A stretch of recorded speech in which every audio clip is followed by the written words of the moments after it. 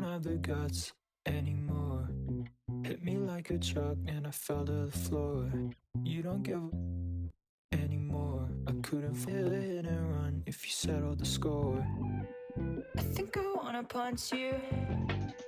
I really, really want to. You're talking at me like I know what you mean. I made a mistake. Could you give me something to respond to? You don't have the guts anymore. You were playing with your guns, so I ran in the door. What's your best side? Give me anyone else. Feel your back, but you can't get over yourself. 80% your function.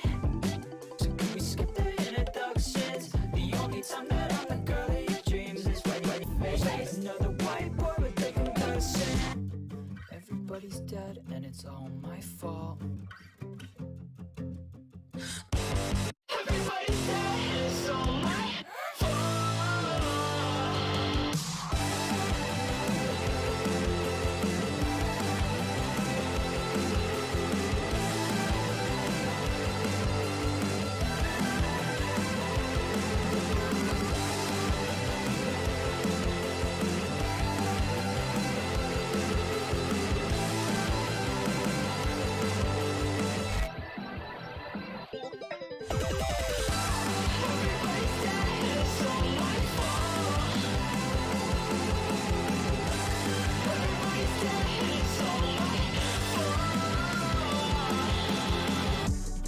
Everybody's dead and it's all my fault. Everybody's dead and it's all my fault. I'm way up, could never be under you. And I never move like a sucker do. Came out the mud and it wasn't because of you. Look at my stats, I got too many W. W, W, W, W. I got way too many W. Came out the mud and it wasn't because of you. W, W, W, W. Hey, I never care what the others do. I'm in the penthouse enjoying the upper view. Don't ever think that your lady is stuck with you. She pull up on me and tell me I'm lovable. Don't do the cap, never been gullible. I've been a plug and I'm unpluggable. Been undefeated, feel like a mother too. Call me.com, that's www. Really feeling myself. This ain't the place to approach me. I ain't never been on a shelf. I save that space for the trophies. I'm running to it, we get it and laugh. We catch a dub and we running it back. I'm like a boxer that's training to fight, cause I wake up and punching to get to the bag. I'm way up, could never be under you. And I never move like a sucker do. Came out the mud and it wasn't because of you. Look at my stats, I got too many W. W, W, W, W. I got way too many W. Came out the mud and it wasn't because of you. W, W, W, W. Well, yeah, prices keep on going well. Y'all still need to get you well. Nothing left to say, I'm well. I'm well. Hey, look at the drip, I'm looking colorful. I took a chick, kiss her in front of you. We got the win, that is a W. I ain't your twin, but I've been W. Said it before, I say it again and again. The way that I work is incredible. Do all the talking you want, I don't want to hear it. Whatever you say is incredible. Me and the losers are just not relatable. Don't call my phone cause I'm still unavailable. I've been the greatest, it's still undebatable. Breaking the records and make them unbreakable. Blazing the spot, mad clean. Hate it or not, game 7, game tie, vaccine. I'm taking a shot, I'm way up, could never be under you. And I never move like a sucker do. Came out the mud and it wasn't because of you. Look at my stats, I got too many W. W, W, W, W. I got way too many W. Came out the mud and it wasn't because of you. W, W, W, W. Well, yeah, prices keep on going well. Y'all still need to get you well. Nothing left to say, I'm well. I'm well.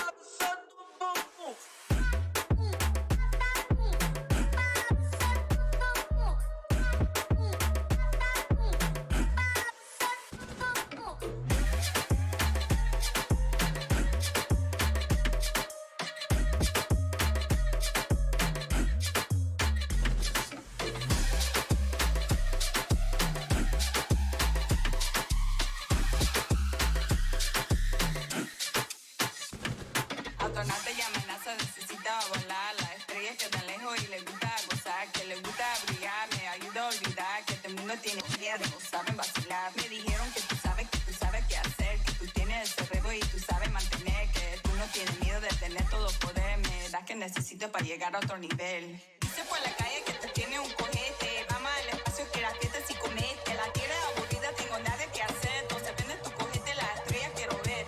Dice por la calle que tú tienes un cohete, vamos al espacio que la fiesta si comete. La tierra aburrida, tengo nada que hacer, entonces prende tu cohete, better rock it like I said.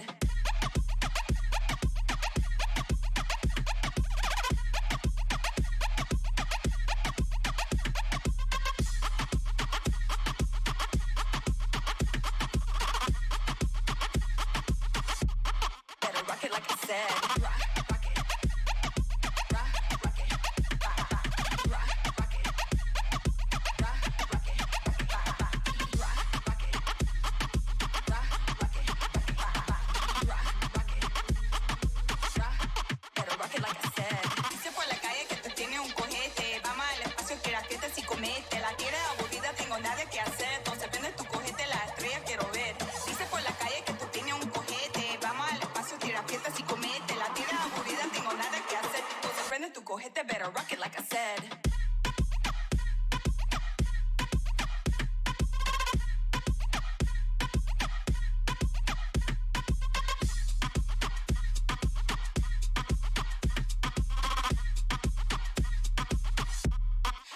Like I said,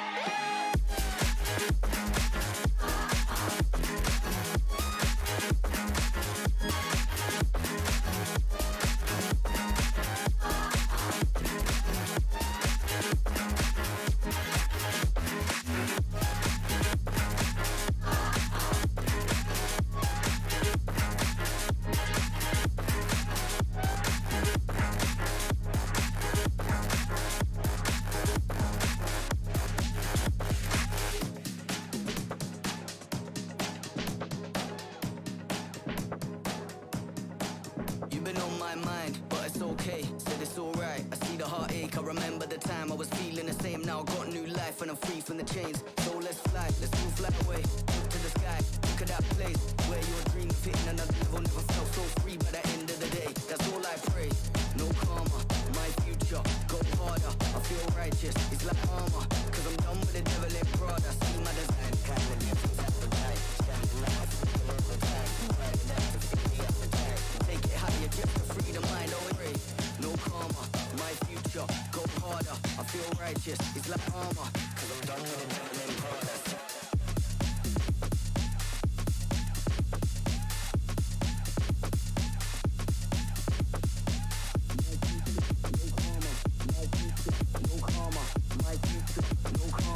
My future, no karma, my future, no karma, my future, no karma, my future, go harder, no karma, no karma, my future, no karma, my future, no karma, my future, go harder, no karma, no karma, my future, no karma, my future, no karma, my future, go harder, no karma, no karma, my future, no karma, my future, no karma, my future, go harder, no karma, no karma, no karma, no karma, no karma, no karma, no karma, no karma, no karma, no karma, no karma, no karma, no karma, no karma.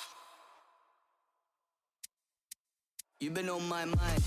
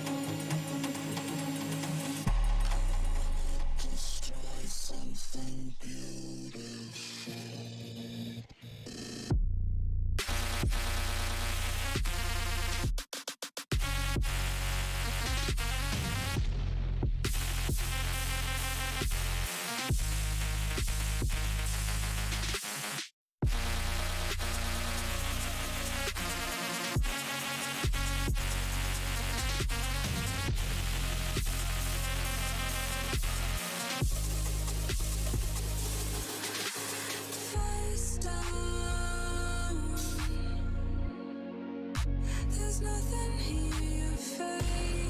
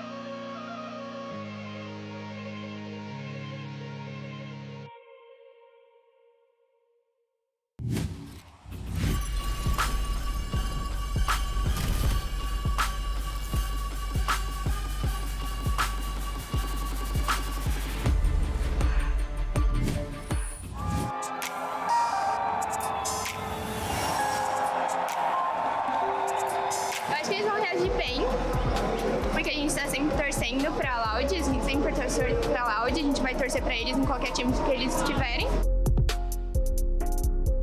E sobre o Saci, o Pancada é brasileiro, é sangue brasileiro, a gente vai recepcionar muito bem, mas a Loud vai bater eles na final. Eu acho que as duas maiores torcidas vai ser Sentinels e Loud, não tem como. Com certeza. Amanhã, com certeza, a Fúria vai levar, mas eu acho que vai ser pegado, vai ser um 2-1, né? Porque a T1 é forte. Você acha que vai ser 2-0? 2-0 fácil. Eu acho que vai ser um 2-1. É isso, e a Fúria eu acho que amanhã vai ganhar, com certeza. É isso.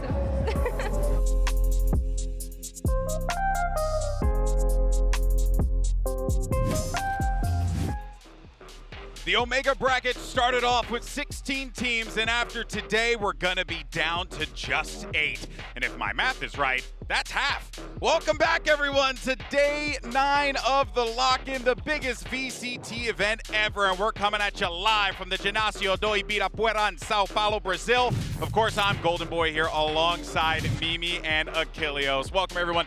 What a day we have lined up.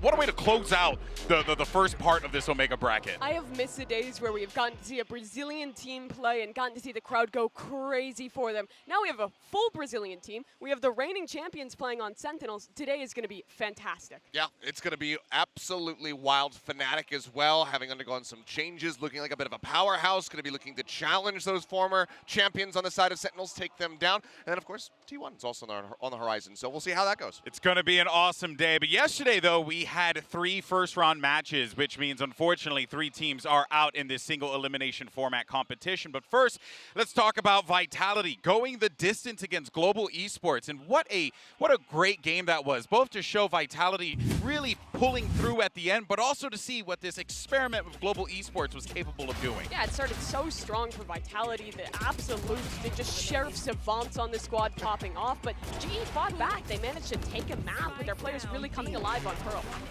Yeah, it was a really good run back, and that's exactly what you want to see as a team that does not crumble after getting slaughtered on a first map. It was a great run back, and still a decent performance as well going into that final map of Lotus, but unfortunately GE just looks like they need a little bit more time. They had that Vitality core that's been together for a while. Then we headed on to the introduction of Foot Esports and RRQ on an international stage, and Foot was fantastic on Lotus. They looked so incredibly coordinated.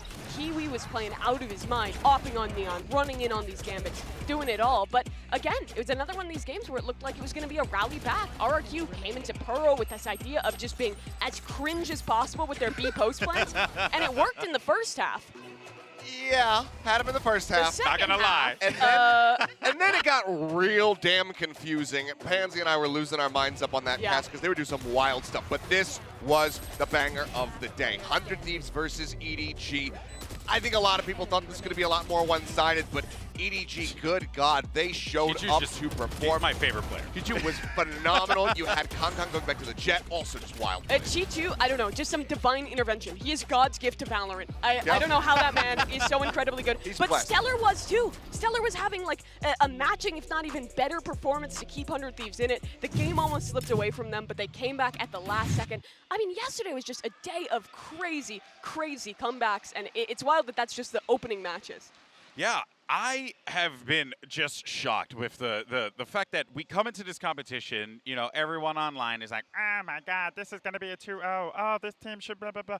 And then, that's actually just me talking. Or that. And we were really treated to some special matches, and I think we got to see a lot out of Footballists. We got to see a lot out of RQ, EDG proving that that team is definitely the pride of the Chinese region. Yeah. It's going to be awesome. But let's go ahead though and take a look at the Omega bracket and see how our Valorant pizza is filling out here, because as you can tell, we have 2 more matches today, and oh my goodness, 2 matches that you're gonna wanna just strap in and get ready for, because this is gonna be exciting. We got Sentinels versus Fnatic. That's going to be an America's EMEA clash. And then the Pacific takes the stage once again. T1 versus Furia here in Brazil. That is going to be tough. It's going to be tough, Seth. It is. I mean, they're going to have that hometown crowd behind them as well. The Brazilians cheering for the Brazilians. So T1, they've got a lot to deal with. So we'll see if they're going to be up to task. Pacific has overall been looking quite strong here at this event. But can they make it through the next round, or is it really only going to be secret in that role? We'll have to just wait and see. That would be wild. Again, we're just kind of getting, I think, surprises from a lot of these regions, especially like EMEA on a live region again. That's pretty cool to see. They've actually sent out some solid teams in this one. But yeah, I think that T1 Furia match is going to be a sleeper. Everyone's Very looking exciting. at Sentinels Fnatic, but that one's going to be good. You know, I tell you what, though, this event has genuinely been a marathon, and speaking for myself, guys, I'm old, I'm wiped. How you guys feeling? You're been tired. Honestly, there's just been too much good Valorant. It's too much for my brain to process. It drains your energy. You just need a little nap sometimes. You know what? Actually, Mimi and Steph, why don't you guys go ahead, just take a little nap here on the desk. I'm just gonna recline back in my sponsor branded Secret Lab chair. Yeah. You know what? Why don't I tell you guys a little story? I never go to bed without a story. A bedtime story? Of course. I really want a bedtime story. Yes. Uncle GV, please. Well, here you go, kids. Let me tell you the story of Sentinels and Fnatic. I love this one. That's right. Here we go. It all started with Sentinels and Fnatic facing off in the grand finals of Reykjavik 2021. Sentinels went undefeated throughout the entire tournament. No one has done it ever since. Wow.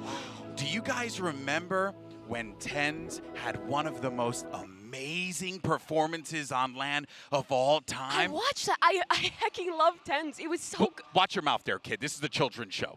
I'm sorry, Uncle GB. It won't happen again. Okay, moving on though. But here's the thing with Sentinels. Things then took a dark turn. Oh, I love Sentinels. Yes, that's right. They didn't make any changes for quite some time. They struggled to adapt and got left behind. 2022 was a frightening year for them. They disappeared into the shadows with sadness and despair until now. What? Uncle GB, what about Fnatic? Oh, well, I'm so glad you asked, young Sethy surely Poo. their story was happier. Well, here's the thing. After Fnatic lost at the Reykjavik finals, they took a different path. They made moves left and right with their roster, and the strategy changed. That's right, they were favorites heading into 2022, but then they never made it to a final again. Guy out there, am I telling the story or are you? Seth, let him talk. Sorry, I'm cool GP. But they never made it to a final ever again. And never again? Never. Surely both these teams can have a sad ending. There has to be a different ending to the book. Well, my children, that's the fun part, because the final chapter hasn't been written yet. Sentinels and Fnatic will meet for the first time since 2021 today. It really is a fairy tale. Wowee! How do you want this story to end? Why don't you go ahead and tell us in today's poll question? If the chat's not spamming cringe, I'm disappointed in each and every one They of you. definitely are. Do you want a Sentinels win? Do you want a Fnatic win? Or do you heckin' love tens? Or is it Durkin time? What does that mean? It's Like Power Power Rangers Rangers. reference. Scan the Too young. QR code and cast your vote down below. Mimi, are you serious? I'm sorry. I So just what? proved I'm 6 years old. I Plow still need a through. bedtime story. How am I going to understand the reference? How many more stories do you have in the book? That book is thick. I have quite a few, and obviously all good tales are told in comic book sans. Anyway, make sure you use the hashtags for VCT Lockin and VCT, of course, and we'll put your tweets on the broadcast. And if you want to react to that segment, God bless. In any case, though, we're going to step away for a quick minute, and then when we come back, we're going to break down one of the most hype matches of all of VCT Lockin, Sentinels versus Fnatic. Let's take We'll a nap see now. you on the other side. Yeah, there we go.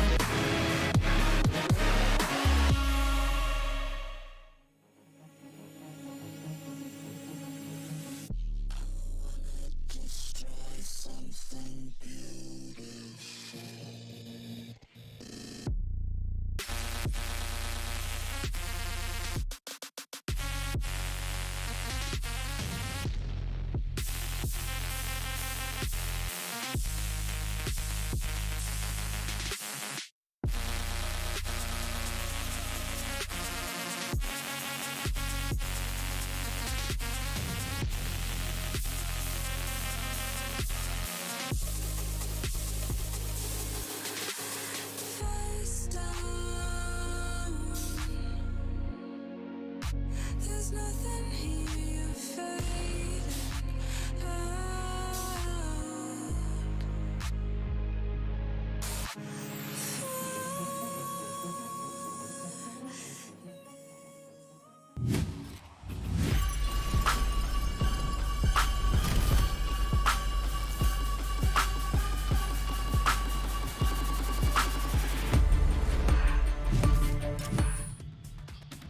Welcome back to the Lock-In. Let's go ahead and jump into our first match of the day. We have one that's muy picante. It's going to be Sentinels versus Fnatic. And what sucks, genuinely, is that we're going to lose one of these teams in the first round of the tournament. This feels like a cruel joke.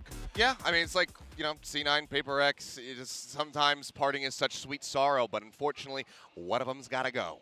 Breaks my heart. But first, though, let's talk about this new and improved Sentinels lineup. And look, folks, this is a very different team from last year. I mean, just nuts to see these names wearing those jerseys. Yeah, I mean, Sentinels, they pick up Psycho as a coach, and they started cooking. They pick up 2 world champions in Sassy and Pancata, add that to the roster alongside Depth, alongside Zekin coming over from that set roster, and then, of course, that foundation there in tens.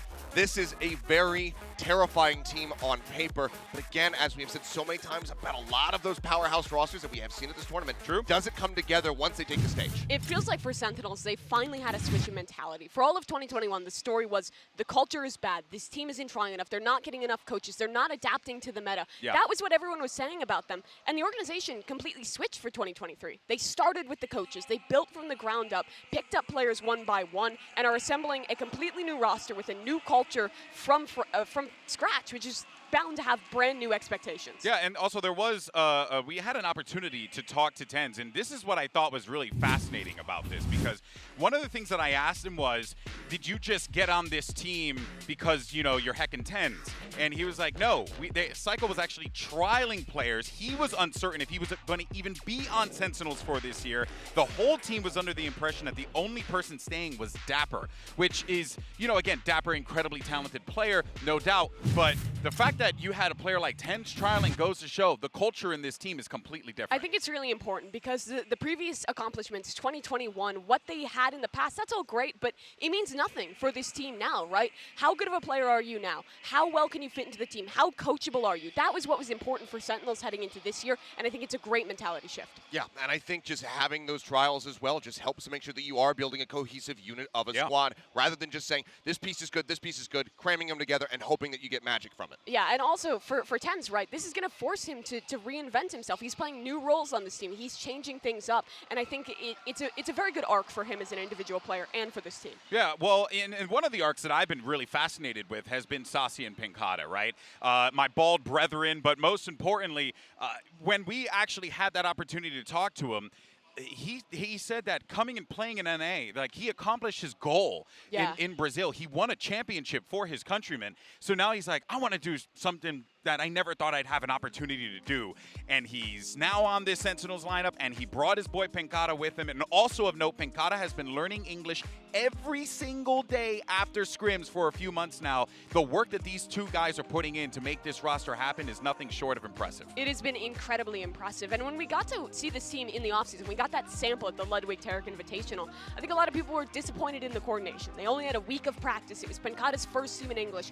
All this stuff wasn't quite working. But what was working was the individuals. This duo of Sasi and Pinkata was absolutely excellent, as we've come to expect from them. They are world-class championship-winning players.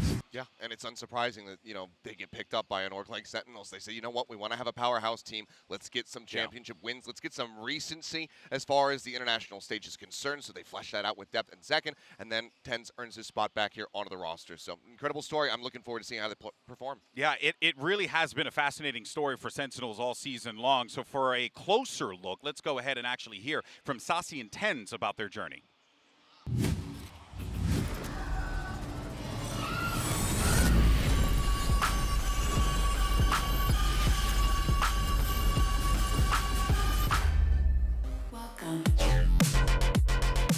Oi, meu nome é Saci, eu sou o iniciador e jogo pela Sentinels. Meu time basicamente é composto pelo Brian, né? O Brian é o pancada, eu sou parceiro dele desde a Loud, a gente já ganhou bastante campeonatos juntos. Então ele é o cara mais calmo do time, ele é o pilar. Tens e o Zekin, eu gosto de falar dos dois juntos porque eles têm uma personalidade muito parecida. Eles são mais brincalhões, eles são os mais novos também, e normalmente são os caras que têm mais mira. Então é bem engraçado jogar do lado deles, eles estão aprendendo bastante. E claro, tem o Def, que é o capitão. Ele é o cara mais centralizado, vamos dizer assim. Então ele passa as causas, ele passa a calma, então ele tem uma sabedoria muito grande e dá pra confiar nele bem fácil.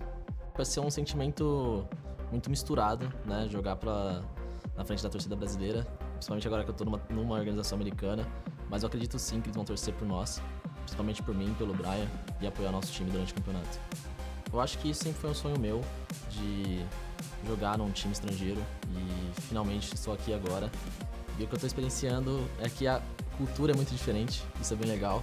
A gente tem um canadense, a gente tem um britânico, tem dois brasileiros, aí tem um americano. Então as personalidades, a gente meio que aprende um com o outro. Então tá sendo uma experiência bem bacana. Eu tô muito ansioso para ver a gente dentro do stage. Hello everyone, I am Tens. I am a player for Sentinels. I play the role as an operator, but also play as a flex. The difference between this iteration of Sentinels and the past iterations, this one is definitely more structured. We have a foundation of how we want to run the team. So we have lots of coaches and everyone has a defined role. We have a lot of protocols as a team. Previously, Sentinels had a pretty good record against Fnatic, and hopefully we can keep that up, but I know they actually revamped the roster and they're considered quite a super team in the EMEA division, so we shall see what happens. I hope we have a good match and we can show what we're both capable of.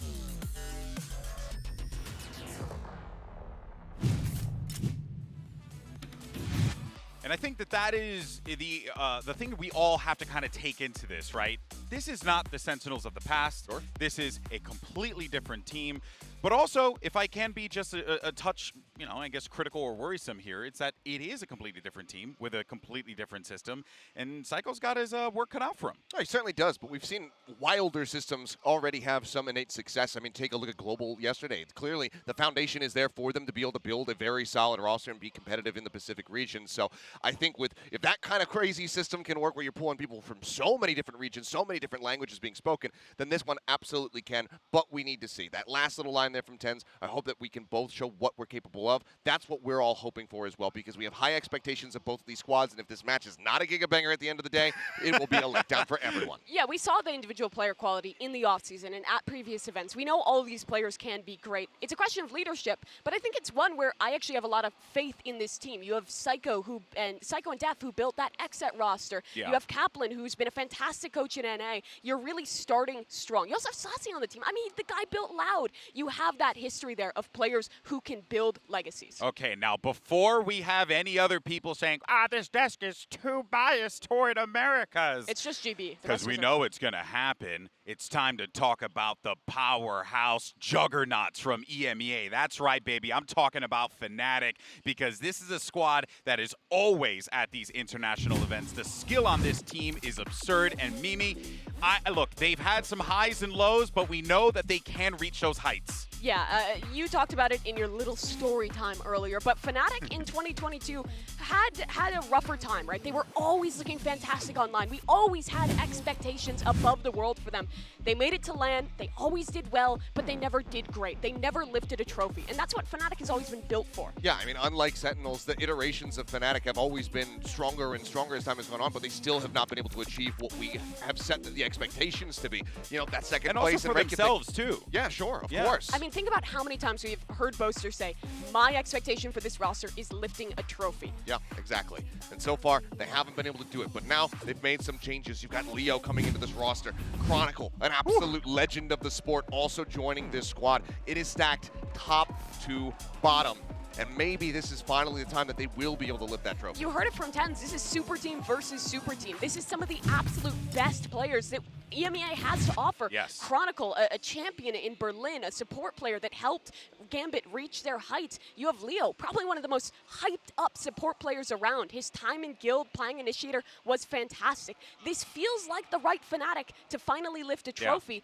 But they still have to get there, because we say this most events we see this team. But it's like, I feel like coming into this one, I'm a believer, man. I want to be a believer because you always want to believe. I know, but you know what? I always got to believe in my boy Poster. But Yeah. here's the thing. Unfortunately, though, we do have an update about this match that we do need to address. There is a statement that should have gone out as well. But, of course, the health and safety of our players and staff at VCT LOCKIN is our highest priority. After taking a self-requested test, a member of Fnatic unfortunately produced a positive result. In the event a player returns a positive result for COVID-19 but feels well enough to compete and chooses to play, the affected player will play the scheduled match on a LAN network build in the quarantine facilities. Now, the player who tested positive will compete from that isolation room, while their teammates and the opposing team will be competing here in the venue. Of course, the order of the matches is very important. The order of the matches on this given day did not change. Everything's fine. Like, we're going with our matches as scheduled. But we did want to let everyone know that that is unfortunately the reality here. So even though that is an issue, it is still good that they will be able to play with their full team. Yeah, and I think it's important to note that they did choose, they wanted to go forward, playing with their starting Yes. five. They feel well enough to do that, and that's what we want. We want to see both these teams at full strength. Yeah, but now we put the spotlight, though, on the new additions to Fnatic. Two, I mean, I keep using this word, but heavyweights that are coming in here to line this up. I feel like I'm just talking about Brock Lesnar on repeat over and over again. Leo and Chronicle look fantastic. Coming into this lineup, they are going to be so scary, Mimi. Yeah, what has Fnatic been missing in the past? It's always been critique of their support players, of the backup line. We always know Boaster's going to make calls. We always know Alpha and Durka are going to pop off. But what they've needed is an all-star support squad, and I think that's what they picked up in the offseason. I mean, again, Chronicle, absolute legend of the game, and it's a shame that, you know, much like the rest of that Gambit Core, we haven't been able to see them on an international stage here until today. but now he's on such a powerful team. And if he can still have those wild impacts, those crazy aces, if you remember that bind play from him, then this is going to be an absolutely terrifying match for Sentinels to go up against. Let's go ahead, though, and set up a matchup, shall we? Sure. It's a thing that we like to do on the desk because we enjoy a good narrative. And the ones that we're going to be talking about here, TenZ and Durka. Yep. Durka, probably one of my favorite players. I'm trying to get him to 200,000 followers. We have to make this happen. But now you also have TenZ, who, on the other side of it, is coming to this with so much hype, but I feel like we're just seeing a different version of him here, Mimi. Yeah, these two guys were in early Valorant. They were the icons of the game. TenZ and Durka at Reykjavik. They were probably the two best individuals that we got to see there. And they faced off in that grand final. It was a fantastic performance from both of them, but so much has changed in the nearly 2 years since then. Yep. I mean, TenZ is going to be playing the flex role. He's still opping. Durka, he's stuck to similar roles, but his performance has stayed the same. He also got rid of his hair. He's joining in with GV. Hey, yeah, lots of changes. Bald buff, baby. It's a real thing, TenZ okay? is blonde now?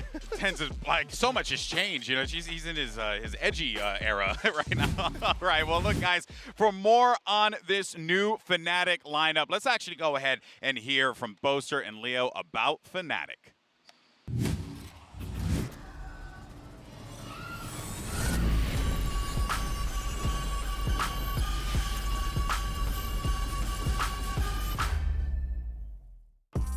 Hello, my name is Boaster. I'm the IGL of Fnatic. Okay, I'll start off with Durka. He brings the bold buff, as everyone knows. He also brings the high skill capabilities in a top fragger. And then we've got Althea. He's a 17-year-old in a 30-year-old body. He's got crazy bed hair, and that bed hair is a symbol of how crazy he is in real life as well. Then we've got Chronicle. He's the guy that's like really keen and really, I don't know, he just loves learning stuff. And we got Leo.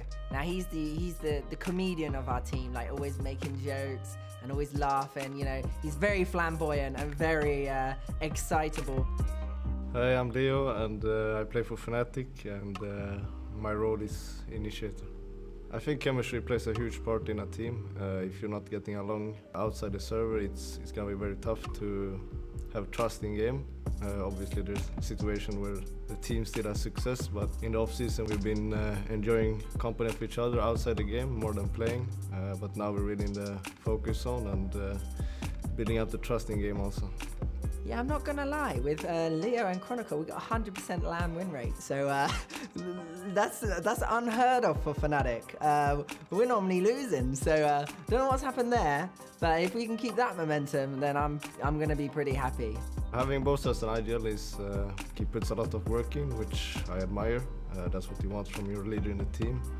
I'm feeling super confident for this event, and I'm super excited for everyone to see what we've been cooking up. I want to put on a great show for the Brazilian fans in the audience and for all the people watching at home as well. I really want this to be a really fun tournament for us. We hope to do you proud, and you know, let's go Fnatic.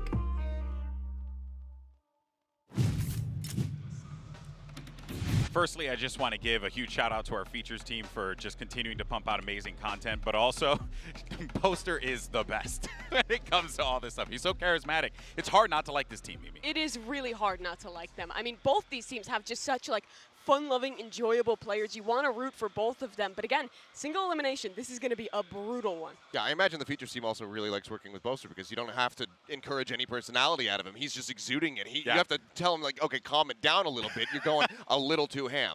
I know, and that is why we love Boaster. That's why we love this Fnatic team, and we're so excited for this matchup. But we're going to take a quick break. Our first match is going to be coming up in just a few minutes. Don't go anywhere. It's going to be awesome.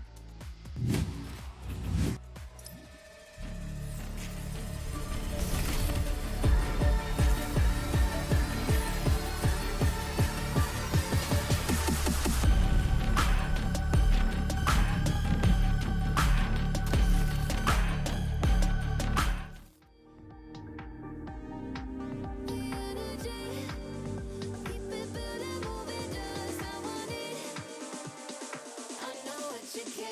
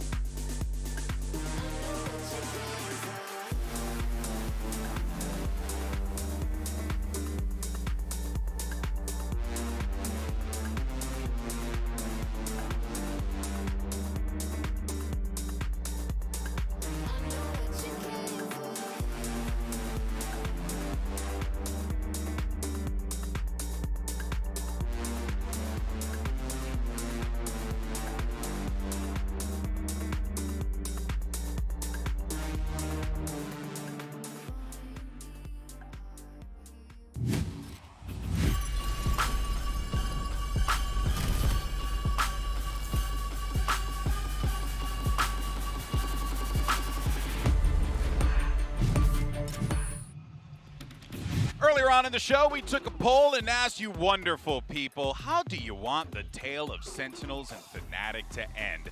And found out that the results are in. Let's actually see if it's Durkin time. It's gonna be a heck and love 10. Yep. Okay, I'm just gonna say, Valorant community, hello, it's Durkin time is like the best thing ever, all right? Why is it only 9%? Actually tilted. Because most of the people watching this they don't know what Power Rangers is, much like Mimi. I didn't know what Power Rangers is, and I'm the one who said we should put that on the poll, so that was kind of random, but all good. All right, well, guys, we have a minute left, so let's do some predictions, shall we? I'm going to go first. Okay. My reasoning, it's not because of America's biasing, and also I really wanted to draw their logo. I went with Sentinels for the win. Please do not flame me, EMEA. I love all of you dearly. Flame him. I might need a close-up for mine just because it's writing, but... What does it say? Just show it. I have no biases here, but it's just straight up who I think is going to win. I'm bat-chesting out of my mind. You're Sentinels bat-chesting? gonna take All it. right. We need some good, honest balance on this desk because this is going to be a giga banger. 2 super teams. Yes. I favor Fnatic. What does They that have say? the core. It says, dude, we need to bring back teaching cursive in school because this is abysmal. What but it is says I this? heckin' love 10s.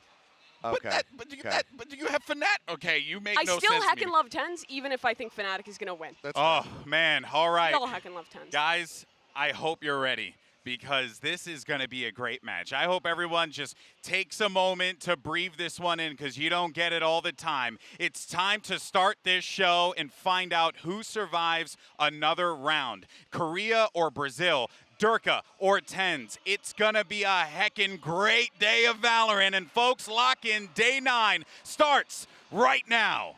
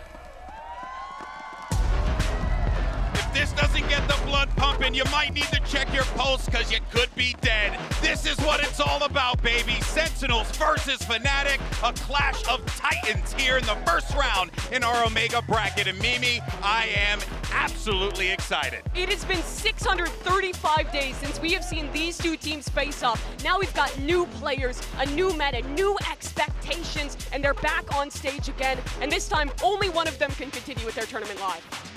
And it's such a shame to have to lose somebody here right off the rip between these two, but it just hopefully means that they're going to be fighting tooth and nail because they do not want to go home. This is, you know what, to quote, and I make this reference oftentimes, but to quote one of the greatest commentators in professional wrestling, good old JR, Jim Ross, this is going to be a slobber knocker, okay? This genuinely could not be the most hyped matchup in this entire bracket. It feels as if we're witnessing like the main event, and this is just our first match of the day. It is wild to see. We have the map vetoes already coming in. Fnatic will get rid of Pearl off the start. Sentinels showed some of that in the offseason. Tends to be a very strong map for a lot of North American teams. Makes sense. Same with Sentinels. Icebox has always been Fnatic's best. Yep. Yeah, I mean, also that X-Set core quite good at Pearl, so they have a lot of strategies. Yeah. Second can go over to that Neon, looks incredible. But Fnatic, with the first selection, will go ahead and elect to take us back to Haven, something that we have been seeing fairly consistently. Maybe not in the last couple days of Omega, but over in the Alpha bracket especially, saw a hell of a lot of Haven, and Sentinels are going for split. This makes a lot of sense. You rewind the clock to X-Set back when this map was in the pool, and Def was one of the absolute best callers on this map. That core was fantastic on it. You're implementing new talent, and sure, it's a new roster, but I still think it'll be a good map for them. Sen going to be taken away. Lotus still being floated right now. See if Sentinels ban it, and they don't. They're going to take away the fracture. In the off-season, so it's clear that they didn't want to play it then, but they've been prepping something now to leave it to our third. What are they cooking? What are they cooking? Oh boy, I am excited. So we have Haven, Split, and Lotus if necessary, but let's be honest, folks, I think we're going the distance. One can only hope. The unfortunate thing about this event so far is that aside from a couple matches such as Energy versus Loud, some of the ones that look like they're going to be gigabangers on paper just haven't quite delivered, but surely there's just no way that this one doesn't. Prime Gaming Agent select on our screens now. My question is, what is TenZ going to play? He's been switching up roles. He's been moving on to KO, flexing around, and letting Zekin be the primary duelist. Does that continue? Whoa, what's Alpha going to play? Oh, yeah, that's a good question. I mean, he's always been an incredibly flexible individual. Probably the Sentinel. He's back on his kill drone. That makes sense. But what about TenZ? He gets the Jet on this one. It's a flip-flop from what we saw at the LTI. Jet v Jet, Durka versus TenZ. I mean, you couldn't really ask to start the series off in a better fashion. 2021, Iceland, Haven ended the series. And it was Sentinels who took that one home in a TenZ versus Durka matchup. We get it again here, Jet v Jet. And we're starting it off right here on Haven. Well, folks, we got a clout match, which means that we got to call in some pretty clout casters. Actually, I would say clout chasers. Here's Brennan Sideshow. Yeah, let's get to it. This match right here is going to be something special because it's North America versus EMEA, Sentinels versus Fnatic, an age-old matchup, a classic matchup, Josh, because like the desk was saying, the last time these two teams faced off was so long ago, May 30th, 2021, at the Reykjavik Grand Finals. Yeah, and both of these teams have taken very different paths to get here, and yet, in 2023, both Fnatic and Sentinels have tried to form super teams heading into the partnership system. And I think for Boaster particularly, but also for Def on the other side, it's a hunt for a trophy, and one team must go home. What do they have cooked up for us to start things out on Haven? And Haven, bit of a playground for the IGLs. Maybe that's part of the reason why Fnatic ended up opting into this one, but not messing around already. That Trailblazer just going deep into the site, and TenZ was following that one, but he was shut down in the middle of all of this. This looks like a fast play now. Just trying to make their way through into Garage. Going to be potentially bogged down by all this utility, but there was a flash in play just to push them back and away. Fnatic already claiming 2 kills. It's up to Sentinels now to scramble, try and salvage what they can out of the round. A bit of damage done to Chronicle, but right now just biding their time, waiting it out. It's on Def to try and make something happen here. No pressure anywhere else, and Durka's walked down mid. He knows that the spike is dropped. He knows they're all contained inside Garage. This should be Fnatic easily cleaning up. Yep, they know exactly what's going on here. Sheriff in the hands of Durka. Already getting some lovely damage down onto them and right through the wall. It's 3 kills in the round for Durka. What a way to set things up, and nobody dropping on the side of Fnatic. That's a Prime Gaming flawless. We're going to be keeping track of Durka v10s throughout this entire map, but I want to shoot 10s a bit of bail here. This is a pretty normal pathing, actually, on a pistol round strat. We've seen a lot of teams do it. He looks a bit silly, sure, but I don't think there's anything wrong with his decision-making or the game plan. It is, though, a pistol round strat where 10s is very alone. He just has to dive in and hope that there aren't a couple of people at back B for a C pinch. So definitely a planned pistol round strategy for Sentinels, but the reaction was very good from Fnatic. And they strike the first blow. No force buy, nothing crazy happening here. And Sassy loading up his ultimate. I do think it's really interesting though, Bren, that Sassy is playing the Sky here. When you think about Sentinels, you're expecting Sassy to be the safe pair of hands. The guy that's a veteran, king of initiators, safest player in the game.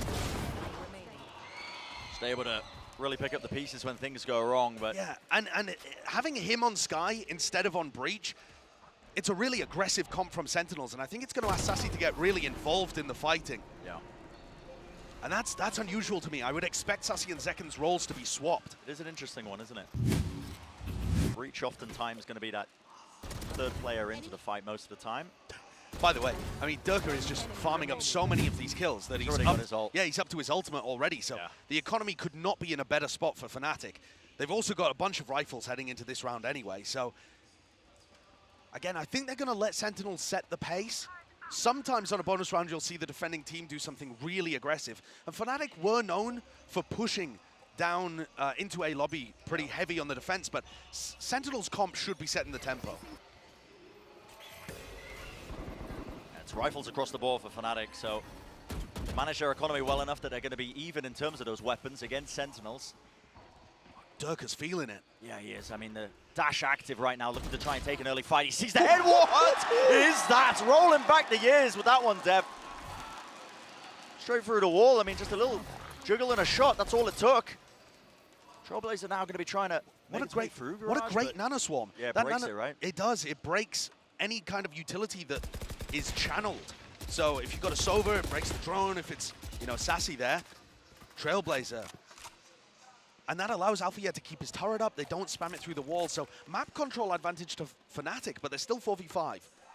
And they've got a good read that this is ending A. With a stack in the play that they've got currently, making sure that every option's watched for. Look at that crossfire. I mean, they've just got so many layers to this. But also, Leo pretty heavily committed in short. Yeah.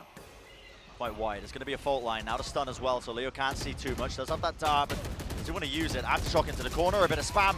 Just finds his targets! Wow. Beaming them down, and it's pure instinct play.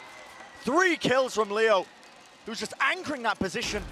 But it is down to Alfie in this 1v2. Spike gets planted, finds the kill. Smoke dissipating at just the wrong time for Zekken. And now he's backing away. Ten's holding close to the angle on Graffiti, and he just found it anyway. Right to the side there. Ever so slide off angle to get that one. So Sentinels are on the board, but they did end up losing 4 of their players in that round. Yeah, it's damaging to the economy for sure. But I think with Durka being dominant in the first couple of rounds, Tens instantly fires back. The heroics from Leo are incredible here, and he's definitely a player to keep an eye on. But what we didn't spot was that the actual sighted itself coming from long, Tens was able to get all of that utility and push forwards. Yeah. I thought the economy would be looking good here for Fnatic, but they're choosing not to commit off the back of Durka's knives. They must have bought up a little too much. Not something that I had realized looking at round 3. I thought they were going for a bonus. Yeah, it looked that way, didn't it? Had enough spare cash maybe to make the purchase, but like we said earlier, Durka built up to these Blade Storms. Wasn't able to get too much done there. In fact, I think the dash that he activated, it does fade away. Not going to have that available to him. But slow and steady is the game plan for both of these sides. And Durka's making a bit of a read here that the play's going over towards C. And you can see that both teams are kind of mirrored in terms of their rotations. Durka's got a nice idea about it. Maybe Def's going to try and create a bit of pressure in B, but this is ending with a C split, and they're going straight into the shorty. Durka with a bit of revenge. What a kill to find. Javier, oh my goodness. Just walked away from the door for about a moment. Could have found an easy kill with a shorty, but he will fall. Now a A lot of flashes just being committed into the back of the site. Clears that one down. It's going to be a plant as well without too many problems. Util chipping him forwards, but TenZ is quite isolated now. He's holding the back of the side by himself, and that fight at the flank was imperative. Durka wins it out. A little bit strained in its approach. TenZ with the updraft play. Aftershock as well. Leo just trying to trade it out, swinging through, and TenZ still claims 3. Down to Durka now. Another dash that's come online here, right into the smoke to cut up the crosshair placement. That gives him a good idea of where these players are, but again, just a battle taking place, tries to spray it down, and that Jet head-to-head just manifesting itself in the round. The desk hyped it up as TenZ versus Durka, and that is how these compositions work. All of the utility is going to be used to set TenZ and Durka up on the best fights possible, and you're just seeing them clash. They're not necessarily taking the duels against each other early in the round. They're massacring everybody else before they finally meet in the 1v1. That's another quite expensive round for Sentinels, but it's on the board at 2 apiece. Light armor for everybody on Fnatic, and an operator in Durka's hand. He explores down mid as TenZ takes an early face into A long. But this looks awkward for Durka. Deep push, a slight angle. And he's burning his dash at the beginning of every one of these rounds. Yeah. Recalled star there. Going to be pushing him away from that angle now while all this was going on as well. It was a bit of a slow burner now for Sentinels as they are just trying to make sure that they get a bit of space in A short. This Trailblazer up close. Leo. This is so advanced from Leo. Yeah, he's there. He doesn't really have anybody watching his back, but Fnatic are committing a lot of players here to the site. You can see this, and the Rolling Thunder's going to be catching them, actually. Leo going to be caught. Flash play, and, well, the knife's just not good in that kind of position, but Boaster was isolated. Now a drone.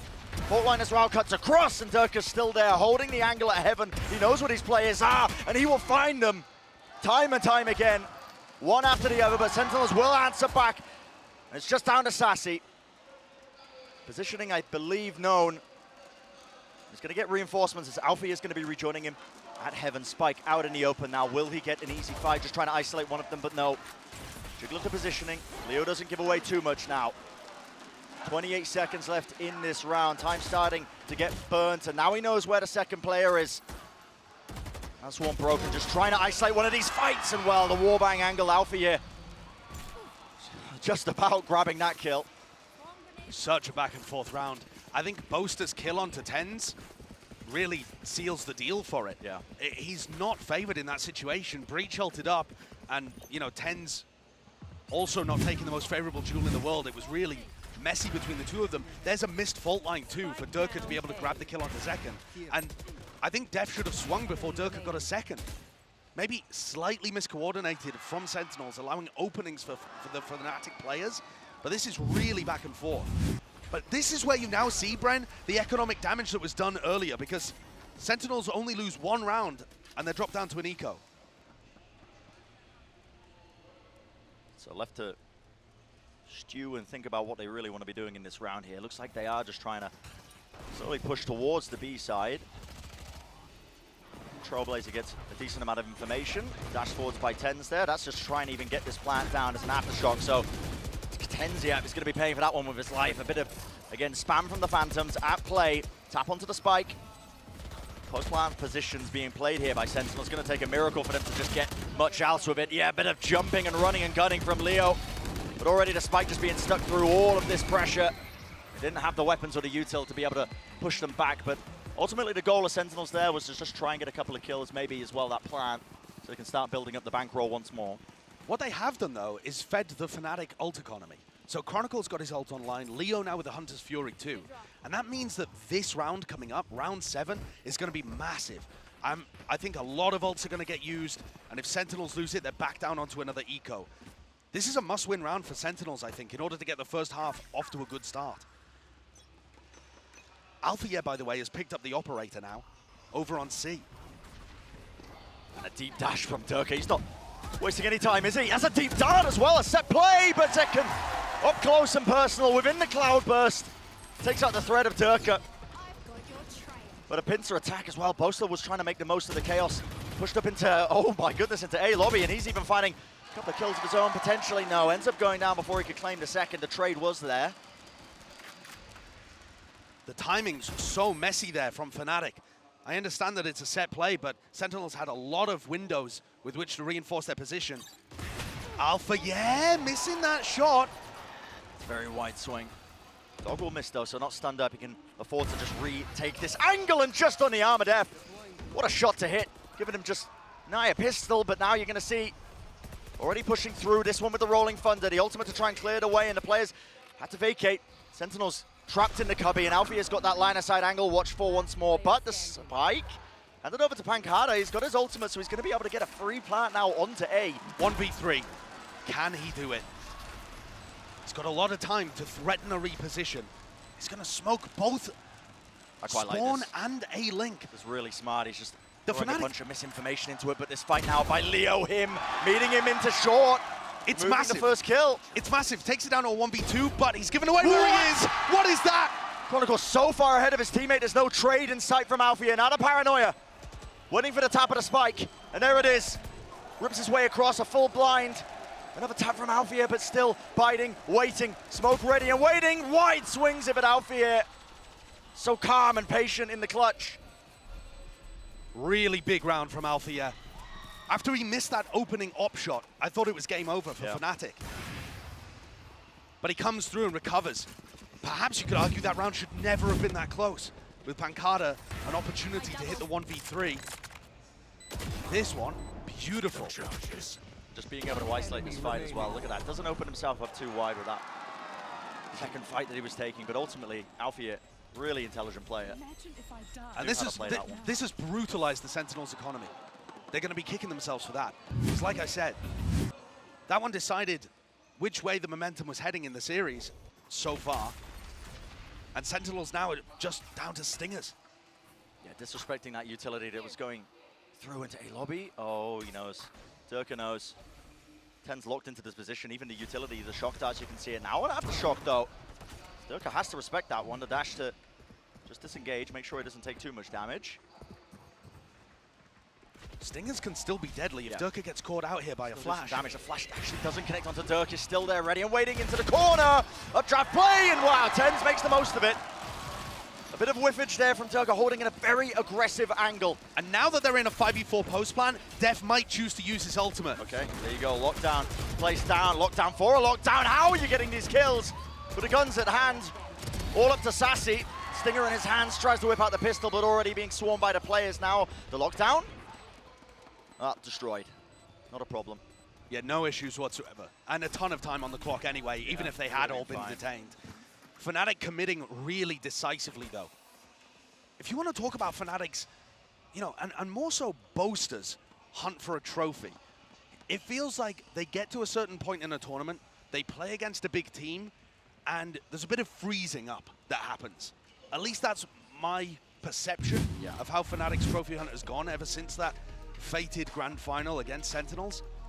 And this squad that they've got is full of really decisive players. Durka and Alfia are more than happy to make mid-round playmaking, and so is Leo. Chronicle, the only player on Fnatic's team to have hoisted a trophy, knows what it takes to win. And I feel like so far Fnatic are making very quick decisions. They're not freezing up, they're not choking. They are adapting to everything that Sentinels is throwing at them. And this is a difference maker from previous iterations of Fnatic that we have seen. You know, they've spoken many times in the past about, you know, being, you know, quite a well thought out team in terms of how they play, but a lot of set plays and a lot of waiting on boasters' calls. Definitely. Not having that much, you know, independence in terms of making those quick adaptive plays in the middle of rounds when you get a bit of information. But this is a roster that is stacked with that either veteran presence talent or talent that are very independent and willing to make those quick reactive calls. And it must be mentioned too that both Fnatic and Sentinels have not been together for very long. These teams, of course Fnatic, the core was still there of those three players, and Sentinels blending a couple of different cores together, but in terms of practice time with these two rosters, they've only been in the server together for about 2 months. So things should still be a bit rough and ready. But so far we're seeing some really nice ideas and a lot of high caliber players. The Nano Swarm that was placed early there, that's to try and push back a potential play from the opposing Jet like Durka here. He's pushed himself up onto this angle and brought down to 57 health, but still wants to take the angle. And look at how much freedom that gives the rest of Fnatic. 4 players over towards B, Garage, and C. because Durka just knows that this is fine. Yeah. I mean, he's actually on such a tight angle that Pancada could slip past him. I don't think Durka quite realizes that somebody's to his left. But he will watch it when they start to cross into this. Now, Trailblazer, here's the dog. This can give him a good idea of it. Okay, chooses to vacate. Doesn't want to hold that angle, a bit too risky for him, but... And I like this from Sentinels, contacting into A. Their composition has a lot of utility, but by contacting, Fnatic feel confident enough that they aren't rotating anybody over to A just yet. Boaster's hanging around for a little bit, now only just starting to make his way over. They might not be ready for this A explosion. Risky maneuver that could be played there. The stun is going to force Durka to not be able to scope in now. He can't really help them out, but already Boaster's trying to at least relieve some of that pressure, but the spam into hell catches onto Durka, the common angle that he was playing. 2 players of Fnatic falling, including Chronicle, make that 3. Leo opens himself up so wide there. Unfortunate timing with the smoke just fading away. What an answer by Sentinels off the back of that timeout today. We're talking about what they wanted to do differently. Perhaps that was part of it, what they were discussing, the contact play to make sure that Fnatic didn't have as much information to work with, that they couldn't rotate effectively. Yeah, I think at this point, that's got to be credited as a really nice IGLing call by Def. I think the idea of just using that single piece of utility to push Durka away and recognizing that reinforcements don't come that quickly, it's something that I've always loved about Def's calling, is that he mixes in those contact attacking rounds with big explosive executes. And remember that on Xset, he was mostly doing the calling and the micromanaging on the attack side. He kind of split duties with Arin. And there were some tournaments where the attack side calling from Xset looked phenomenal. And there was some where it was a little shaky. But when Def's on point, when he has a read on a game, it puts so much pressure on the other team. There's a bit of frustration there showing from Boaster, despite the fact that they're 6-3 up. But they're still only 1 round away from getting ecoed themselves. This whole time, the economy has been on a knife's edge. Oh, it's been back and forth, hasn't it? Neither side really being able to build up any sort of money in the bank. Now Boaster this time taking an aggressive approach, just pushing deep into A lobby. There's a smoke at the back of it and that dart, so he does have peace of mind that nobody was pushed back. Spam now, and it's the same play by Sentinels. They're just looking to see if they can apply some of that pressure into Garage, break the doors, break the util. Should be able to hear that turret close as well. And their goal is going to be to break that. All of that A-lobby utility and Boaster spamming is trying to fake that Fnatic have multiple players pushed up towards A-lobby. This dog is going to notice that either there was nobody there or they've all dropped back. And look at how Fnatic react now. Instantly off the Trailblazer, there's 3 players at A. Do Sentinels commit? Or do they turn it into a fake this time around? They're worried about that contact play. So this drone, oh, it's just mistimed, isn't it? This drone is useful for Fnatic, but it gives Sentinels a great timing. They can just walk through after this. And they're going to be taking it. They know off that big piece of util and the dart being committed. Yet still Fnatic are holding with players close. There's a Seekers now. Fault line through, that's just going to be used in response to try and slow them down. Even the flashes, Tens can't quite see a thing. Even beefed his flash for his own dash coming through, trying to spray it down. Boaster does help them out a bit. A running gun in action. Okay. 3 kills for him. And just backs away, rotating around. No time on the clock. Tens.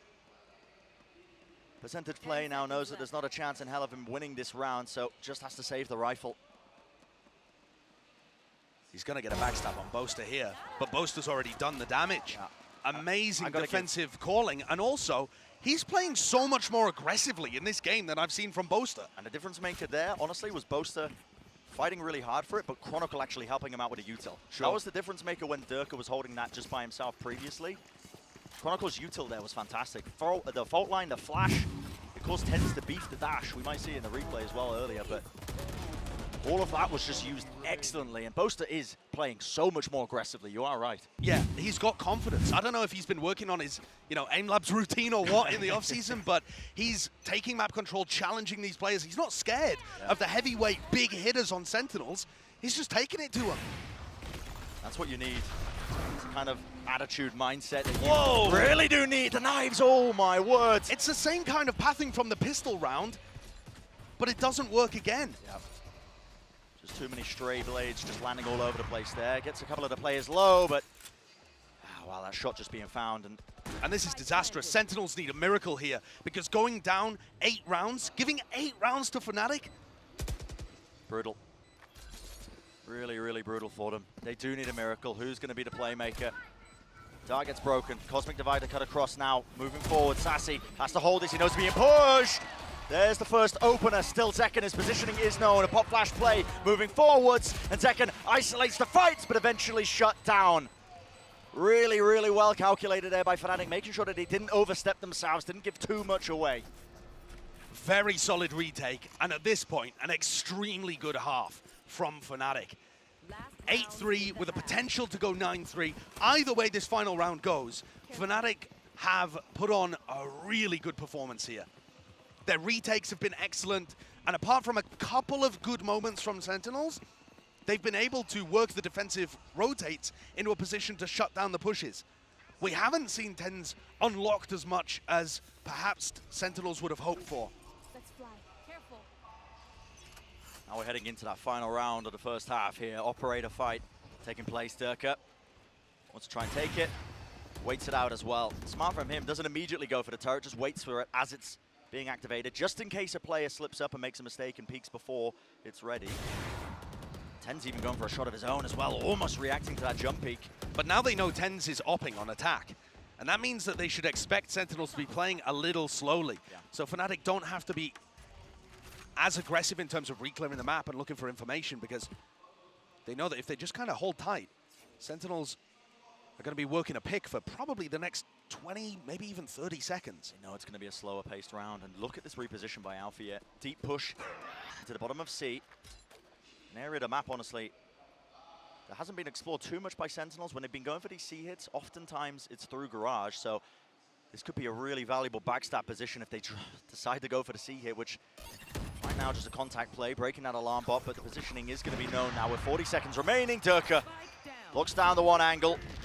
Still going to be holding it down. Rolling Thunder to push him back. Wants to take the shot before it goes through, but there we go. The extra layers that I was talking about earlier. Alpha locked and loaded. And it is disaster for Sentinels. 2 players left standing, with Death falling all down to Zekken. A nasty shot to be found, but Alpha once more with that consistency. I think so many people were coming into this match wondering which team would have the better super team. Is it Americas or is it EMEA? And Fnatic have landed an emphatic first blow. Outstanding first half from them. Clearly see why Fnatic opted into going into Haven as well. Very ready for it. They had so many different looks and changes to their defensive setups, honestly. Really falling across the board. And now, let's send it down to the desk to break down the first half so far.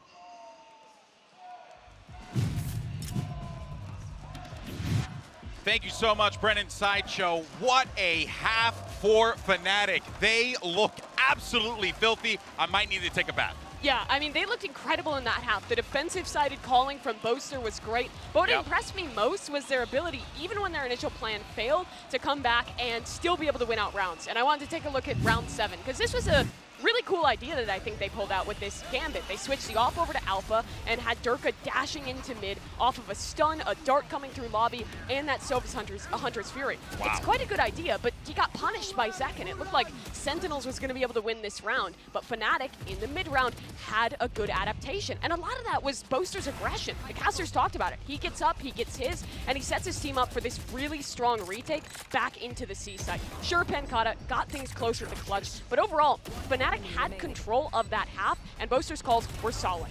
Yeah, I mean, nasty with it there for Penkata. So close to being able to clutch that out, and had he been able to, that would have stopped a bit more of that momentum there from the side of Fnatic, who were able to string together 4 consecutive rounds right there in the middle of that half. But now it's on Sentinels to try to bounce back, and one of the ways they're going to be able to do that is with TenZ. So let's go ahead and we'll take a closer look at some highlights from him and Durka, because from the outset, Durka really kicked things off. He upped the pace immediately, and then TenZ, it took a little while, was able to eventually catch up.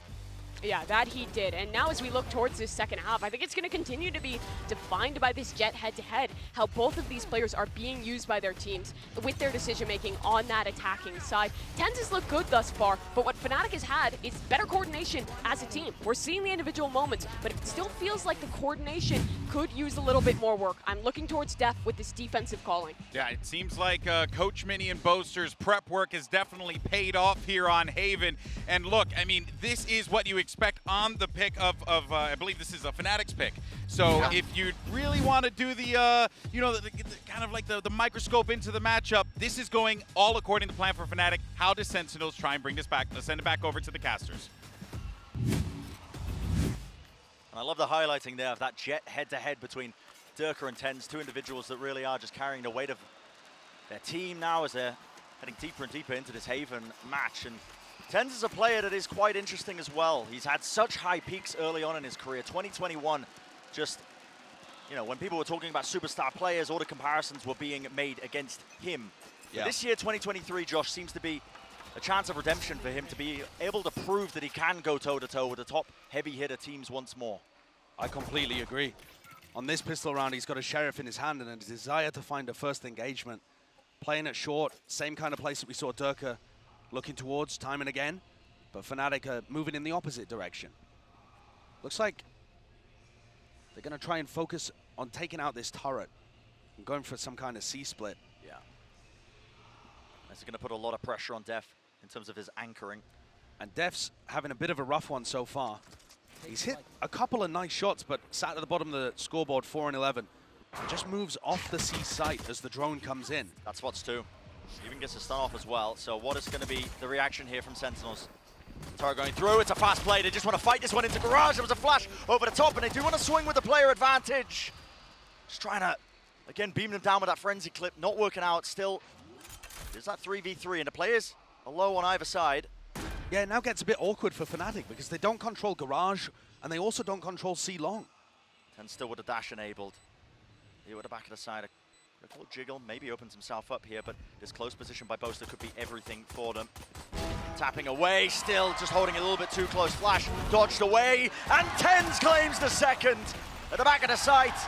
It's all for Leo to do, and unfortunately just cannot withstand the onslaught that was coming his way.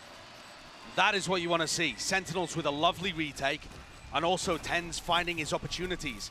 Des was talking about how good the coordination was there, but I think that post-plant setup was really awkward by Fnatic.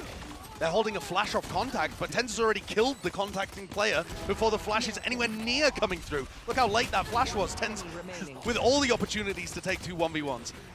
And I think you're right, Brent. This year is set up for TenZ's redemption arc because at the beginning of the game, he's just absolutely on top. I think he still holds the record for the highest ACS of any kind of MVP candidates at big events. His performance at Reykjavik was unbelievable. Yeah. But there's been so many questions about, has this guy still got it? You know, does he just want to be a streamer? You know, all of the same stuff that people say whenever people get too popular. But he said, when Sentinels were forming this team, he said to the head coach, listen, I still want to compete. I still want to be the best. Yeah, still wants to try and make his mark on the global stage, that competitive environment. This is a weaker buy for Fnatic. Pancada, okay, taking the fight right to them. Fully blinded up though, and Durka does get handed a pretty easy kill, but ultimately left in a 1v3. Gonna need to channel something unholy to be able to win this. I've seen Durka win 1v3s on Haven A before. But I think this one does look a little too difficult. It's also one that Sentinels have got to win. Yeah, I will say 50 seconds left in the round. He's cutting noise just by walking, but Second is watching this angle with a little jiggle peek. He doesn't offer any more as well. Look at that, just gets the information and backs away, playing quite patiently. He knows that this is going to pull the defenders towards A. But he's a bit slow to rotate off fully and try and get a free plant on C. TenZ is thinking about it though. Has to spread out again just in case Durka's made a mad dash to the opposite side of the map. But I don't think this one's going to be dangerous. Yeah, with 20 seconds left. I think actually Durka's at risk of not even dying. Yeah, you don't want to save this this weaponry into this round right now. Have to be going for the plant or something. Nanoswarm preemptively popped off, and yeah. Def ready for it. Will fall. So have Sentinels got something cooked up? So we were talking about the difference between these compositions, and Sentinels comp has the ability to play really aggressive. 2 flashes and a paranoia to work with. You know, a lot of stuff to go forwards, and Empower tends to take really aggressive fights. Yeah. Maybe we see that here. TenZ has a Marshall, so not the best synergy in the world to work with, but I think a big push towards A lobby might net them some value. It looks like they want to really fight over this one. That's 4 players from Sentinels grouping over to that particular area. Util exchange on either side. The dart being smoked off, so goal of this one, pushing Pancada up close. Now, probably off the contact of TenZ with the Marshall, that's where the paranoia is going to be let ripped. The Fnatic have read this quite effectively, I think. Now, not willing to really just offer any easy kills towards Sentinels. Instead, they're going to be contacting to a completely different area of the map. Yeah, they've found the opening. They have found the gap in the defense, and Def is going to be asked to do a lot. Def and Pancada also full bought in this round, so they'd be in a challenging spot if Def goes down. Can't be losing his rifle early. Here's the dash through. Tries to go for a bit of a spam kill here, Leo. He's being isolated, surrounded right now, but holds the angle, and Sassy just wades right into him. Alfia's back there. That flash was not good from second. A bit of a self-flash there, but... And now things are getting horrible for Sentinels. They kind of need to just save 2 weapons into this round. They really do, and lose the rifle. They got destroyed before they were anywhere near setting up for the retake. And Fnatic just got the easiest round of their lives, and Sentinels have 2 players that can't buy this round. When you're 10-5 being the scoreline, such a difference in these rounds. You need every weapon, every advantage you can carry forwards. I wonder what they're going to be opting into. It looks like the replays are going on. I can see the money that's going on. It does seem like they're opting into just forcing up into this round, but it means the weapons are not good. Pancada's working with a Sheriff while all this is going on in this setup. Yeah, this is last chance desperation mode for Sentinels. They need somebody to go huge, and TenZ is not here. All that YouTube just being dumped through. There you go. Fault line. It's not on the one side. Sentinels opting to just completely get out of there. So they want to play for this retake now, but the weapons, like I said earlier, are just not good for it. I mean, TenZ has got an operator. And Sassy's also got no flashes. One is going to come back online at some point in the round, but they're really relying on Zeken's utility, and I would give TenZ the rifle. Yeah, they have done that, actually. Swap to the round, so Sassy holding the operator now. We'll see what TenZ opts to do. Paranoia rips his way across, including the stun as well. Finding a one fight, no! All just being met pound for pound, match for match. The crossfire just far too potent from Fnatic. And Chronicle claiming 4 in the round. Real difference maker for this squad. And Boaster with memories of that final map of Reykjavik on Haven, where Sentinels lifted the trophy in his head. With memories of that going through his head, he has delivered such a good performance right here as on the beginning of his revenge tour. Yeah, starts here. This is absolute dominance from Fnatic. Sentinels look like they are completely out of the game. We saw some flashes of brilliance in the first half, but other than that, the coordination, the utility usage, the game plan ideas, just all in favor of Fnatic on Haven. This was a great map pick to start things off. Making it 11-5. Fault line to push back the players there. Now, look at this. It's a risk to be taken. Rolling Thunder, though, being set up. This is Chronicle, and he's going to clear this through all of A. Players trying to hold close. This is going to catch on to them, right? He's far enough back. No one from Fnatic might be able to swing off this, though, in short. They're playing pretty far back there, so... Not ready yet. What are they waiting for right now? Maybe a bit of util to come back? Yeah, it's Leo with the dart. Waiting for that recon to come back online. But I do think these short players need to be a little further forwards. Now they start moving their way forwards. They're into good space. And here we go. With a stun, that's it. Everything just sent flying. Updraft right round the corner. Even the aftershock. Sublime placement of the utility. So well executed. And that double stack. The risky play by Sentinels here on their weaker buy does not pay off. Fnatic looking so damn ready to take that 12th round, set themselves up on map point. It looks sublime, doesn't it? Yeah, it's so good. And Fnatic are going to take that step closer to taking map 1. And it would have to be an almost impossible miracle run for Sentinels to mount any kind of comeback. Fnatic looks so in control. The game plans are gorgeous. Brent, a lot of the times, super teams do not live up to the hype. It's obviously way too early to call it for any of the teams in VCT with the year just starting. But I like what I'm seeing so far from Fnatic. They haven't just strung together a bunch of good players on their team. They've got a nice game plan and good ideas of the roles that, and how the synergies are going to operate. Yeah. Very nice from them. Just a replay of that round as well. But this is do or die for Sentinels. This particular map. The recon dart is also so good that Leo throws, because if it gets broken, they breach ult. If it doesn't get broken, it clears out short and they know that they don't need to breach ult that position and they can save it. You know, there's serious thought process been put into this.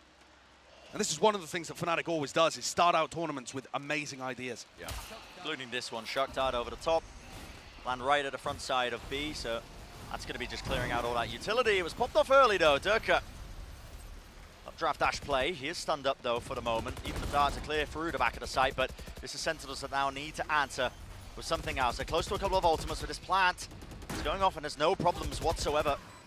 It's now setting themselves up into the post plant. What an opening. With Zekken falling, you don't have that breach utility. And how do you win this? Cosmic Divide to cut the one side up. Tens. Never opener for him. Seekers though going to be spreading out into the site. Trailblazer even missing. This wall so difficult no to try and flash. burst through. There is no flash to break through this. And time is ticking. Finally it regens, but already the fight being taken. Sassy trading out, winning it Pancada with the flank. Reflanking through, it's all down to Leo. In that 1v2, one fight isolated, half on a defuse. Sassy sticks it, the percentage play, there's no way you're sticking this all the way! Unbelievable! The absolute cojones on him to make a play like that. And for the first time in the series, we see the value of adding Sassy and Pancada to this roster. That duo just played so well towards the end, and I'm speechless at what Sassy just did. I mean, when you are literally on map point, why not? Throw caution to the wind. Seemed like an unwinnable position for Sassy, and yet he gives Sentinels one more lifeline. Still not looking good. For all the heroics, it is still not looking good. Gonna take it one step at a time, one round at a time if you are Sentinels, because, like you said, Josh, there's still Fnatic in that driving seat. Knives now going to be ripped out for 10. Still, that's going to be a lockdown. Instantly, the Hunter's Fury is used. Leo was ready for this one. No hesitation. Players falling left, right, and center, and they just cannot capitalize. Sassy, the last man standing. He's handed an easy one. The barrel of the gun just opening out a little bit too wide. Drone tagging. It's going to push him back. Just hoping for the re-swing there with that pre-fire, but Fnatic are looking more than ready now to take this one. Surrounding him, the reposition. Look at this from Durka. To the back of Garage, it's just unwinnable. Layers of utility, no one giving him an easy fight. Beams him down, but left to 5 health. And the doubled up positions, look at it. Waiting it out with the patience. Intelligent play from Fnatic. And they take map 1 in this series, 13-6. Good start in the series for Fnatic on their map pick. Looking completely in control from about the middle of the first half. We called it an IGL's playground, and I think not just Boaster's calling, but also the game plan, the preparation was so evident and looking super strong. Sentinels are going to be hard-pressed to fight back on Split here. This Fnatic team is not messing around. They're worthy of the title so far of Super Team. What an interesting series we potentially have as well. The fact that Sentinel's next map pick is Split. It's a map that has haunted them throughout the entirety of this org's existence, but that is going to be interesting. We're going to be finding out just on the other side of this break just how the rest of this series is going to be playing out.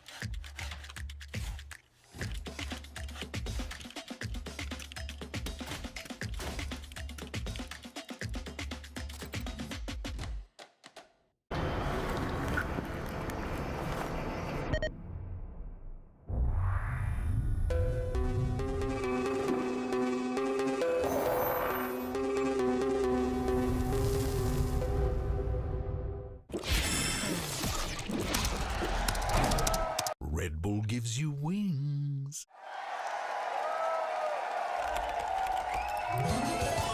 Red Bull gives you wings.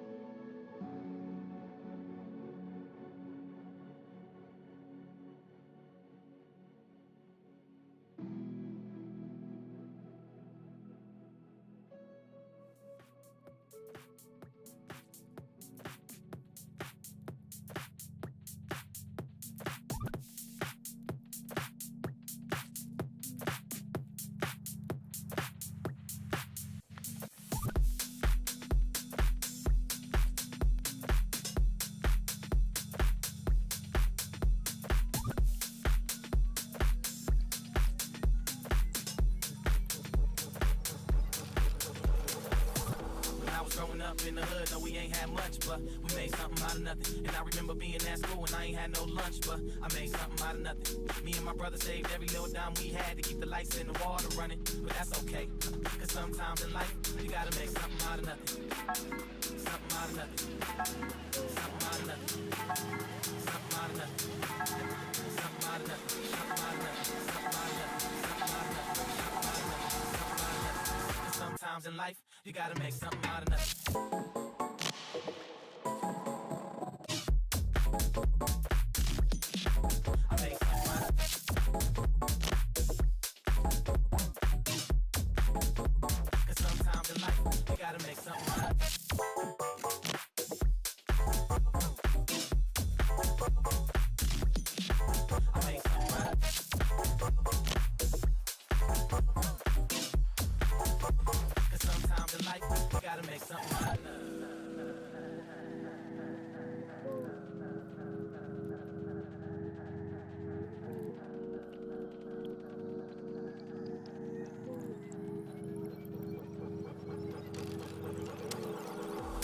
Growing up in the hood, no, we ain't had much, but we made something out of nothing. And I remember being at school and I ain't had no lunch, but I made something out of nothing.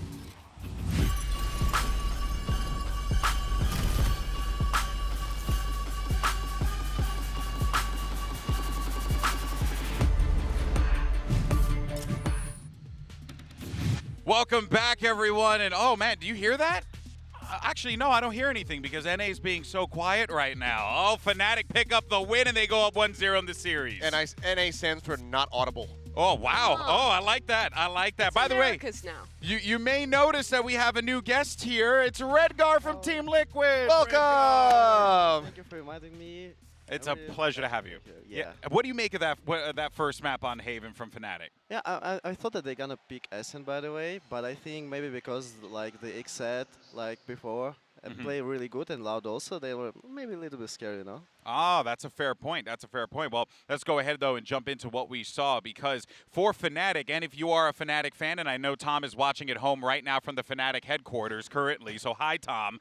I got to say, this Seth just looked clean. Everything that Fnatic did, the set pieces, the pushes, the way that they were forcing him out of positions, I could go on and on and on until I lose my breath. This team was unreal. Yeah, very, very brutal game here from the side of Fnatic. Their mid-round calling, their setups absolutely played to perfection. Sentinels unable to string more than 2 rounds together. They get 3 in each half. And while they did get those rounds, they did look quite strong, but every other time, it just seemed like things were really falling apart at the seams. And comparatively, it really felt like Sentinels was struggling on that attack side to find the right call, Redgar. Yeah, like I think like on attack side they should destroy like Utils of Killjoy so they can like with the opponents on the map and they can do like the fakes, do whatever they want to, and it feels comfortable to play when you destroy everything from Killjoy, by the way.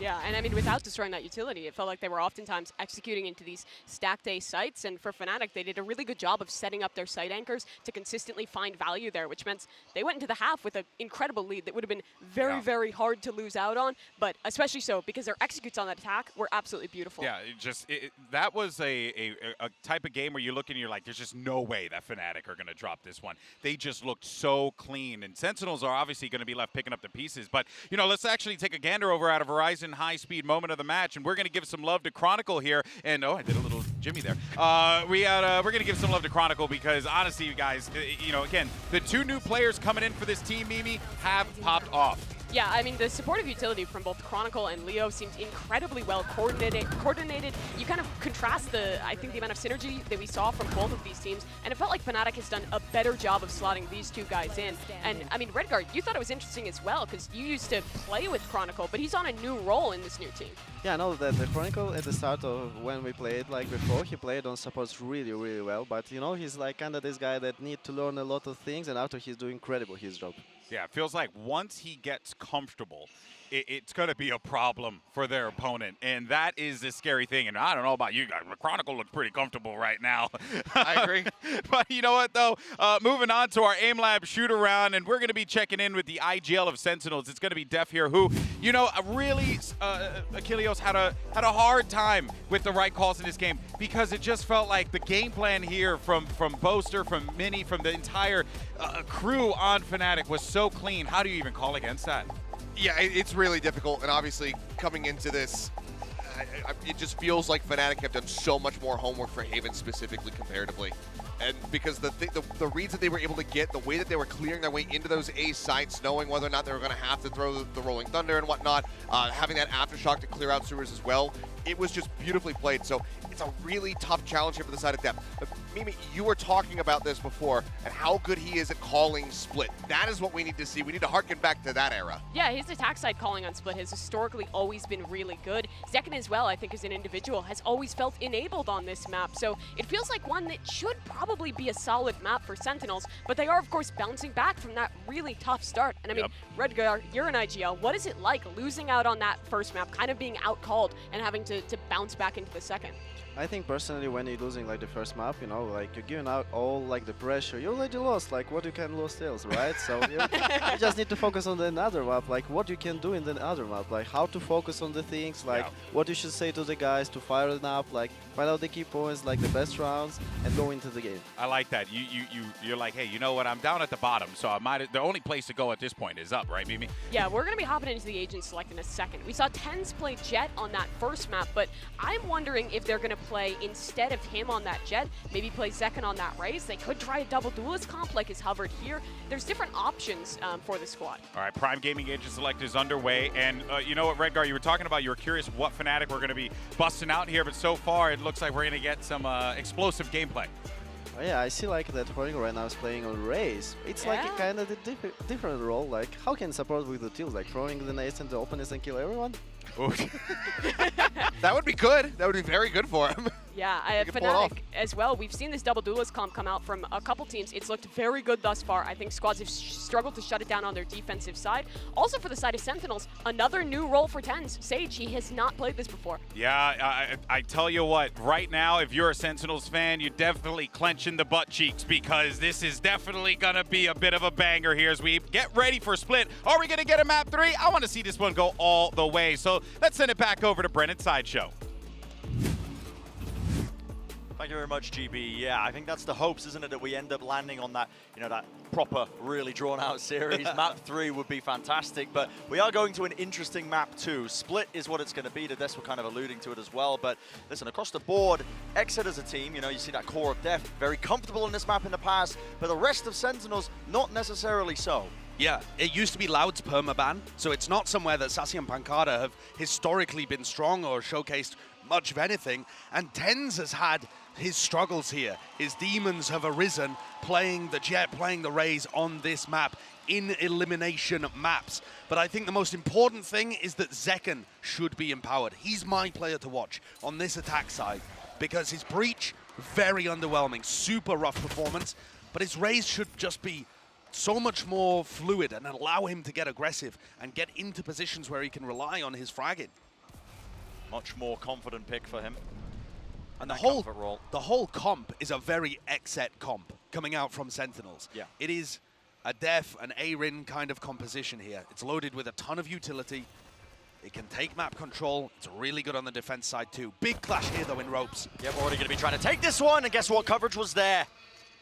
Durka takes the first shot. Chronicle had his back, even with the disengage at play. So it's left Sentinels with a player disadvantage in this 3v4 now, looking to regroup with the rest, or at least with the space that Pancada's gained ever so slightly. Yeah, the Viper setup creates a little bit of threat, a bit of pressure over towards A Heaven. They're reading it. But there's already 3 players here. Yeah. And part of that is because Alpha's cam sees into B Heaven, and he's not worried at all. 30 seconds left. And so Durka lines it up right down the angle. A single shot will do it to the chest. Sassy don't stand a chance. All up to Pancada with no time left to even play in this round. What can you even do in a situation? You have to try and plan A. Not likely. Not when Durka's hitting shot like this. I mean, that is just disgusting.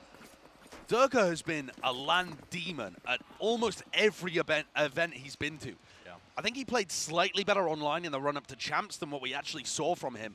But the team still did fairly well, making it to around the 6th spot.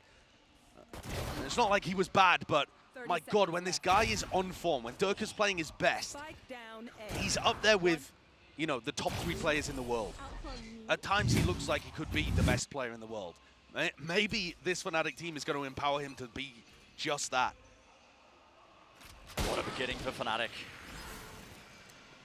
It's a critical pistol round for Sentinels to just get a bit more confidence in the series, seeing if they could try and fight back after losing that first map. But now this Judge in play, this is always dangerous.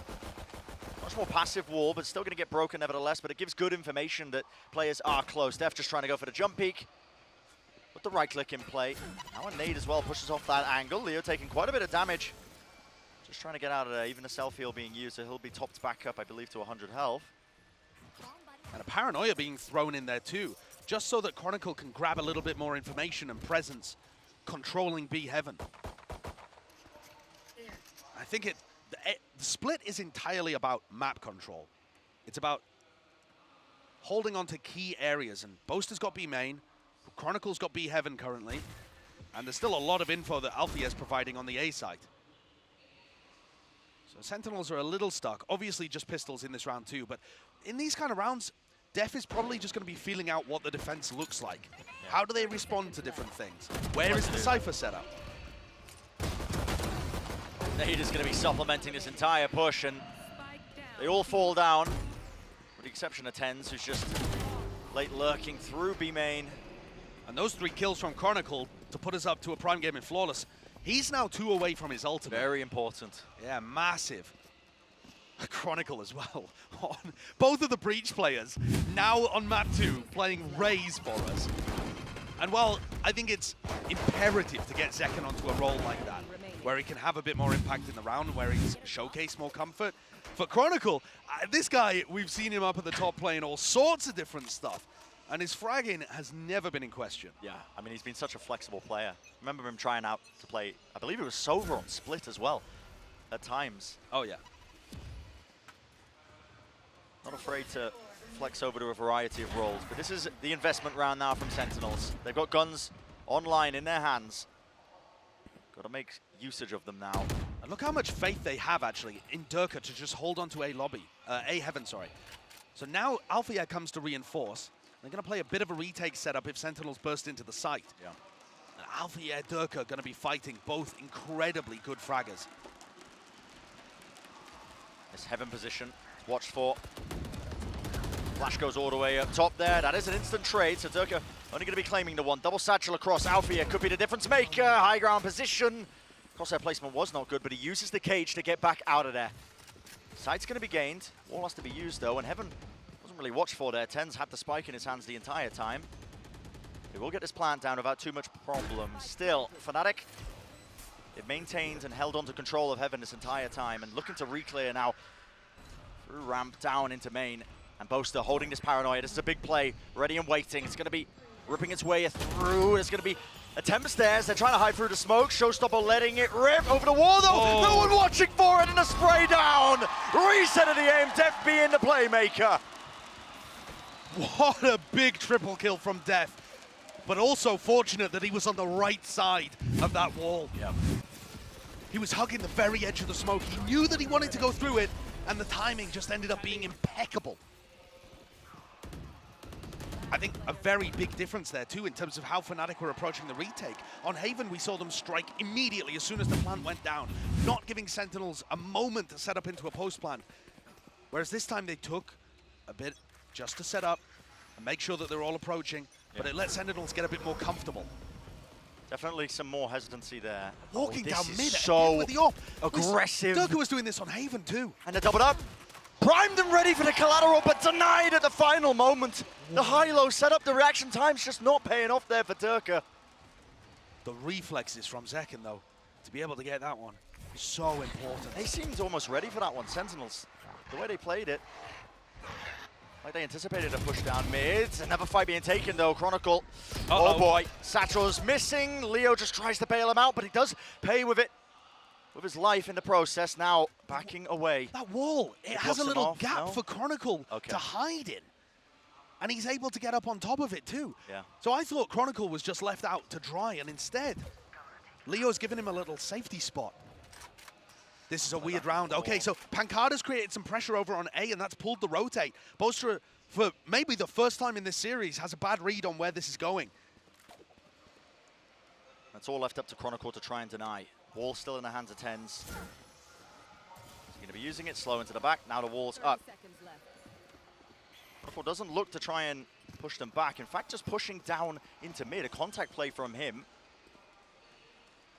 Plan's going to go down without too many problems, but this fight that's about to take place in main is so important. Pancada is going to meet him. Yep, face to face with Chronicle. A lot of util still to try and push them back, but that snake bite is quite nice. Means it's not going to be anybody following up on the boom bot. Now the nade across, though. Aim of the game going to be trying to delay. Boaster with the paranoia. Goes too wide, actually, a little bit too high. Pancada's still alive in this one, and there's a crossfire setup. The re-swing! An adjustment of the aim, finds the target, finds the mark. Alfia swinging across. Position is known now onto Heaven, but Sassy reveals it still. Will lay claim to the kill with Alfia falling. That's going to be that second round on the board for Sentinels, and so far, an even map. And it's opened the door for Sentinels now too, because Fnatic heavily invested. The operator on Durka got shut down immediately. Everybody else full bought. Sassy coming up with the goods in the post plant. Really nice stuff. That duo again, the defending champion duo of Sassy and Pancada. So solid, really difficult to get through when they're set up and in position. Sentinels now should have an opportunity to start building up a few rounds. Major pressure though with Durka. Pops the Blade Storm and they go for something really aggressive, driving everybody into Alfia, who has a Bucky on B. So I like this idea from Fnatic, based on their weaker buy. Obviously the need to try and force positions, but Sentinels are not wasting too much time with this one. They actually pop the Seekers off into mid. Confuses it. Okay, Ten's on top of the wall, finds two. Straight away opens it up. There's going to be no danger of any cheeky kills from Alfia anymore. Still, Chronicle running onto Heaven is smoked off for the time being, though. Does have that Bulldog in his hands, but Sassy also watching the flank. Fast play out. Boaster, he's actually managed to find some space out onto the side with this, and he tries to take the fight anyway with the Frenzy. Just not too favored. It's another day in the firing range for Pancada. Cleans it up nicely. And gets his ultimate online. Really important that Pancada was hunting those kills towards the end, because a Viper's Pit could easily win this next round if they can get onto site. Tens, that's the second time that when he walls out into B, he's been on top of it. And obviously he gets a great punish there. But I'm wondering if Fnatic are going to start reading into this a little bit and just be holding for him being on top of the wall every time. I think the most important thing, though, in this round is, can Sentinels get into a post plant for Pancada to win with his pit?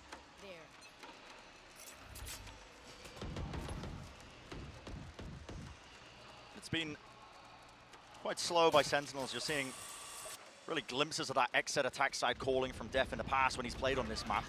Definitely agree. Look at where the cam is as well from Alpha though. Pancada's kind of... Pancada and Sassy have faked a bit of pressure up towards A Heaven, but Alpha knows that it's not real.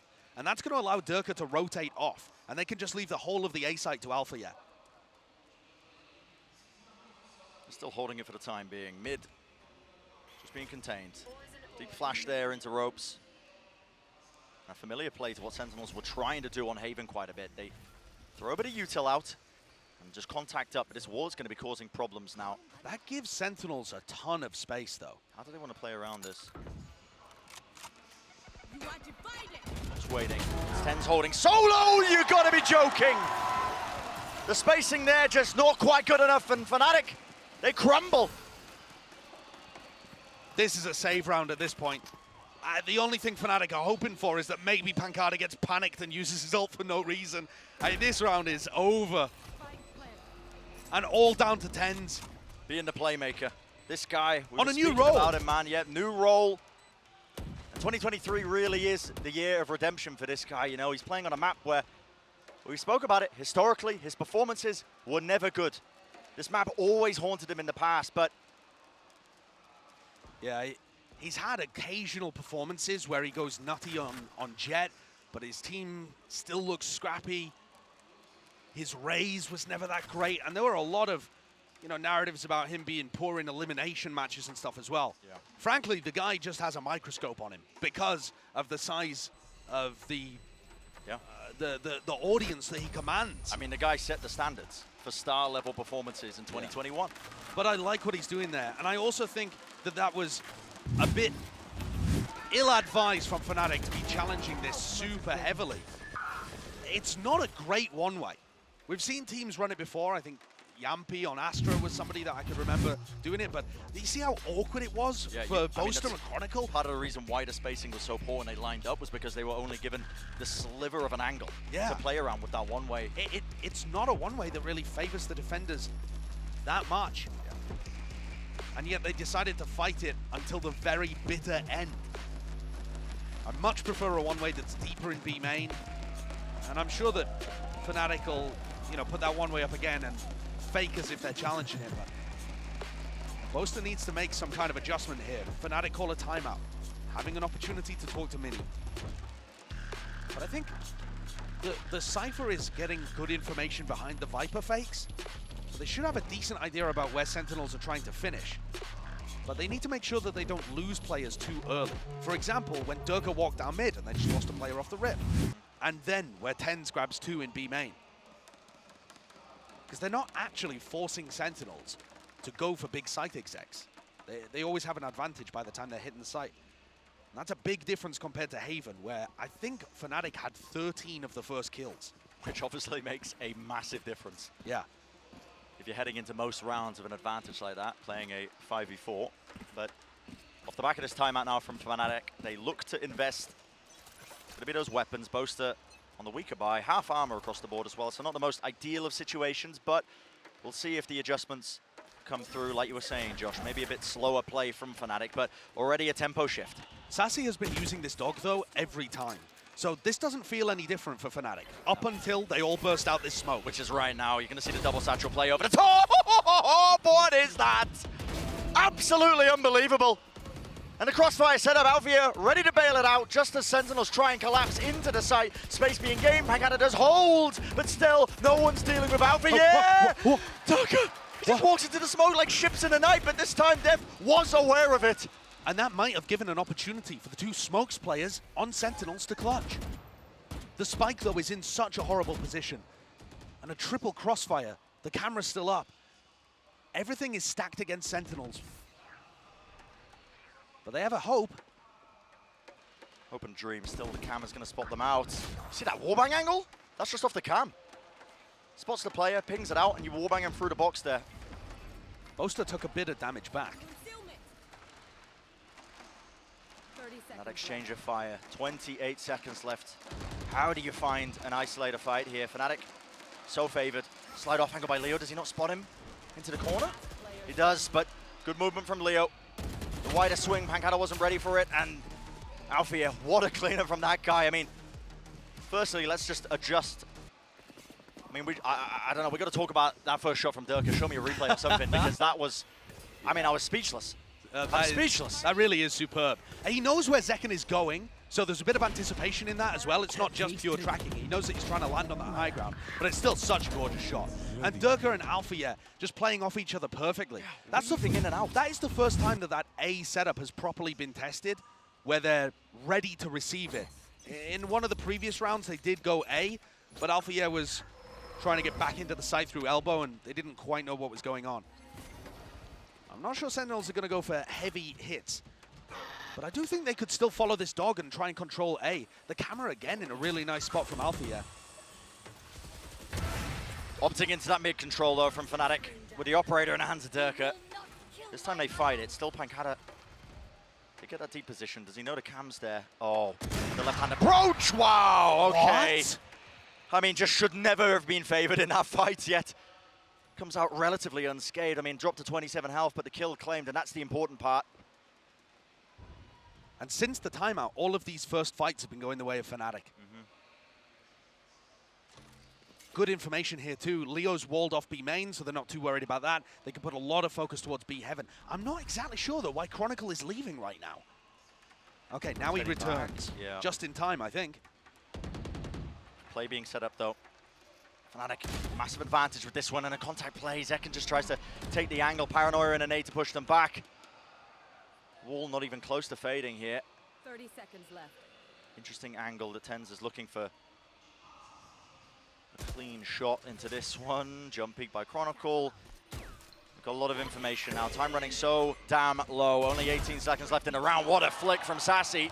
Does he anticipate the second player up top though? Drop down, that's Boaster close.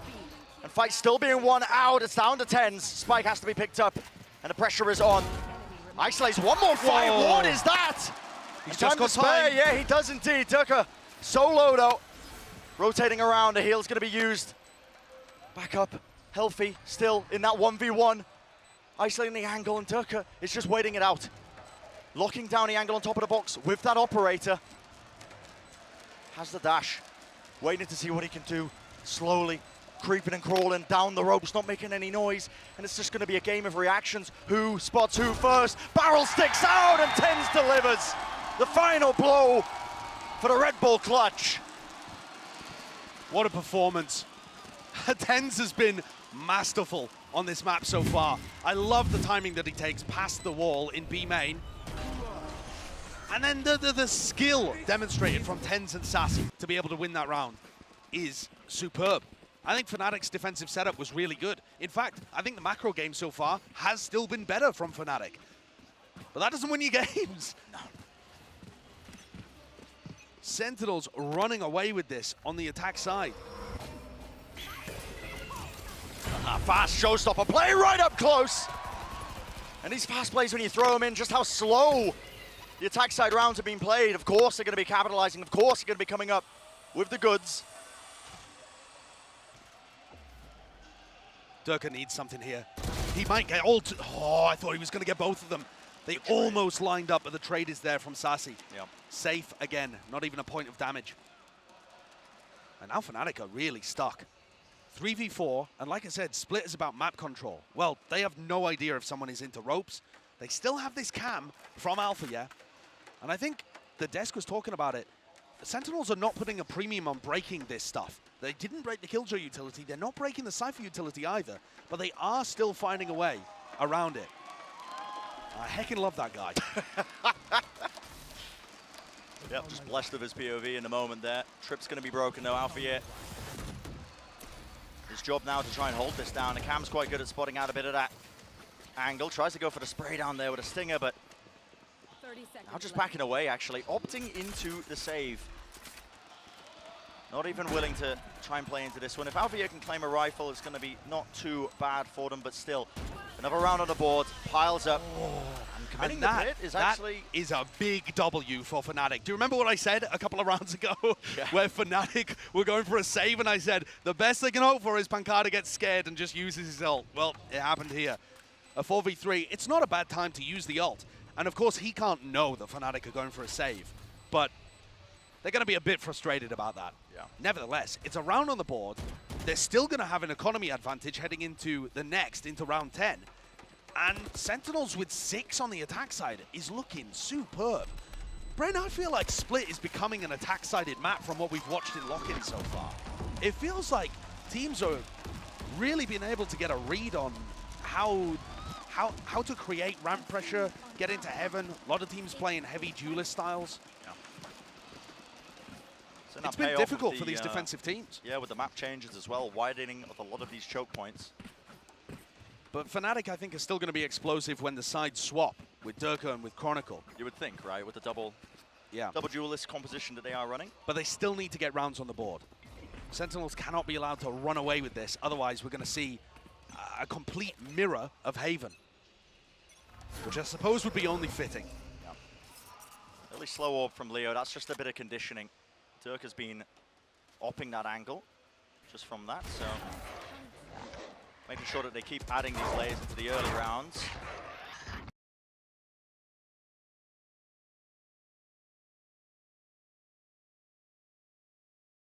It might have slipped there for just a moment. We're back in the game, though. Don't worry about it. Minute 10, and thankfully nothing happened. Yep. Just a bit of slow mid control, and Sassy coming around the corner, just contacting in. Yep, and that kill is quite far out in the open there. We'll see what can be done. Leo does have a res available, but already that pressure's being applied to him and starting to squeeze him. Nade rebounded off the side, sets him up again. Tens an easy kill, especially when his target is rotating this way, that way. Alfia has to be the difference maker, and what a shot to find. The crossfire setup, Boaster quick to respond again in kind, holding that crossfire setup. And cool, calm, and collected. That is the name of the game. Oh, Alfia as the anchor. Alfia's anchoring has just been phenomenal. Tested on the A site, delivers. Tested on the B site, absolutely immaculate again.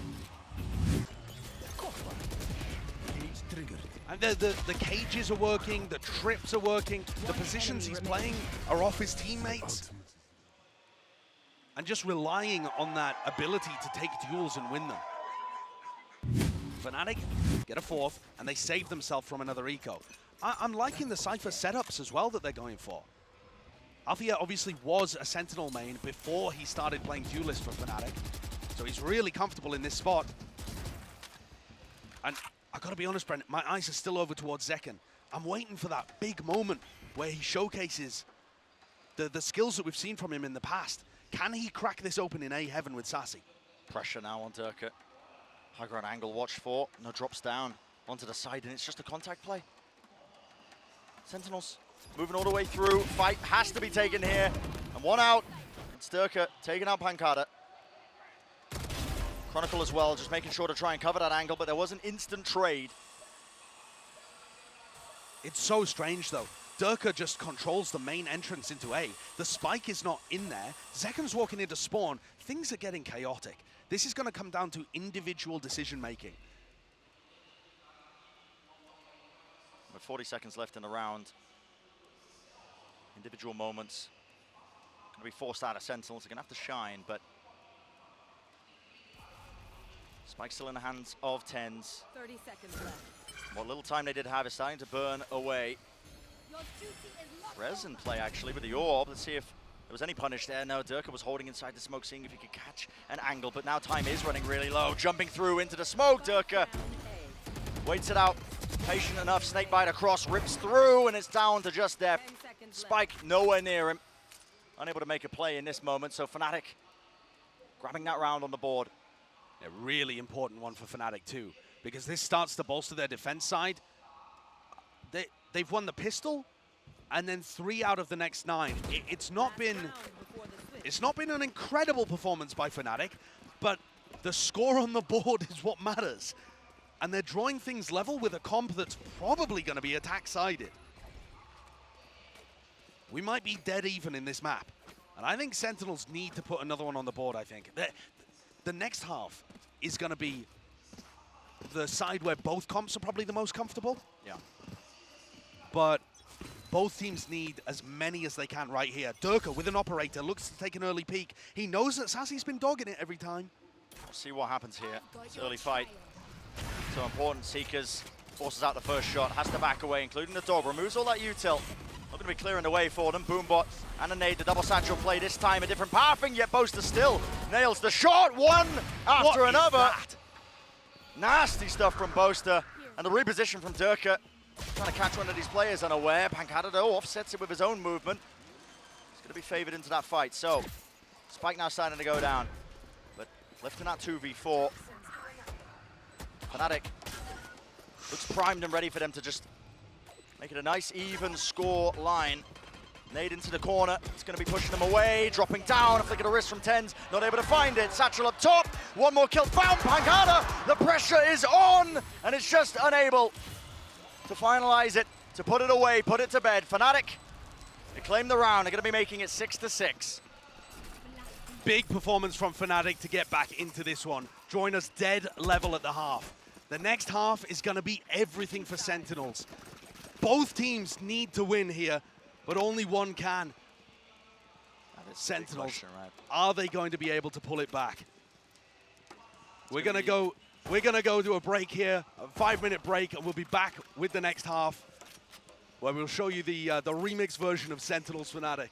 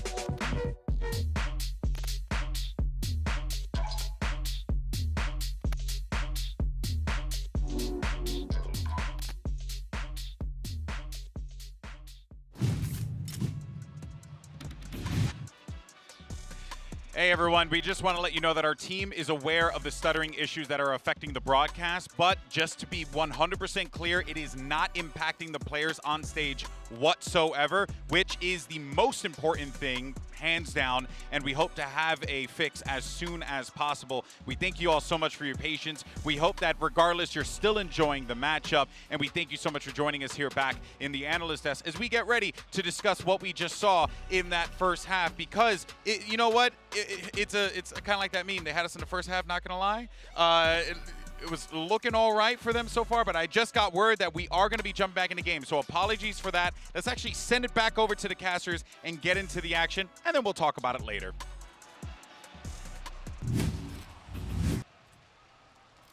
All right, back in the action, and hopefully not too much stuttering. Sorry about that. I was chewing on the cables earlier. Got a bit hungry. But yeah, back into the match that matters now here between Fnatic and Sentinels. Map number 2, of course, is the Sentinels that need to take it. Yeah. They have any chance of staying in the series and staying in the tournament. This composition is so good on the defense side, but this pistol round is going to matter so much. So important. A lot of time for these teams to think about what exactly you want to do, but already you can see a lot of players of Fnatic just grouped up. Double duelist play.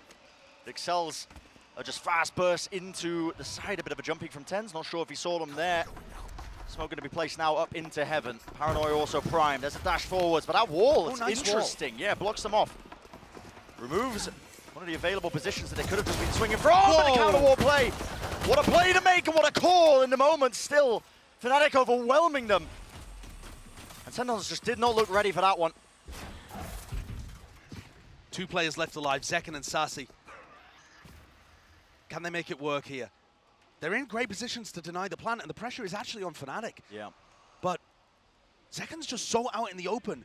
And his crosshair placement, there's no way he knows where anyone's coming from. Yep, no one holding that angle, so Chronicle just contact pushing all the way up. Now left into that 1v3. Spike should be able to go down without too many problems, but... There's one of the walls. It's Fnatic just waiting right now for the walls to fade away so that the rest of the team can help them out and get that clean plan off. There you go. Fnatic with this pistol round are going to be starting some serious momentum unless Sassy can work a miracle. But I think it's just far too much. He'd have to hit outrageous shots, and Alfia is equal to it. I feel like this is a rough day for Zekken. The amount of times we've seen him caught out is brutal for a player of his caliber. The coordination and the game plan just helping all of the Fnatic players stay on the same page a little more than Sentinels, who we've seen players get caught out and not be able to find the value. Yeah. No force buy either from Sen, so they're just accepting that Fnatic are going to go up 8-6. Playing it safe, heavy presence from them in towards mid, but Fnatic, a great opener there, claiming that pistol round. You can see this and that. Going to be that dash engage, up draft up over the top, so Doka looking to try and create some space, but Sentinels are not wasting any time, already making sure that they can fight them. Going to be a swing attempt now through into main. Jiggle of the movement there, but both are not really being baited out too much, and a shot to the chest will do it just from the Marshal in that moment, cleaning up these players one after another. Working towards building those ultimates. I want to talk a little bit about how these compositions work, though, because Sentinels comp is going to focus really heavy on mid control. They're going to have Astropols, Viper Walls, you know, nades, so much stuff.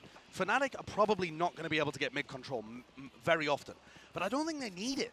The double duelist compositions excel at bursting out through one of the choke points really quickly and applying a lot of pressure to the anchors.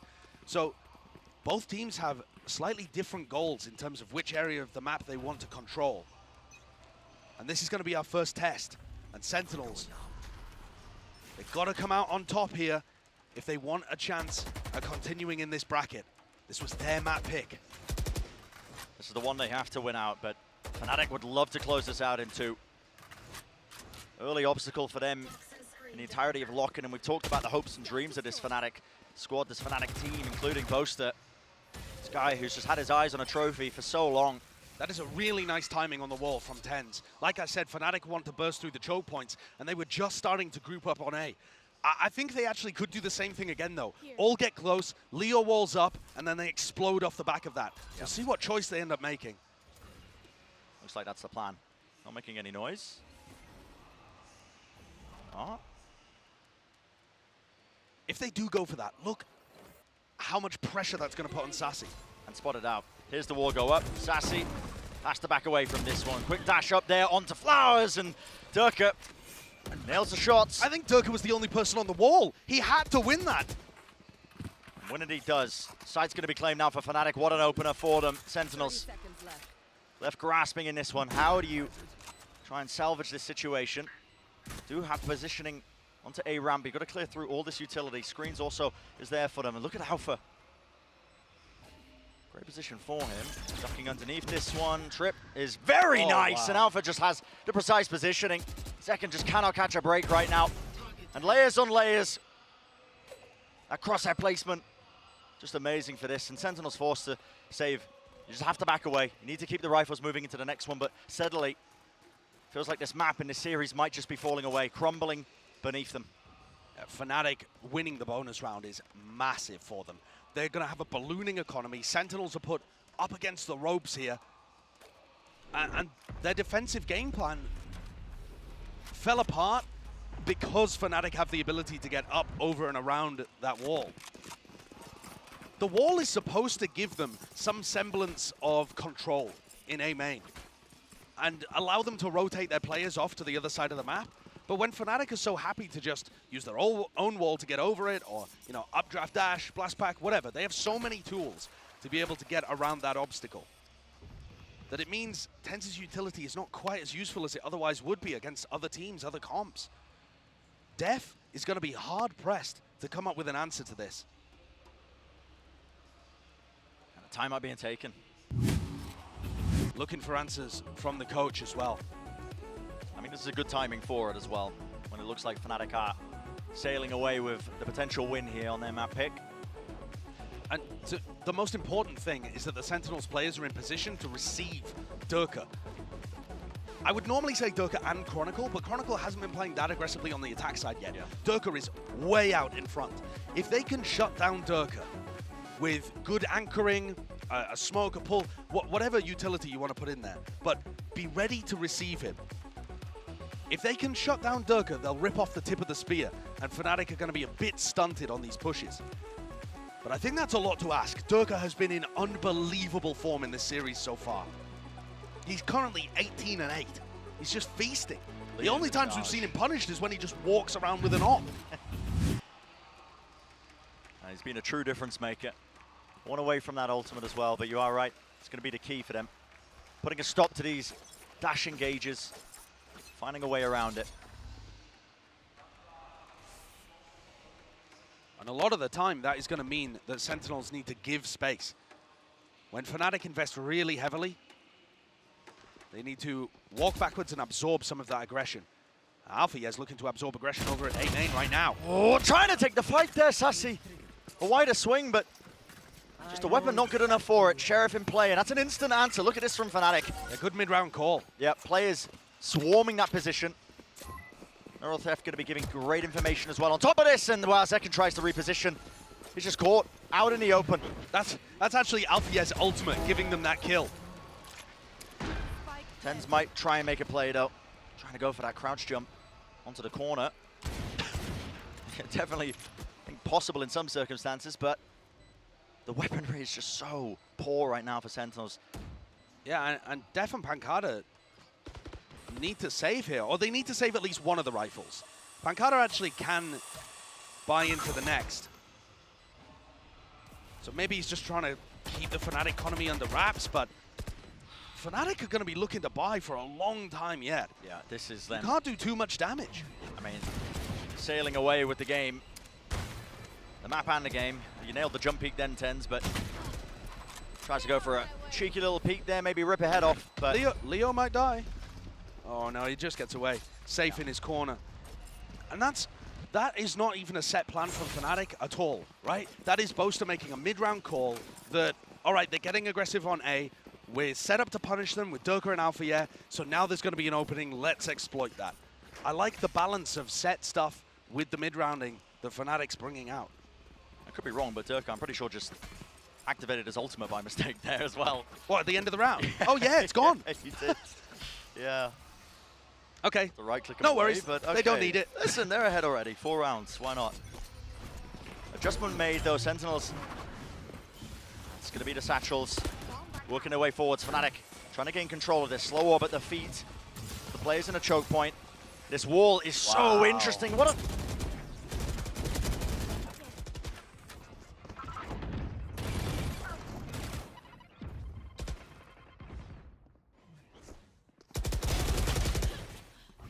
Spike down A. I got the spike.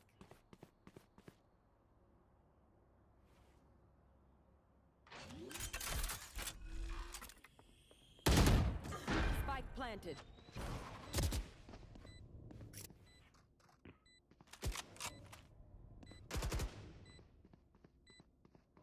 One enemy remaining.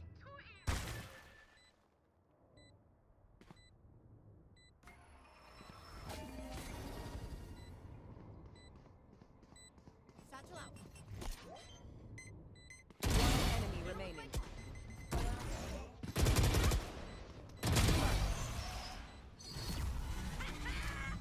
Let's keep it going. Oh, I'm surrounded by minha família. We won't lose.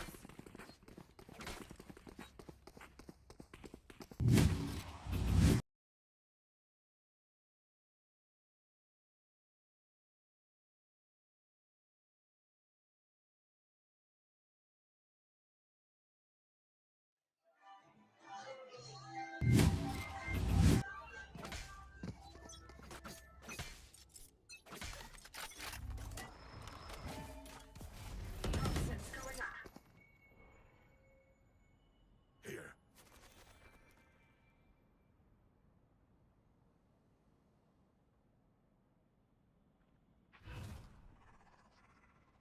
Shadows traveling. Blinding.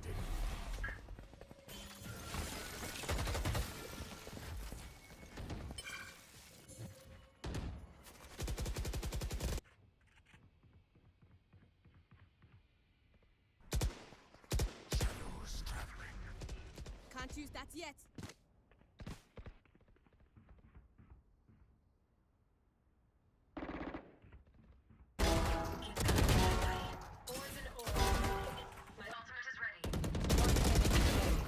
Flawless.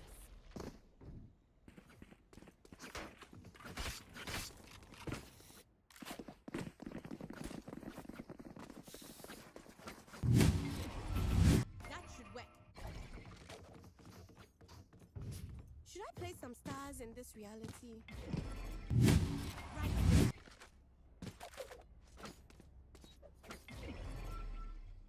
About there.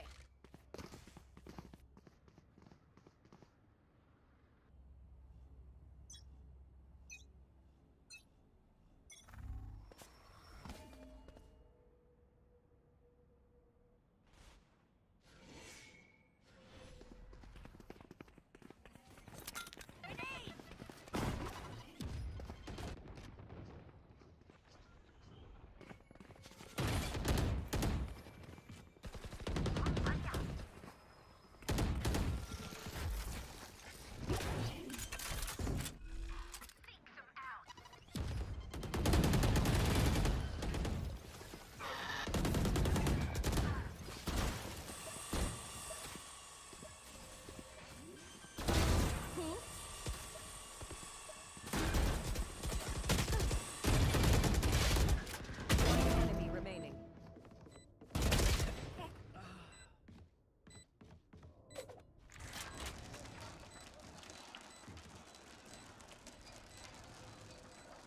Now as well, apologies for that one. Pancada left into that 1v3, has to find his kill onto Durka. Low enough.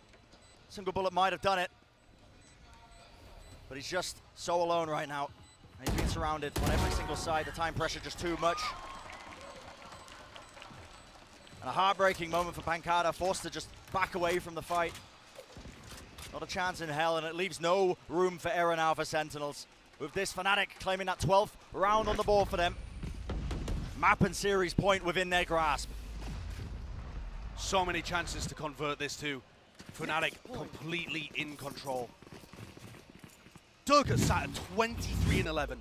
Sentinels forced to take a timeout. Pancada with a massive ultimate to work with, but they're always up against the ropes. One round away from being eliminated in the first round of the Omega bracket. And it's rough, isn't it? We knew that one of these teams would be going home. It's no shock.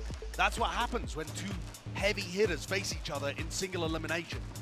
But the manner in which it's happened, there's been a bit of a gulf in this match between the preparation levels and the teamwork and the individual level of Fnatic and what people were hoping for from Sentinels.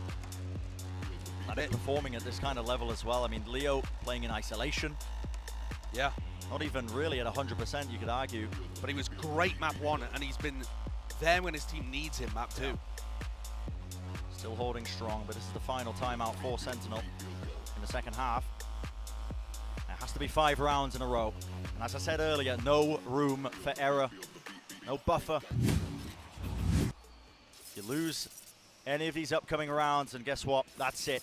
You're flying home. That's a scary position to be in for Sentinels. It's America's super team. And just like the Loud projects of last year, obviously, it's built for the long term. It's built for champions, but they were hoping to make a run here at LOCKIN. And they're going to have to pull out something absurd to make that dream a reality. Early slow orb, need to try and push back the angle. That's that pressure being applied. Even the ultimate there into the back of the side. That's going to be clearing this one, and Boaster sticks it. Paranoia, does he want to open himself up a little bit too wide? Def should punish that indeed. He does. Showstop around the corner, and the swings are there. Good trades in action, but the pressure is more than on right now. Fnatic, they make it nice and even. 3v3. Boombot destroyed, another nade sailed right past them, and the wall just intersecting, causing all sorts of troubles. And to the back of it, Tens was just so unaware of this, and a res online. And this is shambolic. Sentinels left in a 2v4, all on Sassy and Zekken. Flash ready. We'll find one of the targets, gets them into the site, but a crossfire, and a massive play needs to be made. Showstopper's back, round the corner, Zekken claims 2. The beam down from Sassy, and it's all down to Leo. What a miracle play, what a miracle performance, but Leo, he might just end it. Left down to the 1v1 Zekken, he has to kill him and he won't do it. The hopes and dreams ended in a flash as Sentinels are sent home, and the Fnatic super team are looking primed and ready to continue in LOCKIN. What an insane way for the match to finish. Sentinels did everything they could there, with Sassy and Zekken combining together to make such a winnable 2v4. And it gets shut down, the winning moment from a player, unfortunately not even on the stage. What a game though, and what an opener for Fnatic, showcasing that they are here to win. We said it, Brent, at the beginning of this year, if Boaster can't lift a trophy with this squad, I don't know whether it's ever happening. They are on a hunt, and they mean business. Yeah, and our first major obstacle. Massive matchup in the first round of matches against Sentinels, of course. We will have to say goodbye to them. We sent home winning this one, a brutal format, but pressure's on from the get-go. Tense situations, tense matchups between them. And it is going to be a long-term project. Sentinels are aiming for champs at the end of the year, but they have a fan base that is hungry for results. And they demand perfection. I would argue that both of these teams' fan bases, Fnatic and Sentinels, they have parallels in that. Really demanding that perfection and demanding that trophy to be lifted. There's one player right at the forefront of that. That's Boaster. You can see him there. And I've got to be honest with you, I don't know what that celebration was. I mean... Yeah, could not make that one out. But. Comments on a postcard, send them in with hashtag VCTLOCKIN. Oh, oh, it's served up on a plate, on a platter? I don't know, I'm grasping at straws for it. But that is a great way for Fnatic to begin this run. They've carved a bit of a path for themselves now. One of their biggest hurdles looked to be Sentinels in the opening round. We'll see just how deep this team can get. That was quite clean. They showcased great individual performance. Yeah. Durka with over 300 ACS on split and dominated map 1 as well. And the teamwork, the prep, what they showcased was lovely today. That's what you'd expect from this Fnatic squad, is that they have that preparation in spades, they have the set plays. What has been lacking in the past of iterations of this roster has been their ability to adapt on the fly. But I think what we witnessed today, honestly, with all the upgrades that Fnatic have made, That doesn't seem to be a problem for them anymore. There were many moments where they were instantly reacting, whether it was a call to wall over the enemy Sage's wall or a showstopper play to try and punish. This team is very quick to react, intelligent across the board, and I mean, just heavy hitters. Scary, scary team heading deeper into this lock-in bracket now. And for Fnatic, they always seem to be good to make a deep run. You know, they made top 8 at Champs in 2021, 4th at Copenhagen, 6th at Champs this time around as well in 2022. The question really is, how deep can they get? Will at some point they reach a ceiling? Will they run out of the set strategies? All of those questions, the answers are yet to come. We just have to continue watching the Omega bracket play out. But I'm excited. Yeah, and they did overcome that first major hurdle. Now you can take a vote for your match MVP as well. Scanning that QR code, Chronicle Durka out for you. Many good choices for this one. I got to go with Durka, though. I mean, he was just How an could you not? animal, How an could you absolute not? animal. I do want to give a shout out, though, to Chronicle, too. The best performing player of that Berlin champion team, the Masters 3 winners from last year. He looked immediately great again, slotting straight into this super team. Absolutely. Well, that's going to do it for the first match of the day, but don't go anywhere. After this, break the desk, breaking it all down, and of course, setting us up for our second match of the day. We'll see you in a few.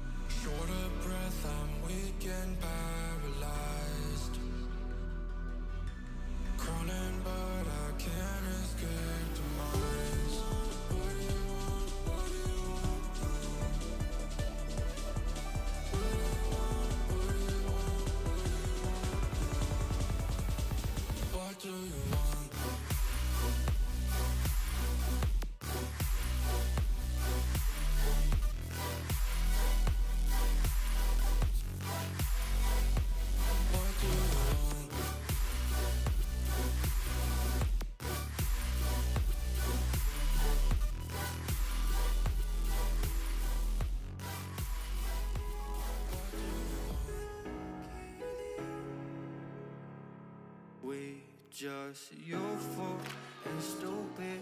I can't get no usage of talk. It's smoke, feel like we fuck and we fight. By the end of the night, we'll be charged and overdone. So it's a hey, yeah, king of the youth. Tell me I'm right, I don't know what to do. Like, hey, yeah, kids will be fools. That's how we love, we're just living our truth. Like, hey, yeah, tell me what to do. I feel like I'm blind, I'm just looking for you.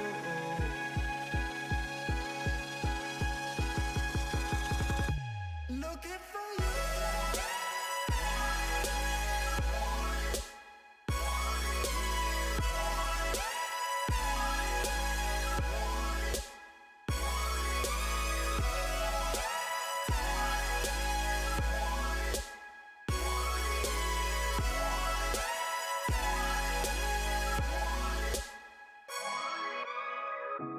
Feeling so lost in my disguise.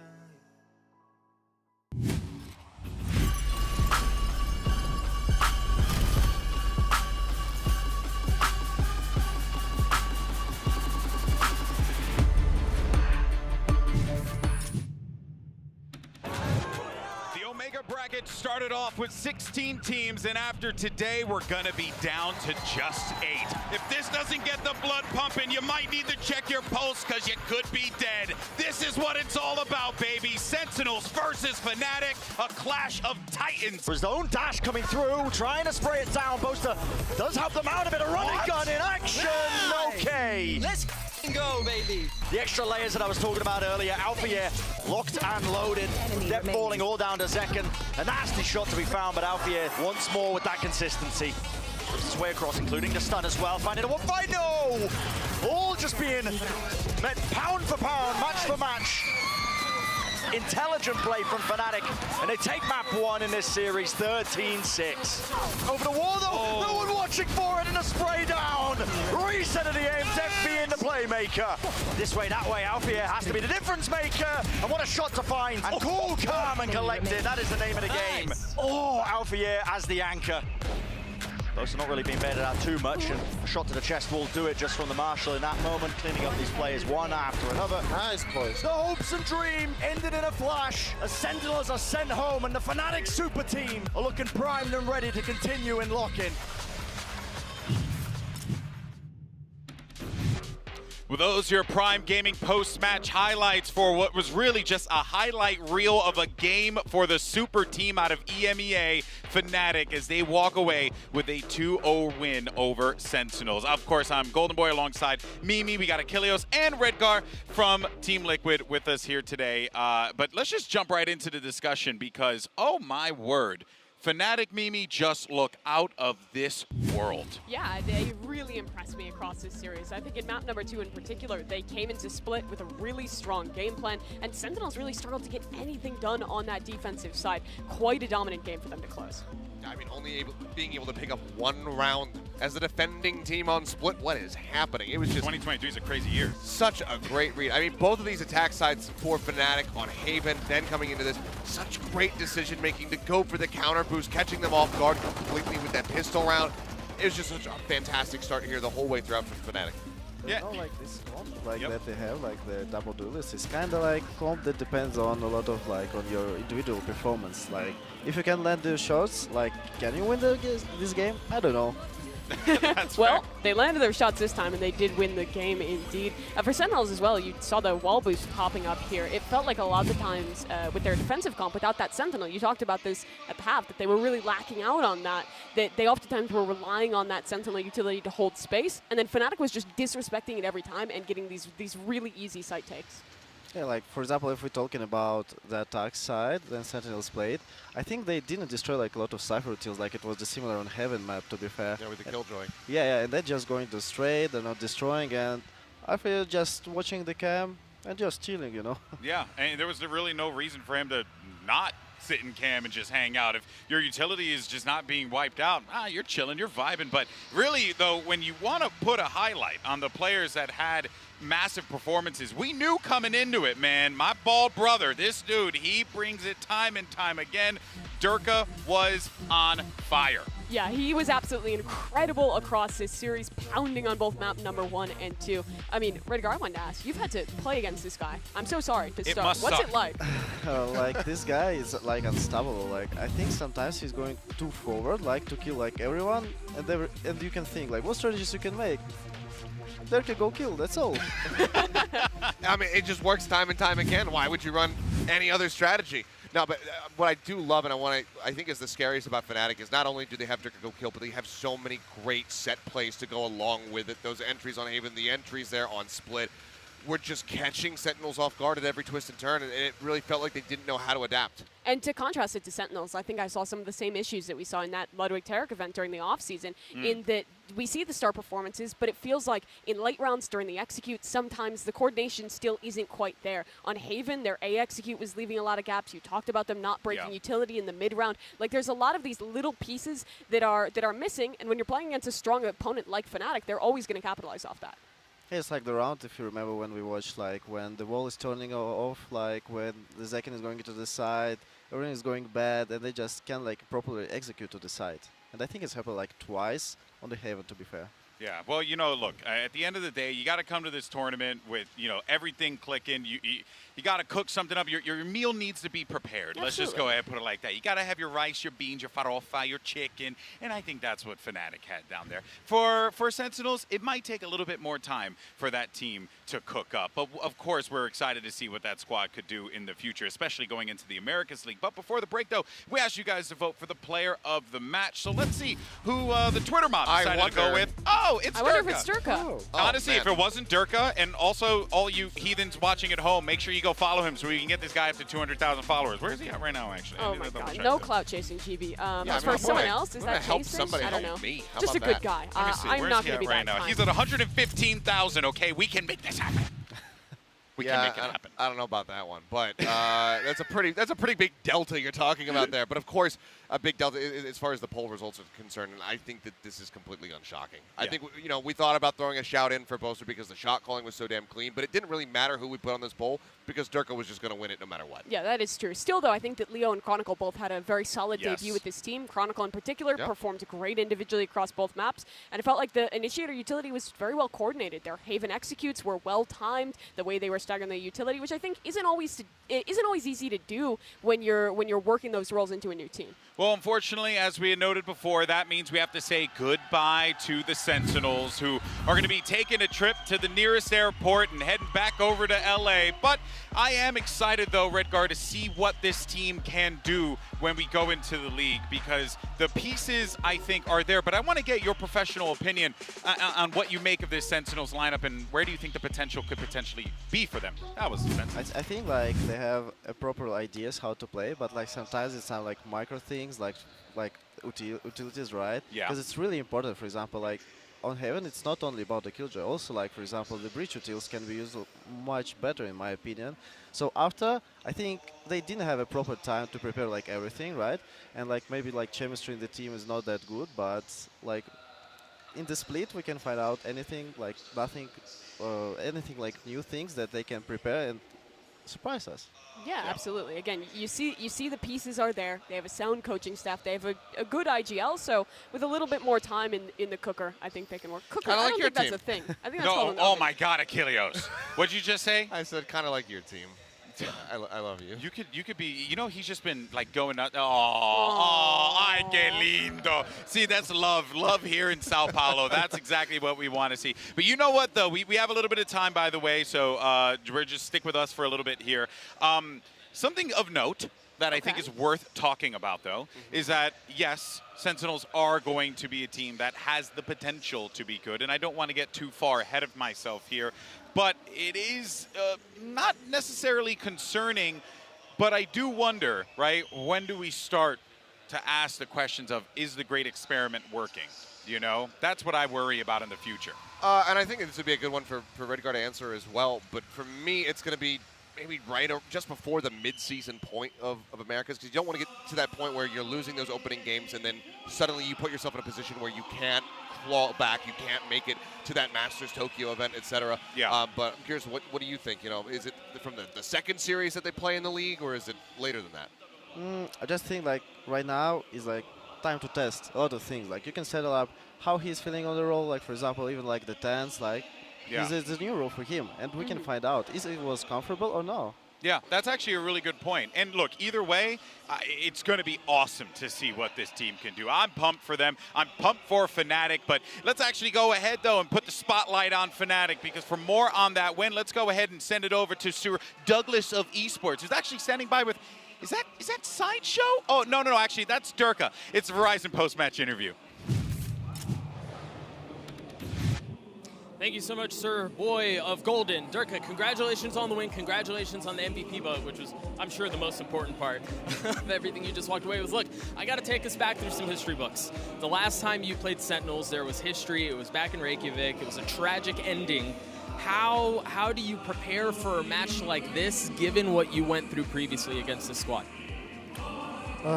We came well prepared. Boster and Mini cooked some strats, and we just prepared really hard. We had long weeks of practice, and we just gave it all. And like I know, me and Boster really wanted the revenge, and I wanted to do it especially like for Magnum Doma and Mystic. I know they're watching, so hi to them. But yeah, it feels nice. I mean, you got the revenge. You guys clapped them. You win big 2-0 win, and you were frying.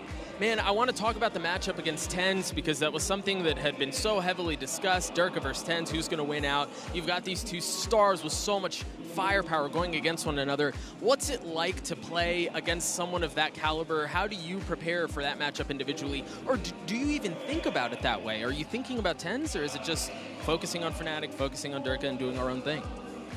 I think this time it was like mostly focused on me and my team, but like preparing against players like TENS and others, it's like I just felt the same energy as I felt 2 years ago, and I was like prepared for it. And it's like I don't really mind who I'm facing against, because I'm playing for my team, and like mostly it's not like Derek versus TENS, because we like all players, I know, we like to pick someone else.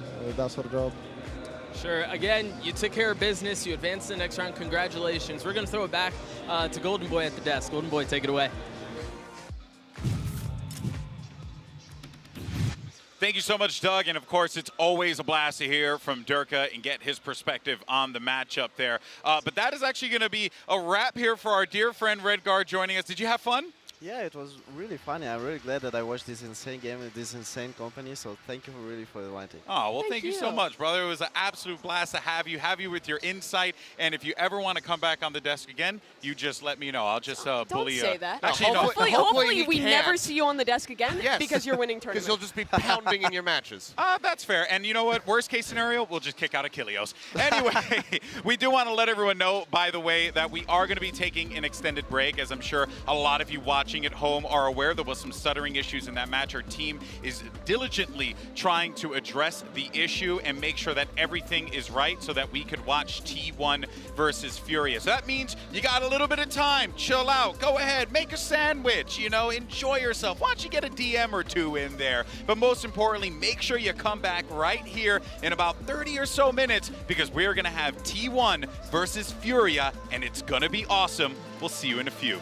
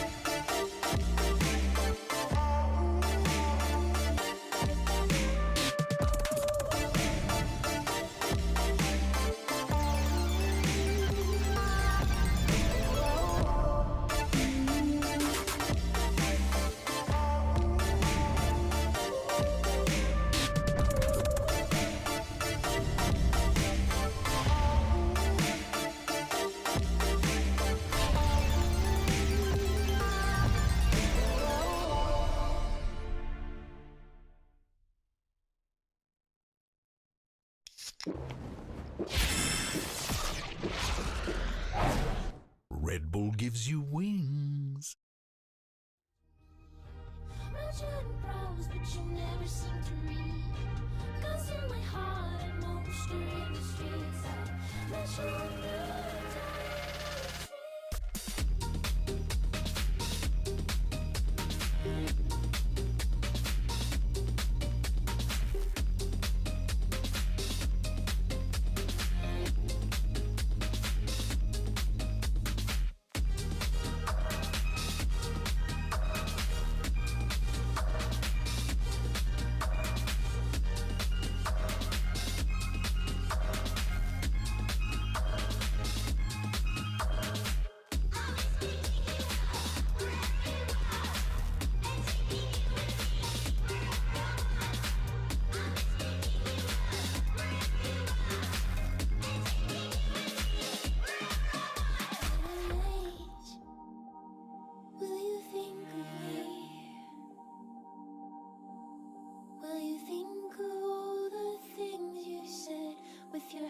Crossed tight around my neck, babe, the pain, the way you let me bleed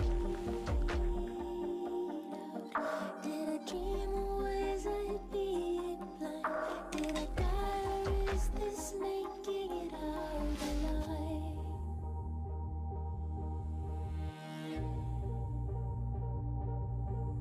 Did I dream or was I being blind? Did I die or is this making it out alive?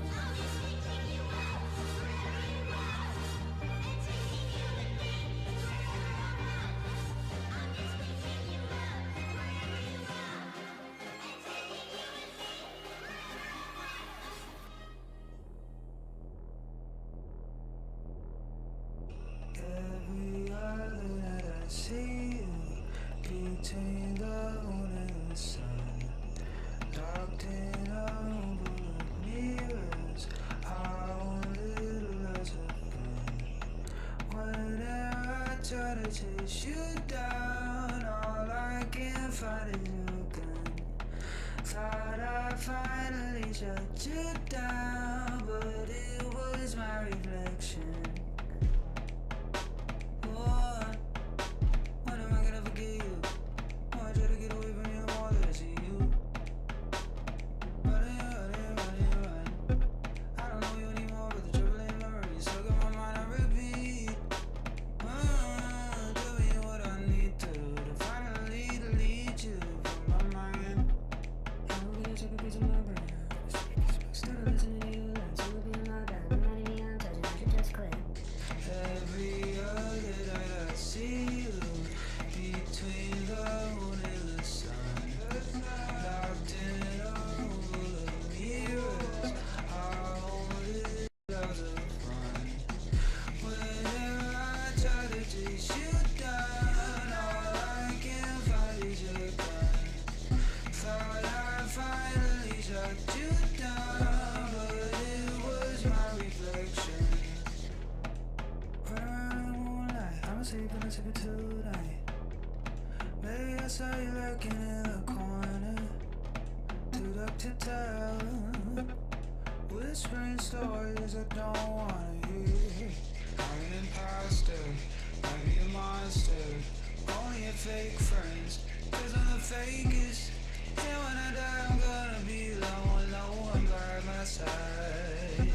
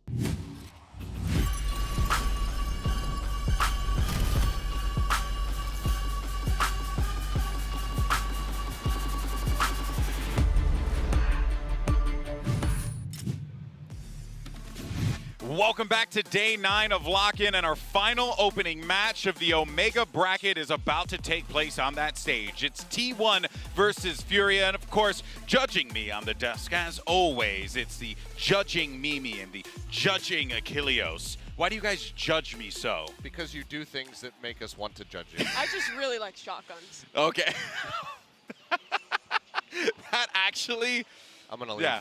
That was a banger. Okay, are you done? Are you done? I might just bow out. Well, it's actually going to be really rough because for our next team, I kind of think we're going to need your expertise here, Achilleos. Well, then I'll stay. Because it's going to be T1, a squad that comes in with a lot of promise. And if you're from, I don't know, maybe a certain hero shooter, you might recognize a couple of names on there. I think we're allowed to like say it. Carpe, Saya Player. Munchkin as well. There's a lot of names that I feel like I'm wheeling back the time here, but I'm excited for this team, Achilleos. Yeah, I mean, I think overall, this is a fairly stacked roster as far as accolades and history and playing FPS, but it's large question marks around how they're going to be able to perform here on this stage. Carpe, one of the biggest names in Overwatch, now shifting over into this game.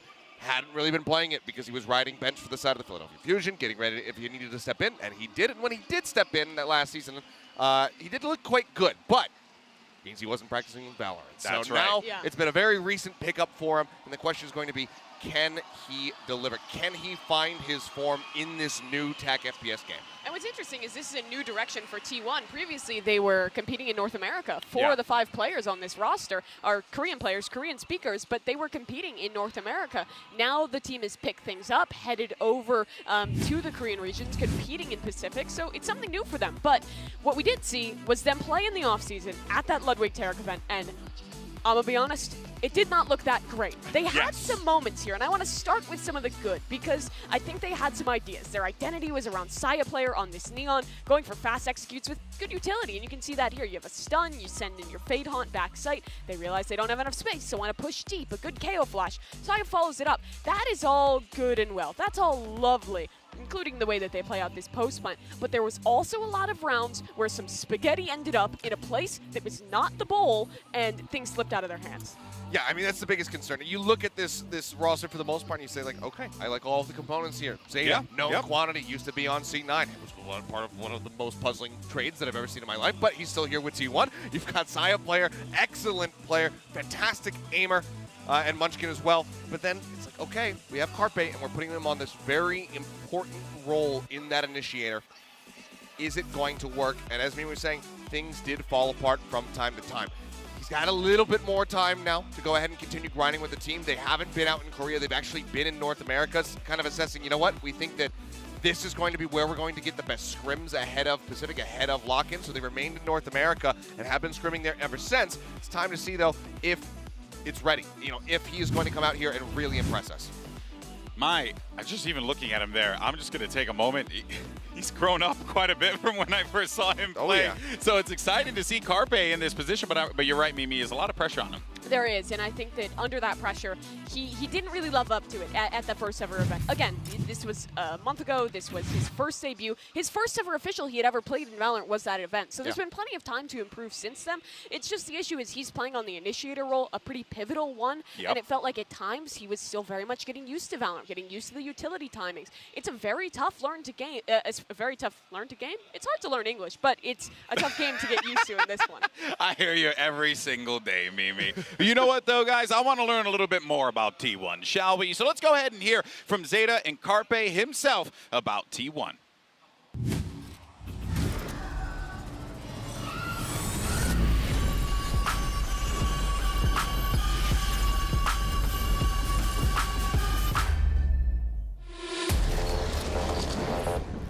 안녕하세요. 저는 T1 발로란트의 제타고요. 현재 저 역할은 이니 플렉스입니다. 안녕하세요. 저는 T1 발로란트 팀에 활동하고 있는 이재혁 카르페입니다. 제가 생각했을 때 저희 T1 발로란트 팀은 충분히 슈퍼팀이 될 그런 포텐셜을 가지고 있다고 생각하고, 그리고 저희 선수들끼리 모두 서로 믿고 다 신뢰가 있기 때문에 아무래도 다국적으로 섞이는 것보다 이제 저희가 한국인 로스터이기 때문에 이제 커뮤니케이션 하는데 더 편한 부분도 있고, 먼치킨 선수는 저희 팀에서 IGL을 담당하고 있고 상당히 똑똑하고 이제 에임도 좋은 선수고 경험도 있고, 그리고 카르페 선수는 이제 전향한 지 얼마 안 됐는데 타 게임에서 이제 상당한 경험을 가지고 있는 선수고 메커니즘도 엄청 좋은 선수여서 앞으로의 잠재력이 엄청 기대되고, 팀 사야 플레이어는 이제 저랑 똑같이 북미에서 같이 오래 활동했던 친구고 이제 상당히 많은 경험을 가지고 있는 선수고, 이제 메커니즘적으로도 이미 증명이 돼 있는 선수고, 그리고 벤 선수는 저희 팀의 막내인데 그리고 북미에서도 활동했었고, 저 같은 경우는 이제 팀 내에서 이제 트롤링을 좀 담당하고 있는데 이제 그게 제 강력한 무기인 것 같습니다. 현재 저희 팀은 아직 공식적으로 대회를 한 번밖에 안 했지만 저희 팀 스타일은 상당히 이제 플렉시블하고 이제 적팀이 어떻게 게임하는 거에 따라서 적응을 하는 팀이기 때문에 일단 저희가 처음 경기를 퓨리아랑 하게 되었는데 브라질 팬들 앞에서 한다는 게 조금 부담감은 있지만 그래도 그런 게 오히려 더 동기부여가 될 것 같아요. 항상 T1을 응원해주시는 팬분들께 너무 감사하다는 말씀을 전하고 싶고요. 앞으로도 쭉 응원해주셨으면 좋겠고 저희도 좋은 모습 보여드릴 테니까 기대해주셨으면 좋겠습니다. 감사합니다.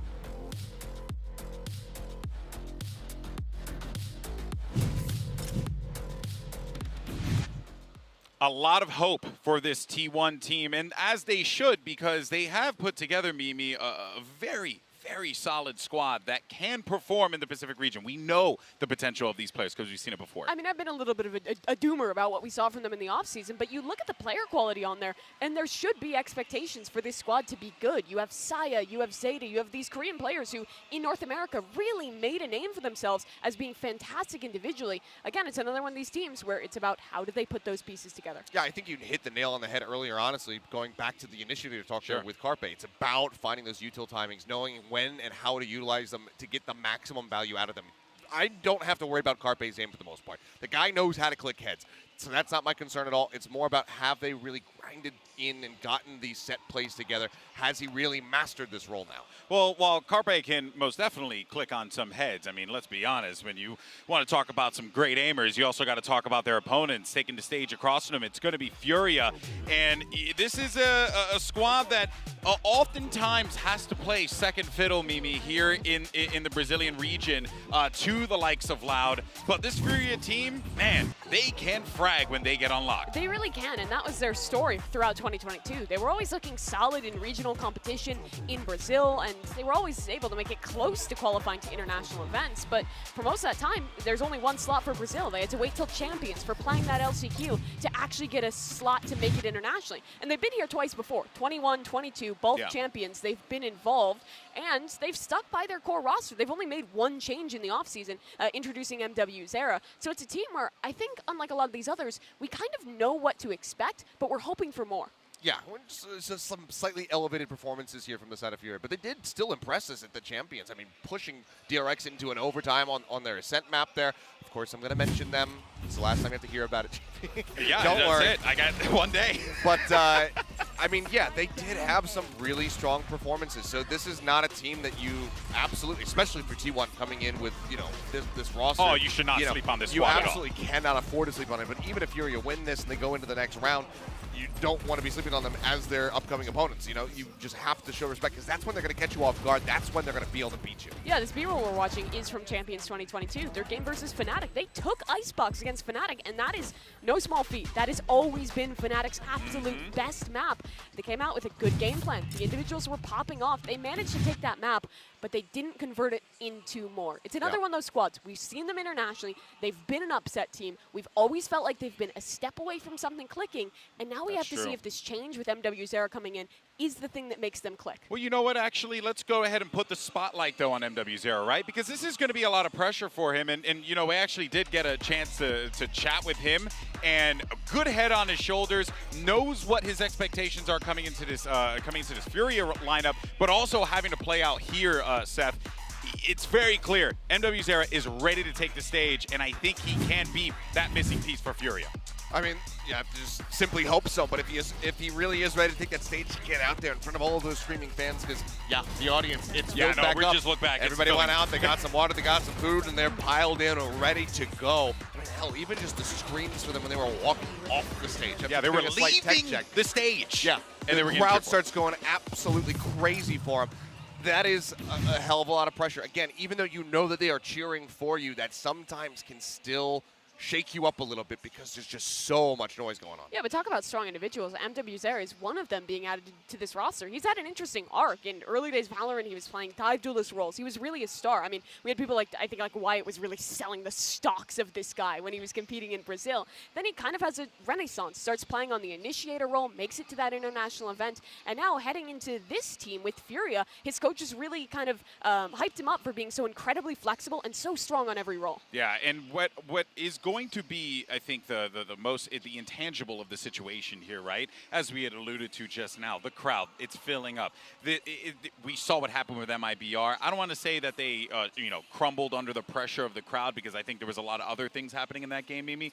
But for Furia, there's always going to be that added expectation to go up on that stage and do the job. We did talk to them, GB, and when we heard from MW Zera, he said that he didn't feel like it was an added pressure. He felt like, if anything, it could be a buff for this team, something that they can harness. They haven't played any off-season events thus far because they wanted more time to practice. That's been the idea behind this squad, so we'll have to see what that practice has made. Yeah, I mean, you can say that. You can say, oh yes, we're gonna vibe off of that. It's going to fuel us, but you never really know until you do get out there and you are in front of those fans. I'm sure MIBR felt the same way going in. Yeah, still fairly, you know, a fairly unknown quantity. So we'll see if they are going to be able to roll with it and use that to drive them forward. Yeah, it's such a fascinating dynamic that we have here in Sao Paulo. But just like we do with every other team, let's actually go ahead and meet this Furia lineup and check out what they're all about.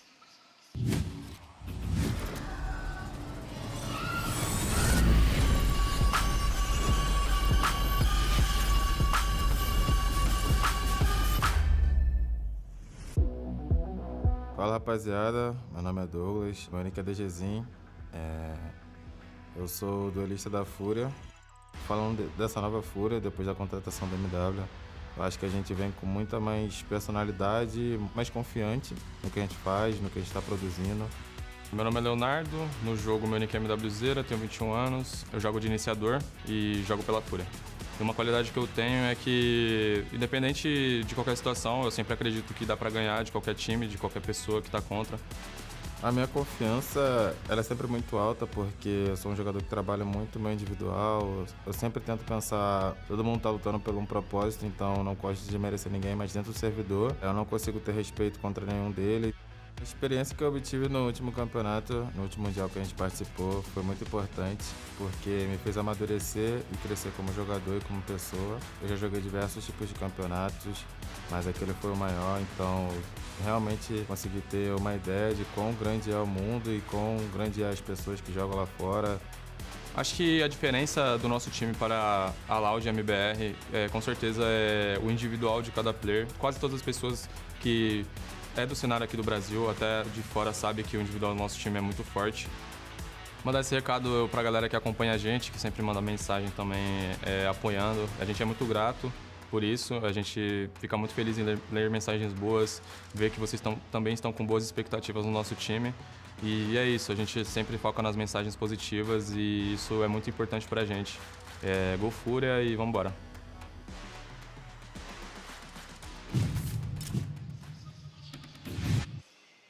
I think that final part just goes to show, and as I said before, just these players have great heads on their shoulders, but also the individual skill cannot be discounted, Mimi. This team knows how to frag. These guys as individuals are disgusting, and they've had a lot of time, so I'm expecting more out of the coordination, but for T1, they're going to have to be on their A game against a team this strong individually. No, they absolutely do. I mean, they're 100% the underdogs coming into this, despite the firepower that they do have, the history of these players in just playing FPS generally. Furia should be able to take this one, I think, but T1, we can only hope that they have been able to grind during this off-season after that Tarek event and then show us something a lot better now here today. Yeah, the question is, right, have they managed to put in the work for T1? Has Furia been prepped enough so that they can take to the stage with confidence? But folks, we are ready to get our final match of the day underway. So why don't we go ahead and welcome to the stage T1 and Furia.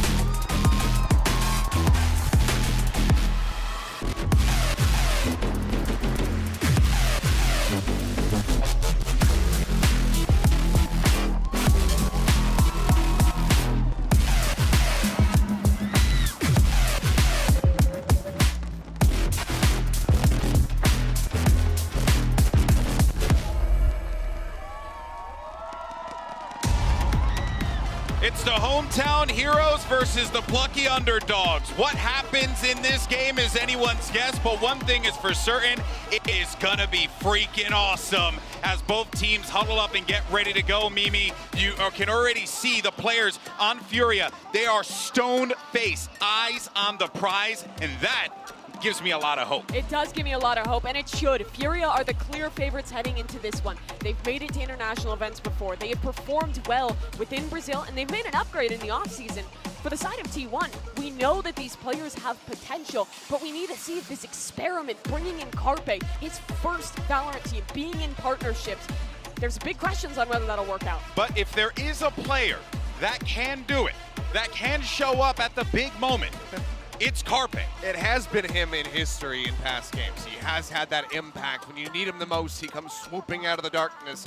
Just strikes fear into the hearts of his enemies and This takes is them such all a down. fascinating segment for us because we've seen him and casted him in other games, so we know what he's capable of, Mimi, but I do not blame you for being skeptical of this. I'm skeptical because he did not look particularly good in that off-season tournament, and because Fury's not going to give a damn about your accomplishments in the past. All that matters is how you play today. I think the biggest thing right there as we get ready to go into the map draft is the words from Autumn, the coach formerly of Cloud9, chatting with these players, getting them geared up for this series.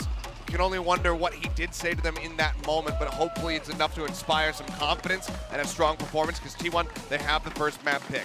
Here we go into the maps. It'll be Pearl, a selection for T1.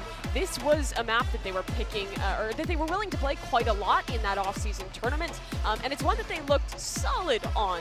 They were playing with Saya player on that Neon. The main thing I'm looking for is better coordination on the initiator utility when they play that map.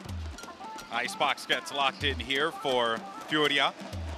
T1 will go for the attack there to start things off. I mean, unsurprising, we were talking about it, able to take down Fnatic on Icebox just back at Champions. Makes sense. As Split is going to be banned away, but obviously we've been seeing a lot of different looks on Icebox, so curious to see what Furia have prepared today. Either way, still feel very confident with it. That means that Fracture is going to be floated here at the end as Split and Haven get taken out of the equation. Another map that in that off-season tournament, T1 was very comfortable in playing. They actually picked it twice in both of the matches that they played at the LTI, so it is interesting to see them float that one a little bit further. Questions for me are, how do Furia go about the roles? What are they thinking here? What is MWZera going to be playing? Because I think this roster has a lot of flexibility built in. That does give me a lot of pause if you are a T1 fan. Because how do you even prep for this? How do you even get ready when you don't know what your opponent is going to be bringing, because they have that flexibility and most importantly, they have that skill. Here's the Prime Gaming Agent Select, so that question's going to be answered right now. Let's see what we get.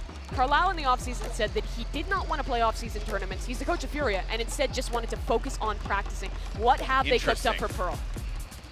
It's a bold move, but so far, Zeta going to be picking up that KO. Saya over to the Jet, something that we love to see. Shoutouts to everybody who's a fan of the guard, but who is on there. And Carpe still going to be sticking with the initiator, of course, so the Sova is in, but there's a Cypher on the other side. Yeah, but this is going to be a change. This is off the Neon. This is back to the Jet. This is a new approach to Pearl for the side of T1. It's going to be awesome. The crowd is hot. Everyone's ready for this one. So let's go ahead and send it over to your casters for T1 versus Furia. It's going to be Bola and Dr. Doug Respect. Professor Respect. We're always so ready to start, and then he throws something like that at us. I'm just like, what the I don't know. heck? Where did that I don't know come how we from? respond to that. We also don't really know what to expect from this match, right? Sure. Again, there's so much history between these rosters individually, right? You've talked about like history in different games. Now they're all merging in Valorant in front of a home crowd, which is popping off, by the way. Yeah. And there's a lot to be excited for this match. Yeah, I think for sure. And to watch Furia against a team here with the Brazilian crowd behind them as well, it gives me parallels to the last game we had in the Alpha bracket with MIBR and Talon. 1000%. Because it's a Pacific team here against the Brazilian team.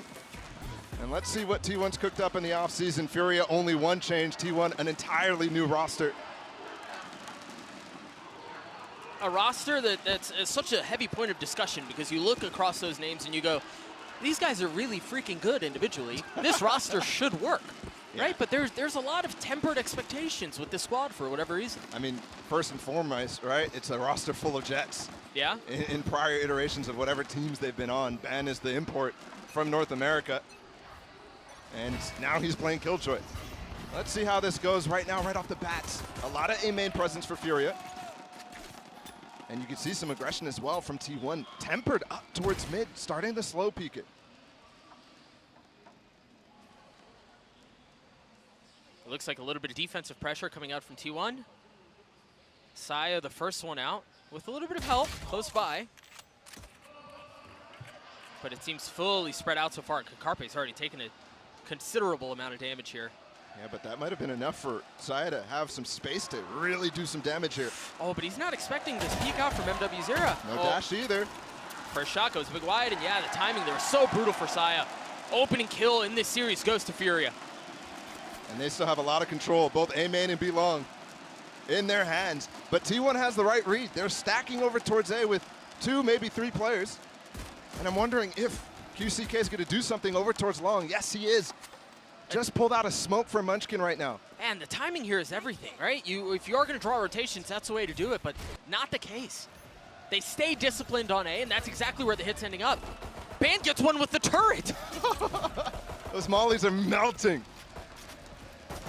And they're still trying to get through. Finally, the other player from Furia is joining. Only 20 seconds to get this spike down, though. He's going to have to find some space in art as the spike continues to work its way forward. Now 15 seconds left. Spike still not planted. Ban's already fallen. Carpe 13 HP left as MW0 does manage to get the spike down. Oh, he doesn't! The peek there from Carpe was gorgeous. Zeta does it as well. 5 seconds left on the round. Bodies fall all over the place as T1 get the pistol.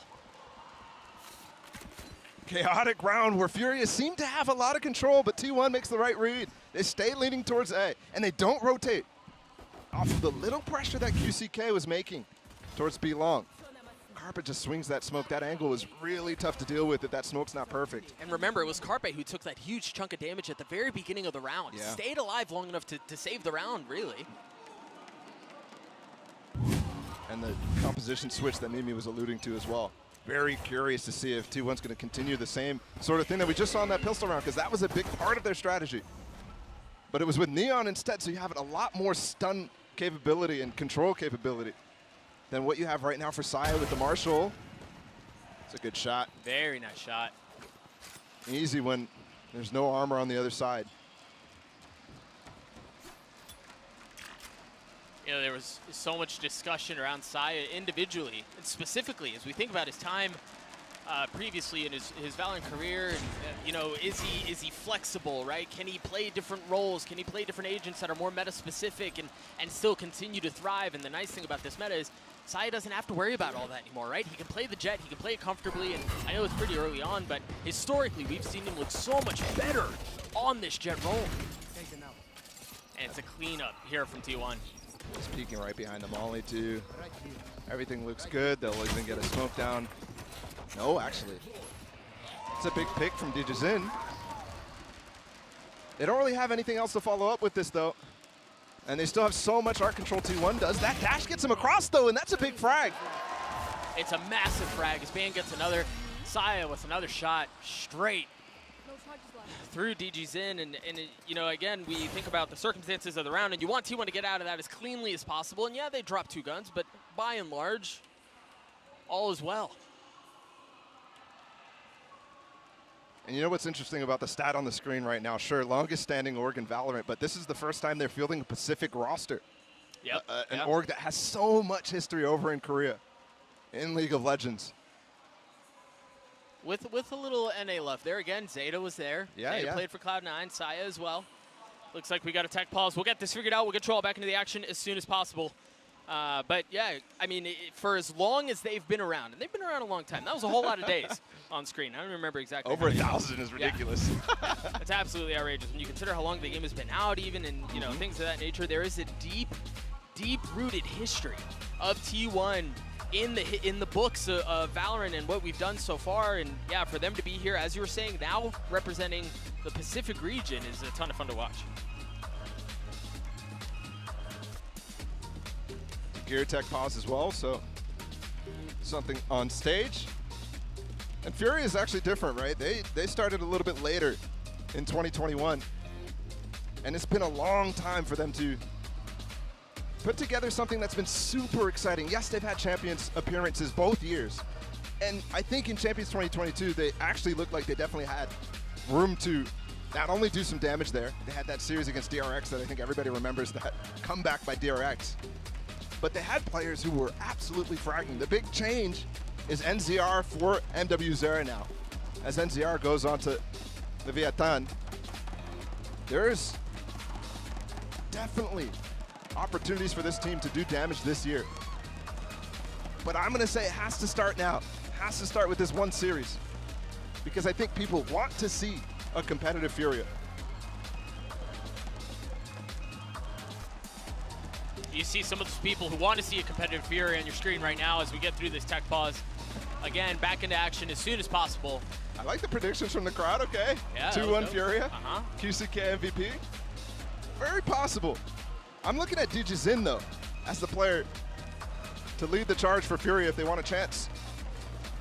Yeah, I think he has to be, especially on Pearl, on the Neon role, which it's interesting because we've seen the meta kind of move away from Neon on Pearl. And Oh, it definitely is, yeah. for a lot of the reasons being, like, there's so much that can counter her. You got grab wells if you want to hit B long fast. Yeah. On attack side, there's so much that can stifle that aggression that you want to play through. With the addition as well as Cypher back into the meta a lot of times. Yeah.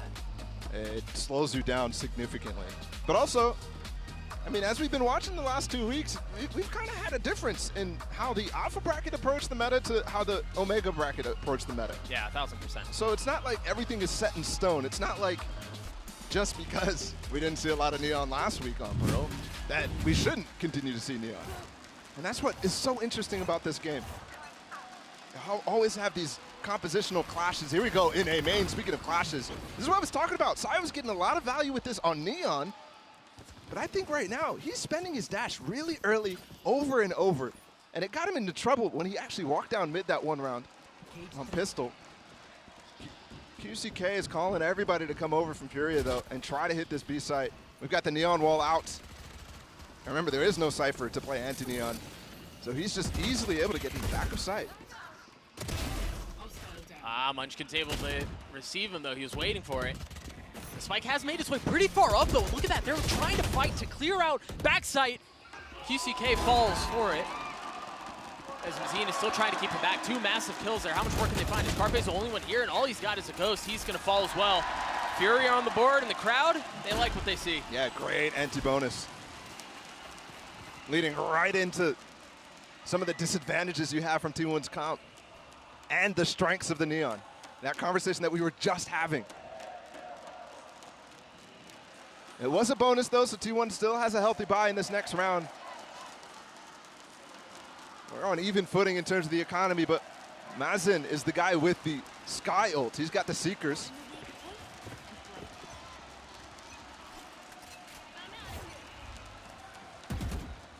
We'll see how they choose to approach this. You see the flash towards A main to continue to fight for some of that space, but again, a nice slow round out from Furia early on. They have the Seekers to work with too, as you were just mentioning. Sai again, dash activated, but nothing found from it, and he spends it really early. So he can't be as reactive when they start to hit, but they're still holding on the art. We've seen so many times, they just got a flash prime, they'll flash off of Sai's contact. He's just waiting for it. You see Zeta on your screen there. Ready to go. There's the flash, there's a swing, but the stun should keep them back. Yeah, Zeta can't get past the defensive utility invested.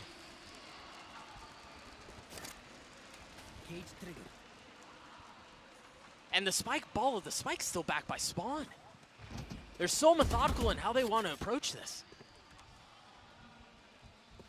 All those trap plays is causing Furia to be really late on any sort of control here. They have to commit all the way down through B-Link. And it's just Munchkin here. There's no rotate actually coming in, but this wall from DigiZin is actually slowing down their own push.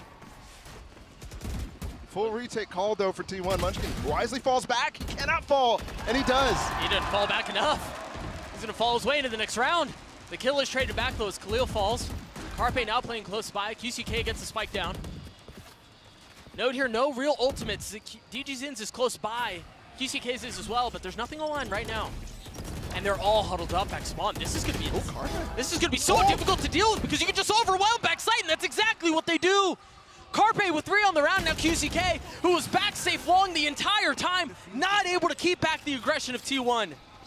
And a great double swing as well. Not only the aggression back through backhaul, and I'm wondering how they even got out of there to be able to challenge with 3 players. And then Carpe and Ban, the communication there, miles better than what we saw in the offseason. Yeah. Just instantly pausing for a second and double swinging. Yeah. That's how you wrap that round up. He has to be all the way back on Pillar, and he just didn't have the time, given how fast everybody fell from Furia. And take a look at that one more time. Again, the flooding backside. DigiZin was the first to fall. And then from that point forward, the pieces of dominoes just continued to tumble. Fist bumps all the way around as we prepare to get into the next one. DigiZin has that ult. It's going to be a light buy up from Furia, so you imagine he's going to want to play around that ult. Exactly. He does. See the grab ult and try to slow him down. DigiZin dashing across. He's so far ahead of his teammates, though. So far. And he has to call for it to slow down right now. There's the stuns into Secret. But again, all him clearing backside right now, and he's going to go into the smoke and get punished for it. And the Prowler cleared out Secret, but it didn't go all the way up in the dugout, so it doesn't spot Ban. Nice trade out from MW Zera. Is this ult going to find anything? I think it only got one tag, and he gave up on finding Khalil. Low players, though. Munchkin's able to convert one. Mazen is all by himself up here. No, actually, Khalil up close, too. Saya with the dash proc. The flash helps him out as Mazine falls. Leo playing close by with 20 HP. I mean, how much can you really ask for in a situation like that? Munchkin gets 3 on the round as T1 gets to 4. A good retake. And Furia just a couple stages there, but they up the tempo immediately. And it's super interesting because of how you continuously had that art presence from T1 in the prior rounds. Crowd hype still, no matter what. It's a good attempt on the eco.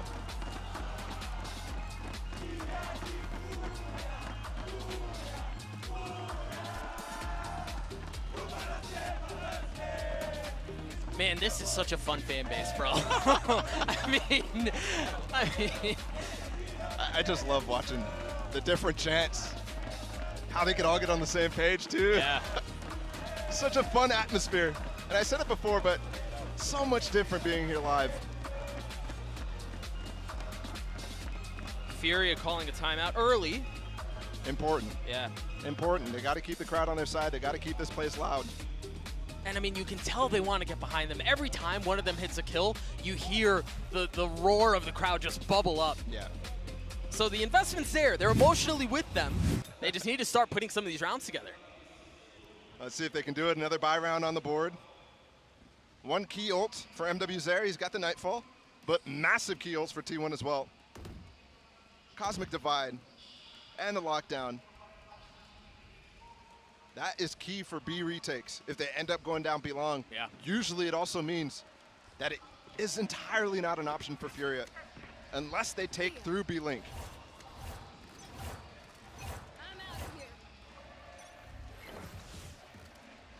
See that flash early on to fight for mid control.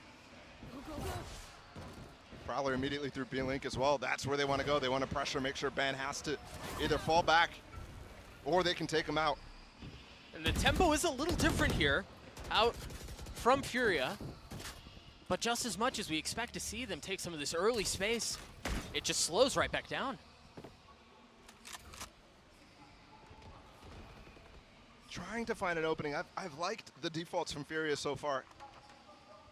It does gain them some space. It does push T1 back in a lot of instances. Like in the last round, you saw Munchkin had to fall back, play retake. But when it comes down to the executes, outside of the one round they won, they got that wall up, fast lane down B-long. It's been tough. That dart did not scan QCK. He's hidden behind a box and Saya. Misinformation from the dart. The Nightfall used the knife to try to trade some of it back, and it is going to delay for just a moment. On top of that nade does such a good job of denying the entry point out onto the site. All they have to do is wait it out, though. They invest the Cosmic Divide as they push their way forward. You've got to keep... All the Fury plays ahead of the wall immediately. You think you're going to be able to isolate fights, but you're not. Yep. Huge round from Furia. And Ban, who was on a flank, it just took a bit too long. He's shown up at the site now, but the round's already done and dusted. You have so much more difficulty finding value out of the KJ ults when you have to hold on to the A site, and that's what T1 really wanted to do. I like the idea for Munchkin, but you don't have the information to stick in the back of sight right there, not knowing exactly how Furia is going to react and not knowing exactly how the hit is coming either.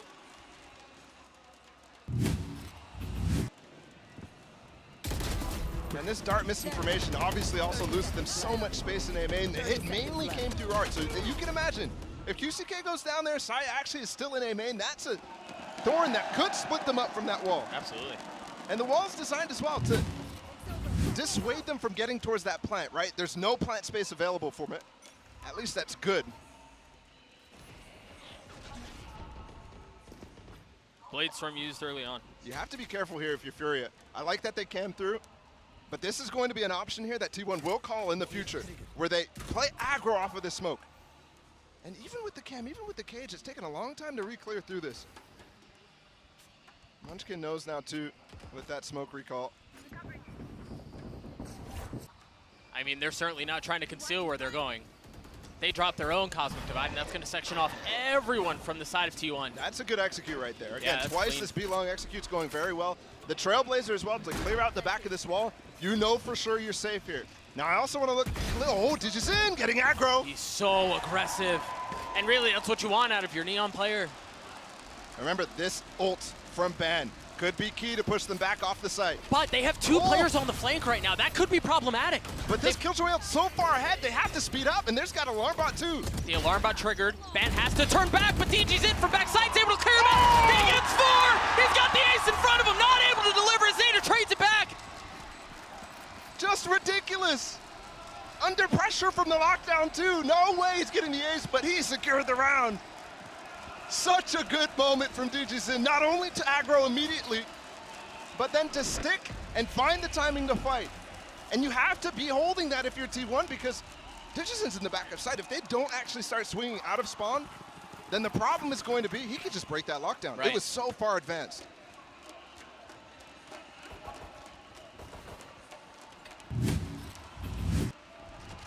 Take a look at it one more time. DG's in again, playing aggressive there, understanding where his space limitations are pushing out, but this play right here, I mean, just secure the round for Furia. I really wonder as well if Digizin's calling for that B-Link to trigger the Alarm Bot. A lot of times the flankers are waiting for the KJ to die in that case so they can go undetected.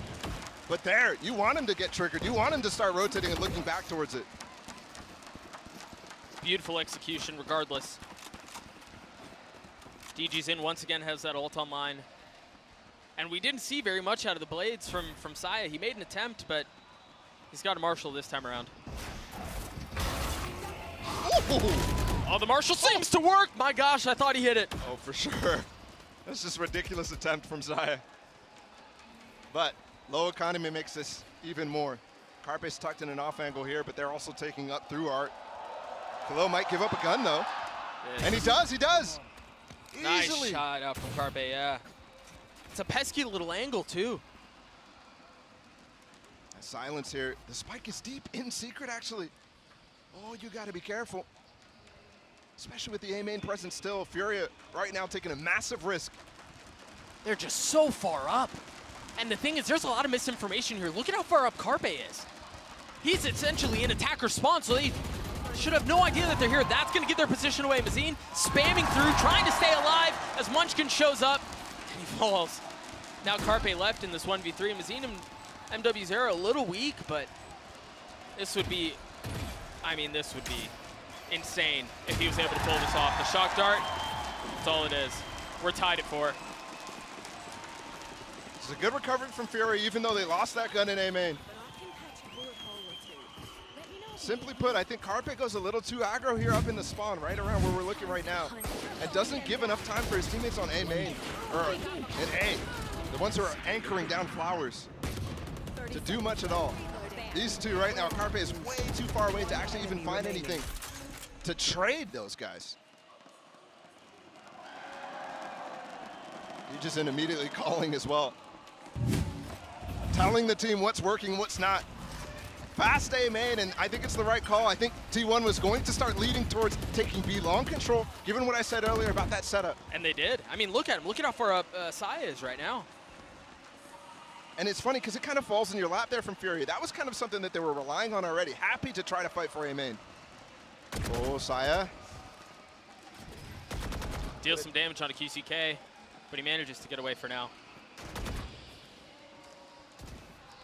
Saya's so pesky here, bro. He hasn't gone away. Oh my goodness. You got to remember, QCK's weak, and you don't expect Saya to hold this. You don't expect him to stay here as long as he is to fight. And you can see the style as well from Fury. It's just willing to fight straight up. No flash, nothing special. They know it's just one. Let's take this duel against Saya. The confidence is clear for Furia. And that's so key. I mean, we talk about it so many times, but confidence really is a cheat code when it comes to Valorant. 30 seconds left. The ult invested, MW0 pushing forward, but Khalil gets 2! The flash in his face turns it, stays alive, buys some time. Kisuke in a great spot for a flank too, but he can't over delay on this. He's got to hit the timing just right.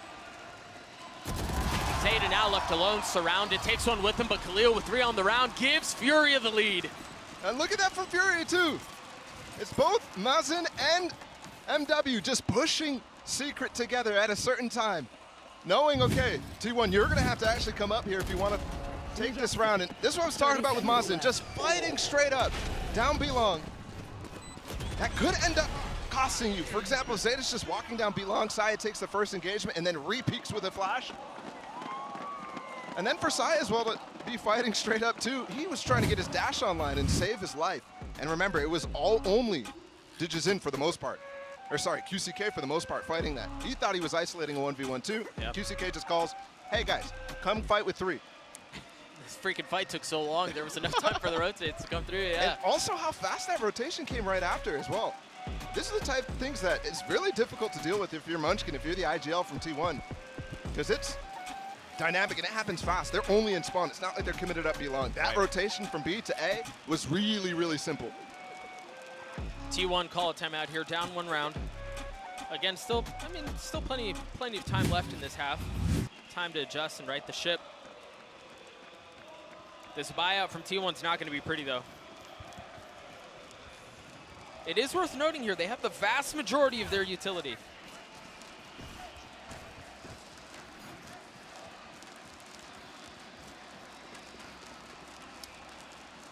Meanwhile, full armor, full rifles on the side of Furia.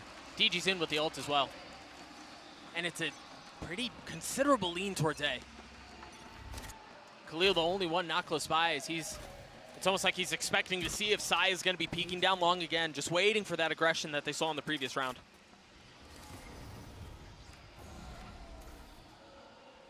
Getting up close right now. This drone's coming in though from Carpe. Interesting, Zeta's not up here to fight with that. Potentially can fight a pick while they're dealing with the drone, but nobody peeking with it. They just get the information. I think everybody except the one who got tagged hid from that drone as well. So recall in front of them. Talk about misinformation if that is the case. The drone only spotted the one that was tagged. Really no idea what's on the other side, but DG's in now, choosing to go forward, drops the wall, drops the stuns too, as they've got the Trailblazer to work its way forward. It is going to spot member in secret and perhaps one in dugout as well.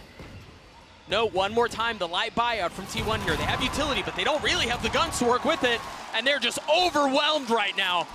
It's just Saya who remains, and he's so far off the site. He was waiting B the entire time. That was such a cool play there. As Saya is going to try to do something here. Furia just uses the fast lane, the wall up from Neon, and the Trailblazer to try to confirm positions. And they're spamming for it and not pushing up, deciding, okay, are they stacking here? They realize, okay, yes, they're stacking, but they're playing so far back that we have the time and we have the space to get up in the site and do something with it. I really like that round from Furia. And also just throwing in those stuns too, trying to get a Trailblazer tag. The executes that I mentioned at the beginning of this half that were looking a little lackluster, ending up looking very good now here for Furia. They've got a burst of life in the last few rounds. Ooh, he's fired up. Somebody's got to check on him and get that guy water. 2-round lead here for Furia, and the approach has not changed. This full 1-3-1, it's very slow. We haven't seen a lot of very aggressive heavy hits. And well, if it's not broke, really no reason to try to adjust. The onus is fully on T1 here. Again, the follow-up with the dog here. Digizin has a big opportunity, but no! Ban's able to hold him back, but is he expecting more? He's got the alarm bot to make sure he's not being pushed in from Link. He tries to turn the flash, but no, he's overwhelmed by Mazin. QCK slips in, drops Carpe. How did he get this lurk off into the site while all that was happening in Art? You can see his camera was posted up A main, so he just walked out. It's falling apart here for T1. Yes, it is. I mean, in a massive way. And there you can't expect them to push you up through Art into sewers. That's them the kill on the ban, who was set up to try to deny this space. And they were working on collapsing onto the sites themselves. They had 3 players towards B, 2 players on A. Oh, wait a second. 2v2 immediately. Ooh. They just lost a massive numbers advantage, and it's gotten real bad, real fast for Furia. This was a 4v2, and now it's all on to Khalil to keep him back himself and to secure the round, but he's tucked. They don't expect him there, but Khalil's not able to land the shots. No way! That silences them. And I really think Furia thought that T1 was saving there. Yeah. You saw how deep Mazin pushed into the spawn, into defender spawn. Sai was just holding this. Right at that moment, right before Munchkin got the second there. And Saya switches off onto the Phantom. And finds the last kill. Oh, Sai's all around. Oh, I mean, that should never have gone that way. Absolutely not. Just slightly too overconfident there. And I'm not even sure. Yeah, money was definitely going to be a big factor in that. Got a Bulldog for Zeta, light armor for Saya, who's got the up, and they are going to challenge him right off the bat. Note the angle he's holding, waiting for anyone to push through. Hasn't been spotted.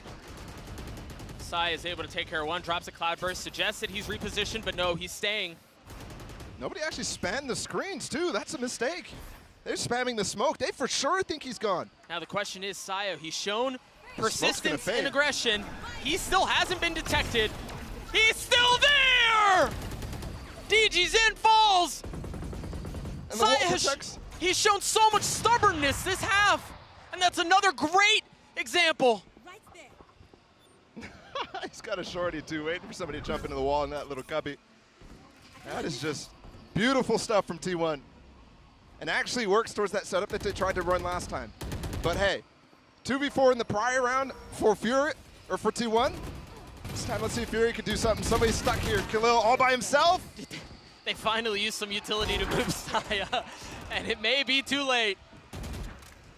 MW Zera able to take one down. He's left in this 1v3. Final round of the half, and yeah, he drops the ult, but that's all it is. The persistence from T1, from Saya pays off to get him to a 6-6 half. Let's look at that one more time. I mean, he's able to get the first, and again, it's really well played. He drops the Cloudburst, suggests that he's gone, sidesteps the Nightfall too, so he goes entirely undetected, and it's gorgeous. Let's throw it down to the desk, see what they thought of the first half. Couldn't agree more on that one, Doug. It was gorgeous. Saya player, man. The best line, by the way, that Doug said, the stubbornness to stay in that corner.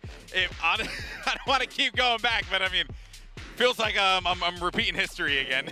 Yeah, just a little bit here, but it's tied up 6-6. This is true. You know, right now, it's anybody's game. The win percentages so far on this map that we've seen at Lock-In, it's 48% win rate for the defense, 52% for the attack. So this is still very much up in the air as far as who's going to be able to take it. Yeah, well, it seems like we're right on track. But one of the strengths that I was impressed with by Furia was the way that they were playing their post fights. With this Neon comp, obviously, you're going to force your opponent to play retake quite often because you're getting in, you're pressuring that space. But Furia had this idea that it was just, okay, Digizin has done his job. He's gotten us into sight. And now his role is to just int as hard as he can and provide as much pressure and buy as much time. I mean, this round is the ridiculous example where he just kills absolutely everyone. But in the more reasonable rounds, they're still pushing this guy deep, having him apply pressure, and T1 really, really struggled to shut him down and set up for those retakes that they so desperately wanted to play for. Yeah, he's been really brutal for them on the attack to deal with, but they still were able to claw it back those last 2 rounds of the half. And we'll have to go ahead and zoom in once more on Carpe, as he has had a quite surprising start here. We weren't sure what to anticipate, but he comes out of this, sure, it's 9-9, but you can see the util, the timings, they have been worked on, and of course his aim still very crispy. Yeah, it's an improvement from what I saw from him before during the off-season. I still want to see more to fully pass judgment, but I think this is the Carpe that T1 needs to start seeing to be able to wake their way back into this game. Well, all I'm saying is, Mimi, don't dish the fish. I would never. I was unfamiliar with his game. Yeah, and now the fish is going to put you on notice. No, but jokes aside, though, Furia is looking good. T1 is looking good. 6-6 in the count right now as we get ready for that second half of play. And honestly, throw your notes up in the air because this is awesome. Let's send it back over to Doug and Balla. Thank you, GB. Yeah, the notes were tossed a long time ago, right? They've been gone. And it's led for a very entertaining first half so far. Yeah, it has. It feels very reminiscent of the offseason game for T1 as well. Yes, I it mean, has. very swingy. Yep. They came up swinging, then it starts to slow, and then again. And we started that on Pearl too. But this is completely different. This is a different Fury. Let's see how their defensive side, Khalil left by himself right now, but they're fighting through art. He's got to try to get out of there. He's got to try and find some space. And it's actually Zeta who goes down first, but Saya's going so far up. Khalil's ready for it. He's waiting. He chased him down. And the snap from Ban is disgusting. He's gotten 3 on the round. It's 1v2 left for Munchkin. He's going to show up so late, and they should have spotted the spike. Good on Ban to even give Munchkin a chance in this. Because that hold from Furia, the flood through art by MW Zera to help out Khalil, really good. Munchkin's waiting right now to give some misdirection, but at the same time, there's a cost to it, right? He's also losing information, while Furia has the opportunity to be gaining some. And even, I mean, you can't introduce a ton of misdirection when you don't have the spike, and they know where it is. Finally picks it up. And he does still have some time here. I don't know if it's going to be enough time to fully rotate out. Munchkin's isolated it. He's gotten it down to a 1v1, and Mazine is weak. 75 HP, the snap is there, but it does not land. As Mazine saves the round for Furia. That frenzy fire is too fast. And Munchkin will fall. Super solid pistol from Furia. That's what I'm talking. That shot from Ban, a third guy, QCK, I mean, how do you even? Yeah, thank you for showing it 3 times. That is just absurd. Really was insane. Again, a 1-round lead for Furia. Decent gun investment here as well. Ooh, I'm looking at Saya right now. Actually going to take a fight down B long against MW Zera. MW Zera wants none of it though. He's the only one with a big threat. Ban as well has got the Sheriff. 3 kills he got, he could easily invest.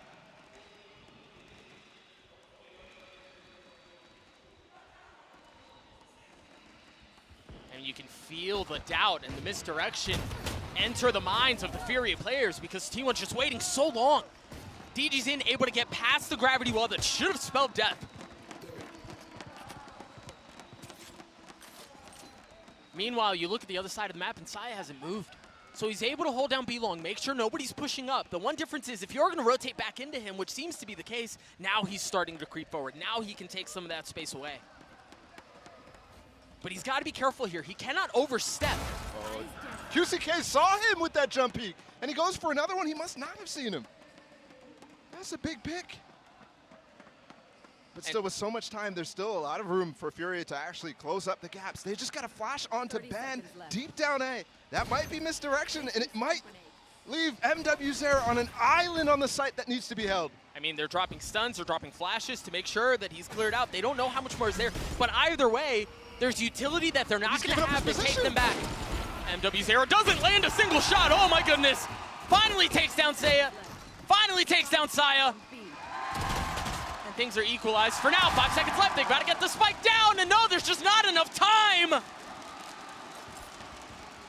That round easily could have gone either way. Such a good hold for MW Zera. I thought he was going to die for sure, especially after that knife hit him, and after that, he shot. You don't know which side of that back call he's playing, even if that knife tags you. So you have to use a little bit if you're T1 to try to clear it. Oh, he did not spot him. Oh, wow. Oh, and Saya had full information about that shoulder. Look at that. That first jump shot, you see clearly what's happening. He's able to set up his crosshair easily. Dude, our replay observers are so good. I mean, it's been another level right now. Just being able to see what we didn't see. It's such a nice touch. Oh, that shock. Trying to clear out some of the Cypher utility.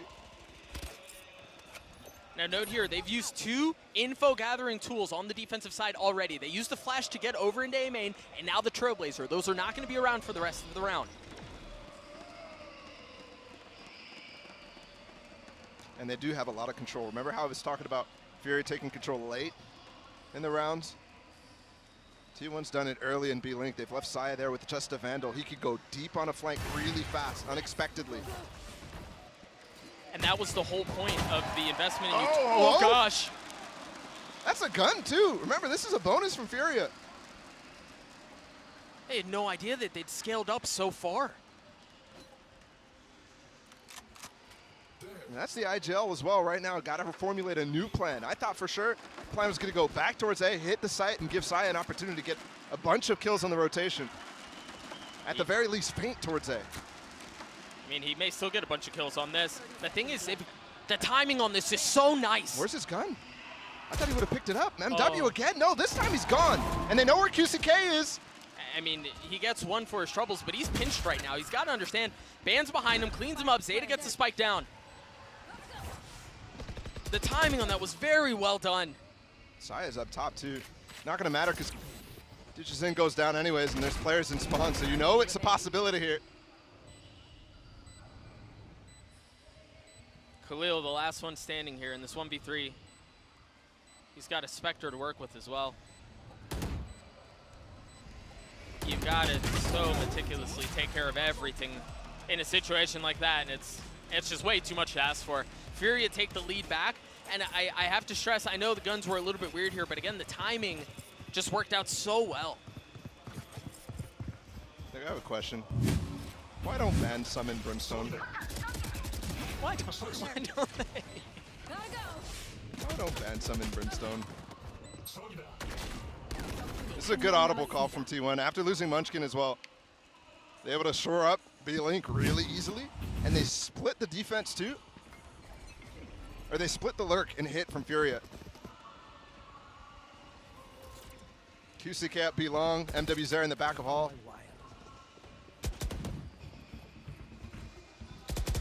T1 fast up here. It was a bonus last round for Furia, so there's still a lot of weapons. Only Digizin without the op. They've taken a lot of space though.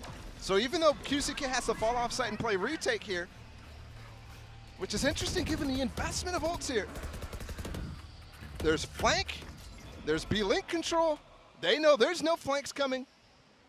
This could be disastrous for T1 if Munchkin falls again. It's all gonna fall, and yeah, whether or not they're able to hold control on the extremities. But so far, it does look like it may spell disaster. As you just mentioned, Zeta the first one to go down. Munchkin trying to hold back the aggression from Furia and fails. They can't even get out of below, and the stuns are huge! Dude, they're just trapped. They've got nowhere to go. Band's the only one alive now, and he's got 72 HP. He's able to drop the turret. The spike did go down, so he's got time on his side. Got the molly off too. They can't actually start sticking that spike in the smoke. I mean, surely at this point, you just try to overwhelm, right? Yeah, try to take him down. That's what they do. But you could see the writing on the wall. You mentioned it earlier in the round. This could be disaster for T1, and it was. They fully lost mid control. They had full A main. Furia had full A main control. They were able to fully surround them. Oh, what a good scan too for MW. Here's the moment. Look, Munchkin's actually trying to go help his teammate while Digizin comes out, and that costs him. He was the only person watching that flank, and as soon as there was pressure down B-long or out of spawn from Furia, he says, okay, maybe I need to start helping them, right? There's players falling on the site. Specifically, Ban falling on the site cost that alarm bot too, so he doesn't even have something to peek off of. That timing works out really nice for Furia. And that seems to be a trend. Again, the timing for Furia. Such a cool knife, by the way, landing inside of the wall there. Yeah. Completely unbreakable. Start to see a shock dart. Zeta gets the flash ready to go. And Saya player dash onto the site, finding cover. Oh, he got haunted, yeah! How? Mazine trying to splash and spray and stun and stay alive, and he takes two down with him. Now this 4v2 in favor of Furia. The spike once again in a precarious spot, well out of reach of the members of T1 that remain. Flash flood and stun out of Furia is ridiculous from Art. What a strat. And QCK playing up to the smoke. He actually gets taken out though. Ooh. Work to be done, but not gonna find it. Furia, they're starting to really, really look good, especially on those A hits. That was a classic T1 execute. That looked so good for them leading into this match. But shut down, and Same thing from the pistol, remember, I mean, that haunt as well. Fade's really falling out of favor for a lot of teams, but MW is making it look really, really good right now. Oh, 100%. Lahant, Saya down, and then Mazine able to get 2 massive kills off of that. And normally I would criticize T1 for, you know, not breaking the haunt or what have you, but when there's so much going on, and that's influenced by how much utility Furia is throwing, it's difficult in those situations, and Digigen's just having free reign right now. They've had a chokehold on A main for the majority of the half.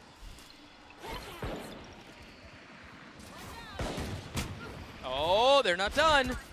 The flash in the sun. The Trailblazer pushes them back. He's not going to continue forward. Saya!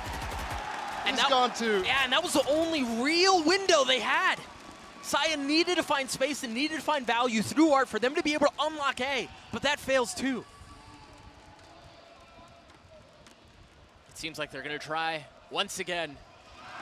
Nothing but sheriffs, and they're there, and they're waiting, and they're dead. A prime game flawless comes through for Furia. Anti-eco success has been key to keeping T1's economy down very low. It's just walking up. Not a care in the world, and that's before that knife. Remember, I just pointed out how that knife unbreakable, but also because it comes so late, because you have to arc it to get in that lineup in the first place, you're not getting the information, so you have to play back. That's where Digigen strikes, within that little timing window.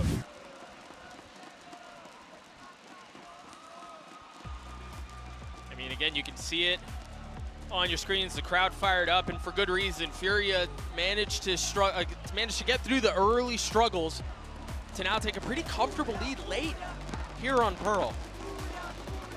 And it is a timeout from T1. Perhaps a Hail Mary on this map, too. This time's not on their side. They're running out of windows of opportunity to get back in this game. I have to note, too, at the beginning of this game, I looked around in the crowd. It's like, oh, there's some gaps. It has filled out. We even have a section up in the top that normally wasn't open to fans. It might be the rowdiest spot, too.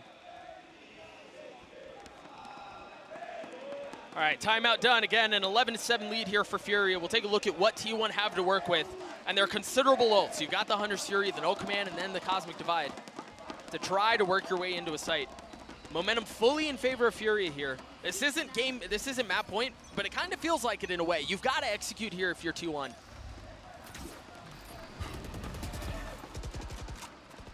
Not a true anti-KO ult set up for QCK, but he is some distance away from his trips and his camera in art and A main. Oh, the dash to flash! But QCK covers. Saya player falls. They fully lost B long control as well. So again, it's going to be a foot race. MW's there. How much do you stay in the smoke? Because there's everything right in front of you. He gets one, the second not falling.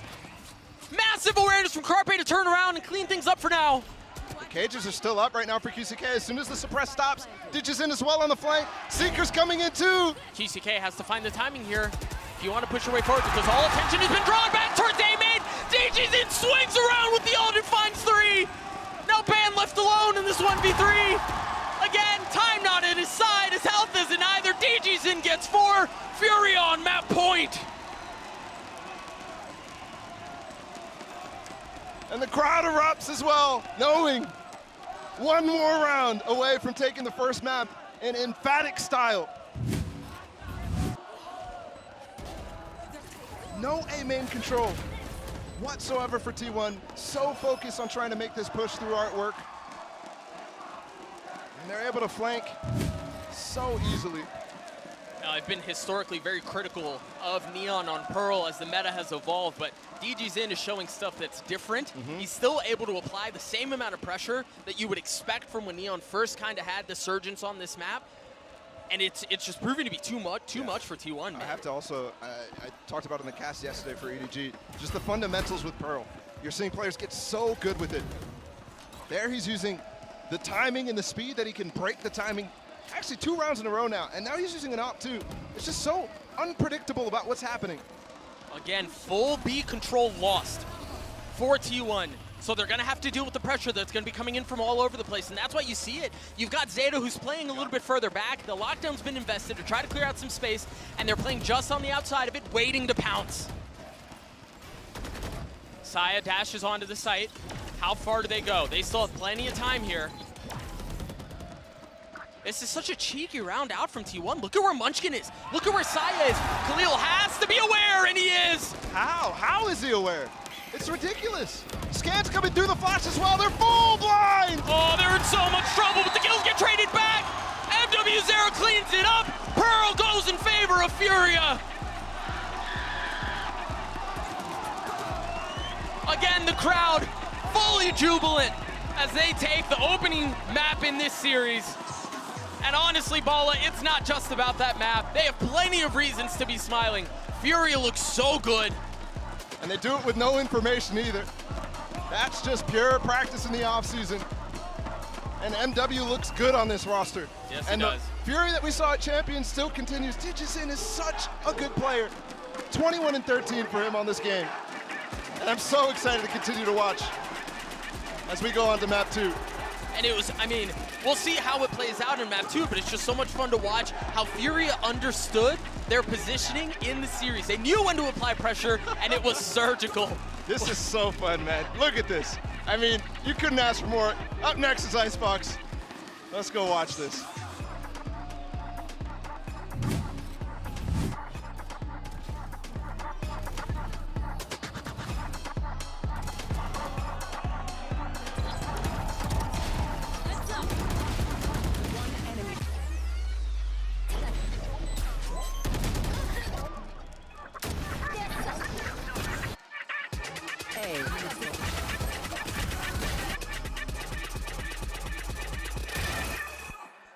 B. One ended. Take this! There we go! One enemy.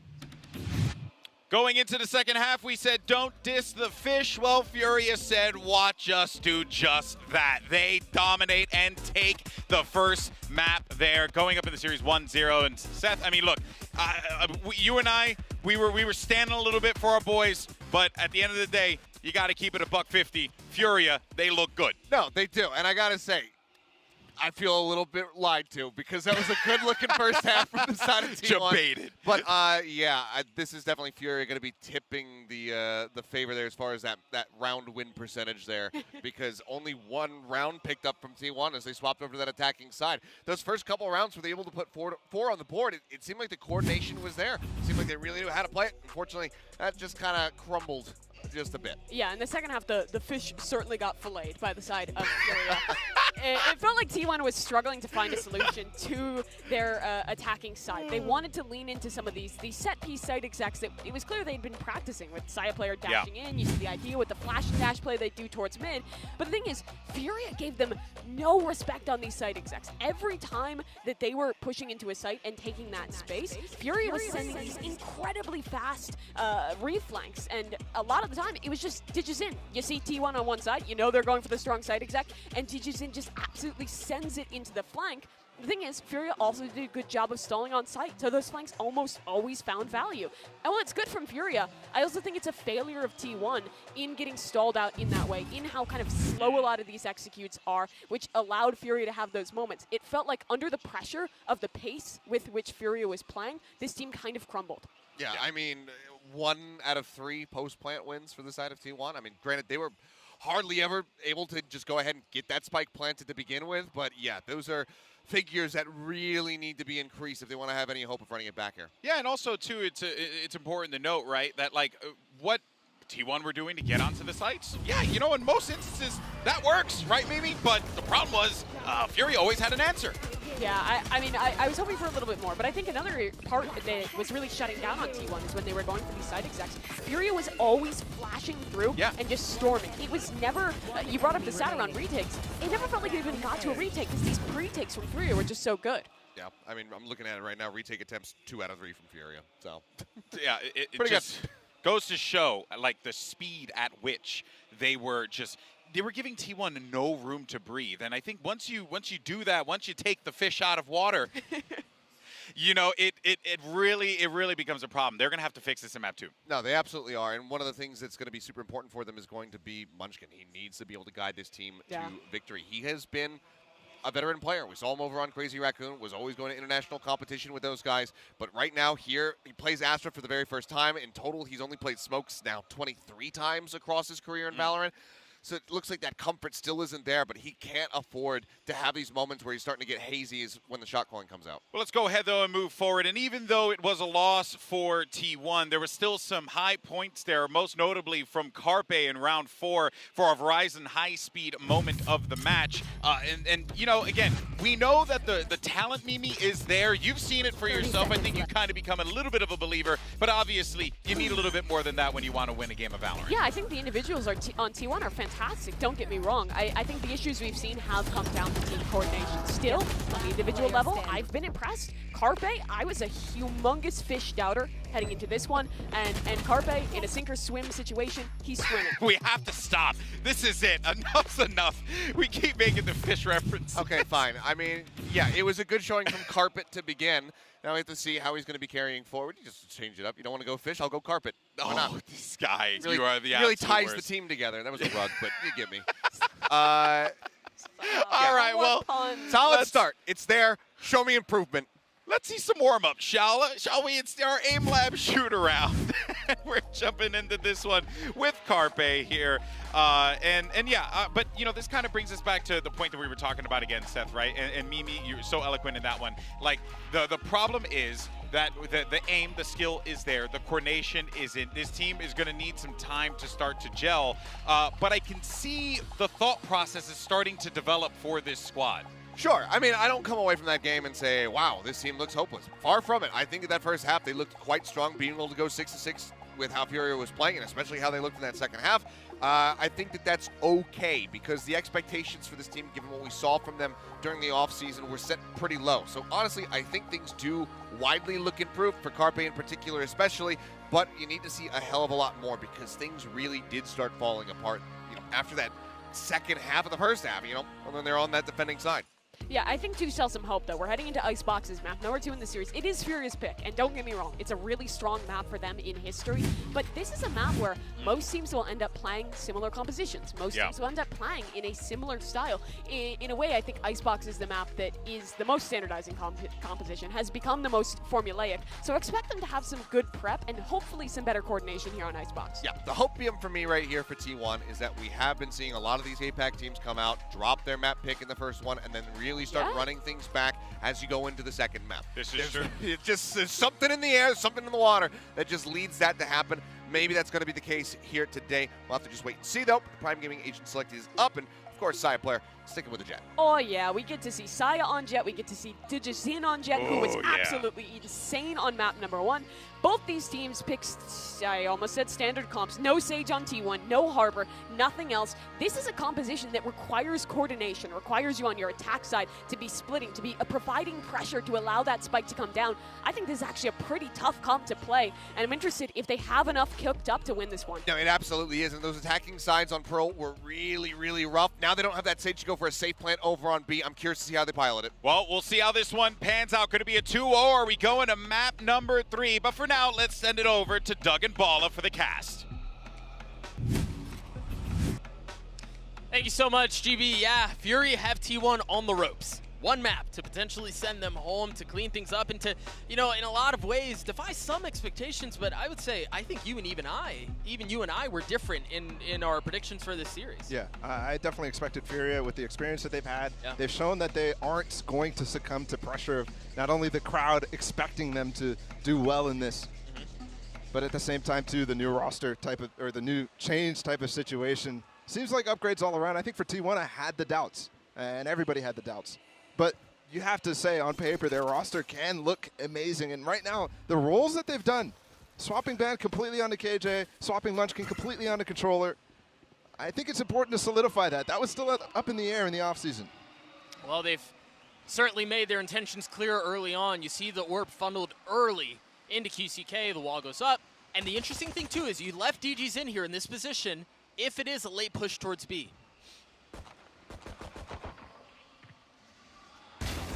And T1 is starting. That's such a good shot from DGZin. And the setup was gorgeous. Just over top of the wall, giving himself a little bit of a sliver of an angle. That wall can be deeper to completely block that, but leaving it open on purpose. I think Mimi on the desk right there really wanted to maul about not having a Sage in this comp for T1. And they are starting on attack, so it really does have to be coordinated. There's a Molly still on the site right now. Oh, shock Molly, barely. But Zeta gets off, so that's a lot of time where the rotate is coming in. That's so much time. He has to fight. They might not get this down entirely. Carpe shots onto MW Zera. Secures one. Fighting screens, I like this idea. Spike's still not planted. Zeta now trying to get it down as Carpe was trying to take some space. Try to buy some cover and provide some safety for the spike to go down, and he pays for it with his life, but the mission was accomplished. But you're only halfway there. Now Saya has to try to keep this thing alive long enough for it to go down, and every single shot goes wide. QCK gets 3 on the round. He had the orb to open things up, and now he's going to get the defuse. He is well on his way to having that res online early. It's tough to find value on defense with the Sage res as a plan, but obviously it's such a big tool. And they seem to care about it enough to intentionally get him that orb early. Sure, yeah. I mean, I think in that case, you're just putting the wall up. You might as well take it. You're under no threat, really, unless Saya like updrafts or something like that. But you have DGZin to hold you there. And I think this is where you're going to start to see some frustration form on the players of T1. You just saw it right there. Because you just couldn't get the plant down. Remember the series that we saw on Icebox from Secret versus Team Liquid? The amount that you could do with a Sova and Viper Molly shot combo. You look at the buys right now and you think it was T1 who won the round. They have full Spectres, or full Stingers, excuse me, while the rest of Fury still has 3 pistols to work with. That's actually ridiculous. I mean, This is taking a lot of shortcuts. You would think maybe there's 2 rifles and then the rest are pistols like a Na'Vi does, but yeah, it's just 2 Spectres. a conservative approach nonetheless. And honestly, I kind of like it against what could be a Stinger Force, right? You're giving yourself this chance with the 2 Spectres. And they Pistols are really weak though. And they should know at this point. They heard a couple of Spectres Oh, go the up, flash! but Munchkin was flashed as he tried peeking through the wall. And let me be clear, there's no flash on the side of Furia. That was a team flash. Once again, they struggle to try to get the spike down and try to take some of this space. Saya dashing forward. They try to peek together, and they both peek down to their deaths. Now Carpe left alone. He has no armor. He's weak, but he does have the spike. And he has a little bit of room to work with. The flick from MW's not landing. Oh, it's only a ghost now. This is where things get really hairy. 26 HP, but not off the rope. Oh, the Spectre! He just picked it up. Swap to it too. 17 seconds, still plenty of time. DG's in, cleans it up with the ghost. And here we start to see the implications of a buy in the second round when you've lost the pistol. Here's that flash as well. Flashing him as he's on the rope. And he thinks he's safe. Oh no. The Viper player too, Munchkin, would have had the wall. And maybe you have an attempt.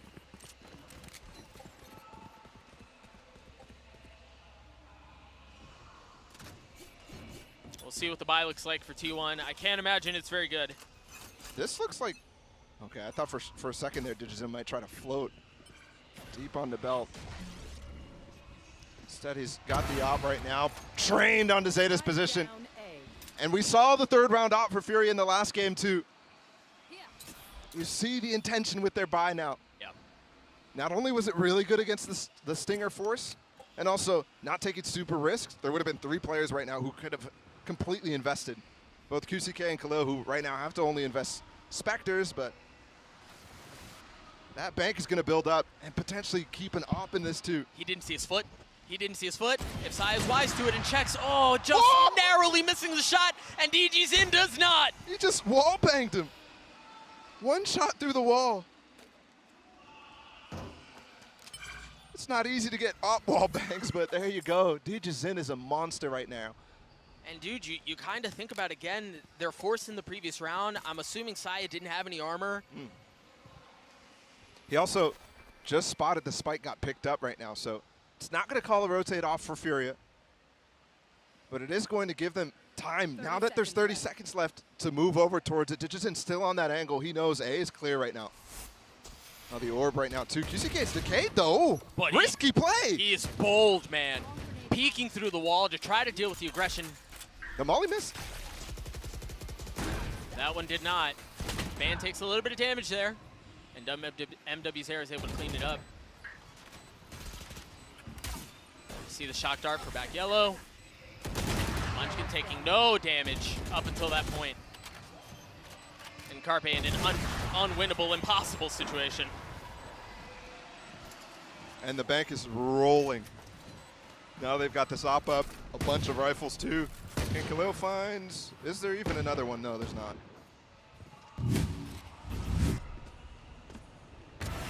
Yeah, I got it. Oh man, I thought we were gonna get the, we may still actually. Oh yeah, the wall bang right here. Yeah. That's free. I didn't realize Sai was trying to wallbang him himself. I mean, cool idea, but Hop in the hands who's of got the Sai bigger player gun? here. And you got the Hunter Fury for Carpe too. These ops are not going to duel off bat. I think Saya wants to take it too, Digizin, but he's not over towards A. This time he's over towards the top of yellow, and yeah, he misses the shot. Was it shoulder peak? Tough to hit. It's the same angle from pistol. Yeah, I was about to say. Just way deeper. And I wondered here how they chose to go about this. I thought Sai would rotate over to take the fight to DG's in, knowing where he is, but they seem intent on ending A. Just holds pipe the entire time waiting. So his team can cross, and now he'll lead up. This drone is going to find some info. MW Zera. That's 3 spotted. He's got ult. That's Zeta too, yeah. He could easily pop that. But he is now getting ready to not only hold mid with QCK, but getting ready to use the ult to deny the plant and hope for a flood from his teammates. T1 is so cautious right now. They're falling both off of B and A.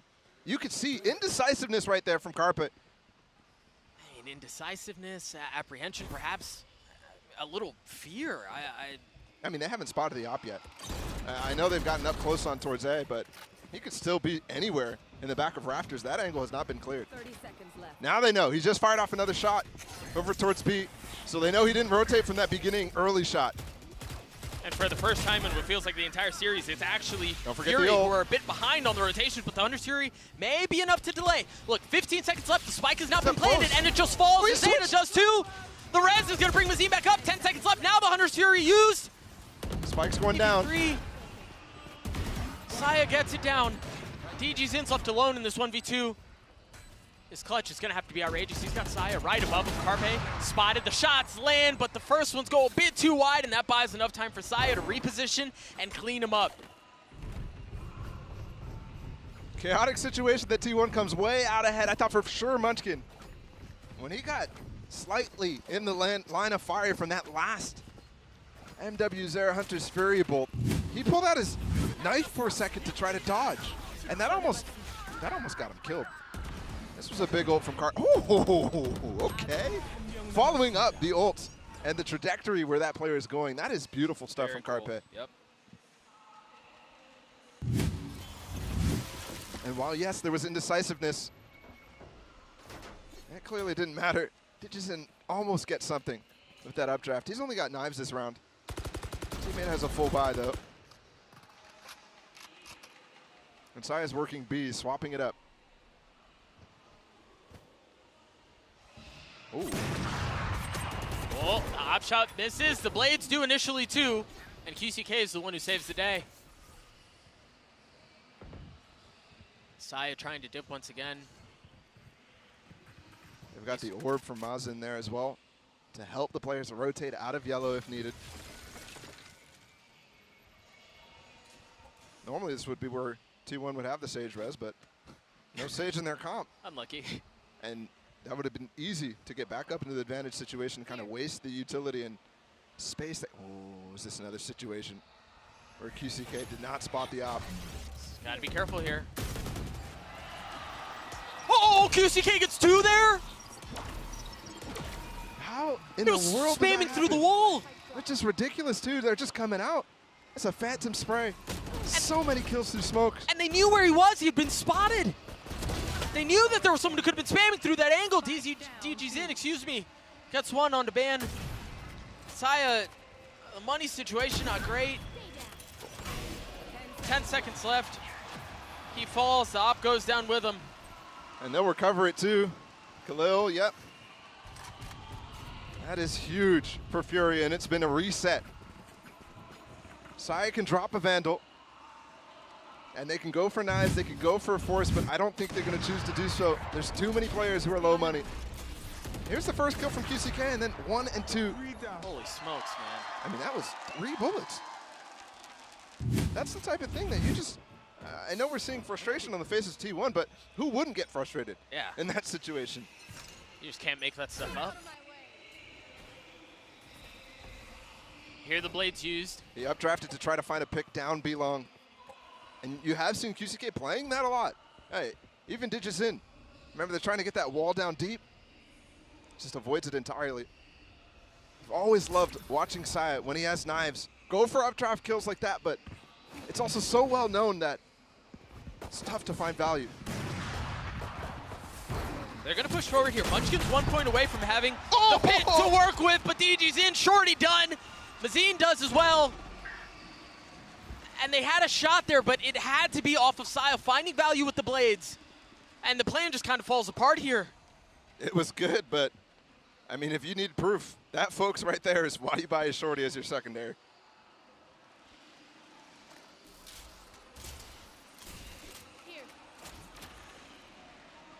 And they know they have space on this A side, Furia, so they're too cautious right now. I mean, really cautious, and that's for good reason. They want to give up anything. Fadeaway Shorty not landing, but Mazine swings around, gets 4 on the round. The Prime Gaming Flawless comes through. This is looking really good for Furia. 4-round lead. It's not much, but it could snowball. Another round. Sai just used his knife, by the way. So another round, and all of a sudden, they're ecoing again. Oh, that shot from Azan on the band, too. And it's always just peeking with darts. I don't really know why T1 was going for a left side plant there. If they were expecting a flank to come in or something like that, not feeling safe on the backside of that site. But, I mean, they don't have a Sage. You can't really feel safe in so many different situations. And honestly, Furia is giving them space. And that one, sure. It was T1 who forced them to give up the space. But you saw him pistol round on second round as well. They're able to deny the plants. You pulled a Doug. With Molly shocks, with the setups that they've been spreading all around, the KJ setup as well. Gotta find answers. And it's not going to be just from gimmicks. We need to see more pressure applied on the mid lurk, on the executes. On Pearl, T1 had some good executes. But for example, that round where, who was it? The Sage player, QCK in the back of Yellow, for example, just spamming through the smoke. That doesn't happen if you have a dart coming in, if you have something coming in, a flash. Zeta has the tools, because then you're occupied dealing with that while you're crossing out. Right. Yeah, they do not look great. You imagine off of this timeout, you've got to be able to figure something through, make the adjustments that are needed. Because again, it looks like there is a pause. We'll get you all back in as soon as possible.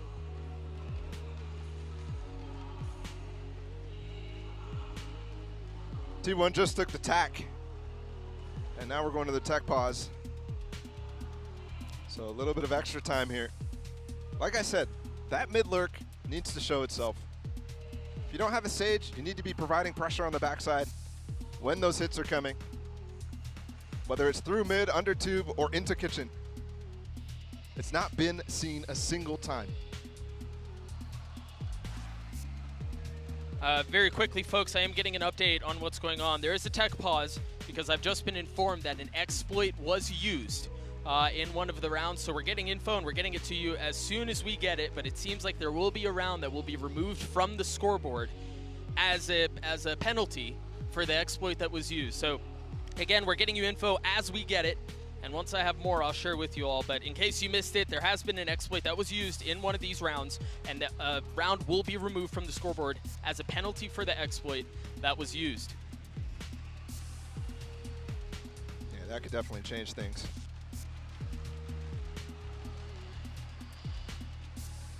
Right now, the players are probably also trying to figure out how this is going to continue. The holds from Furia have been phenomenal. It's the approach from T1 that I think right now is struggling. And it's not, I mean, Saya, a number of the T1 players are still playing quite well. I think that round that they won, Carpe with the ults, those are the type of flashes that we're seeing more and more from him as a new player to this game. You expect even more, though, from someone with his tenure. All right, Bala, you've got the tools that you've got on T1. You're down 4 rounds here, elimination map, and you've seen their offensive approach throughout this series. It's generally not aggressive, it's not explosive, it's more reserved initially, defaulting, trying to take space, trying to get information, draw out utility from your opponents, and then you go. Yep. Do you, off of this extended timeout, are you looking for a fast, aggressive hit? Do you trust Saya to take space and flood behind him, or what are you calling here? I think I'm sticking with the default. I'm trying to figure out where that op is, still in the hands of Digizin. I'm trying to figure out where that is, and then I'm still pressuring into mid. And then once we find it, go to the other place. Let's get some executes going with Saya getting deep. Go further. And sure, I saw that fast play on the eco. That's not the type of thing that I'm looking for. That's trying to target down the op. I want to go away from it and force him to retake. Tons of love for Furia still being shown in the crowd. Also curious how they will start to approach the counter calls. Oh, this is cool. Yeah, this is cool. I just turned around. Very cool. Counter call for me. They have had mid presence. They have been walking down tube. I think just make sure that you have that turret up. Make sure you have presence watching it. And continue to just fall back when things are happening. Fall back when you see pressure on the A side. Very quick update for you all at home who are watching, waiting to figure out what's going on. It sounds like there is still deliberation as to what is going on. So again, as soon as we get enough info for you, we will keep you all updated on the circumstances. But again, if you are just tuning in and figuring out what's going on, we're being told that there was an exploit used in one of the rounds, and because of that, there is a penalty that will be applied to the score. One of the rounds will be taken off of the scoreboard. As soon as we get more info on you on what the exploit was or anything like that, we will keep you all informed. But for now, deliberation taking place on an elimination map, and I mean, the story is just, it's just incredible. But the drama built into this script is just so good. There's always at least one, Doug. There's always one. There is always one. But yeah, as I think back on what you were just mentioning, Ball, wanting to move away from the op and then really aggressively take some space, execute hard. Once you figure out where the weakness is, the weakness being moving away from DJ's end, which is a perfectly good area to try to exploit. I think you have some room to work with there, but it's been difficult to go. Yeah, I mean, I just want to see, they have Sova, they have KO, and they have Saya. Set them up to the maximum degree. I want to see him avoid opping on this attacking side. I want to see him dashing in his smoke with a dart and a flash to come out of it. Those types of things. Like pushing into Snowman. And maybe the problem has been stemming from there earlier. I'm not sure, but that's the type of thing I want to see Saya be able to be set up for. Because I know Zed is such a good initiator player. And we've seen Carpe be able to be in that type of role.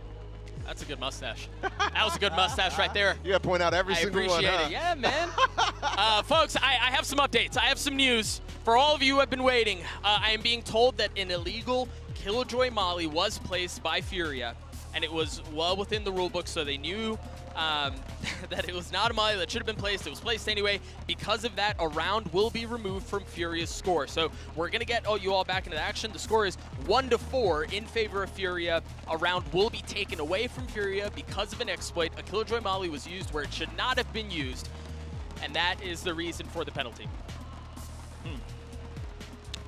I lied to you. I lied to you. Sorry, this is coming in hot. The mail's hot off the press. It is not going to be a round taken away from Fury. It's a round that's going to be given to T1. Okay. And that's how competitive ops is going to be rectifying, again, the penalty for the Molly used that should not have been used. Yeah. Interesting. I mean, that changes a lot right now. Absolutely. Especially how the economy stands.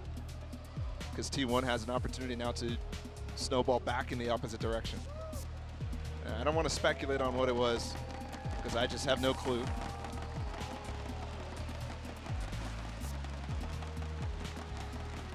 Yeah, we'll see if we can, perhaps get some info on what the Molly exactly was. But either way, the result is the score is now 5-2, still in favor of Furia. But a round was given to T1 because of the Molly exploit. Yeah, usually there's invisible mollies, right, that you can't see. Those are the type of things. Sometimes unbreakable ones. Right. Those are the types of bugs that you try to avoid. But either way, I have no clue where it's going to be on the map, that sort of thing. So. Right. Either way, huge thanks to everyone who's working behind the scenes to get this figured out and back into action as soon as possible. The information is coming in as we get it, and we're funneling it to you all at home right on time. That's a dope tattoo. But again, 5-2 score now. Still in favor of Furia, but you mentioned, Bala, how this does provide some room for T1 to work. Economy, we'll take a look at it. It's been a little while, so at this point I've forgotten what the economy is. Yeah. But there is, again, in a single elimination tournament, backs against the ropes, that one round can make a huge difference. Yeah. And also you got to think the mentality for T1 as well. I mean, especially when you face an exploit, sometimes you feel like, you get robbed of a round or whatever. Or you're the opposite, right? Like, even if that was the case, I still don't have ideas. They've had extended times to talk about how they can adjust their game plan now.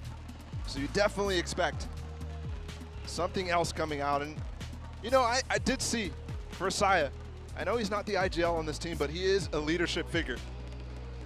We saw him at the beginning of the game, walking around, making sure everybody's comfortable, all of his players, fist bumping them down the line, right before getting into it.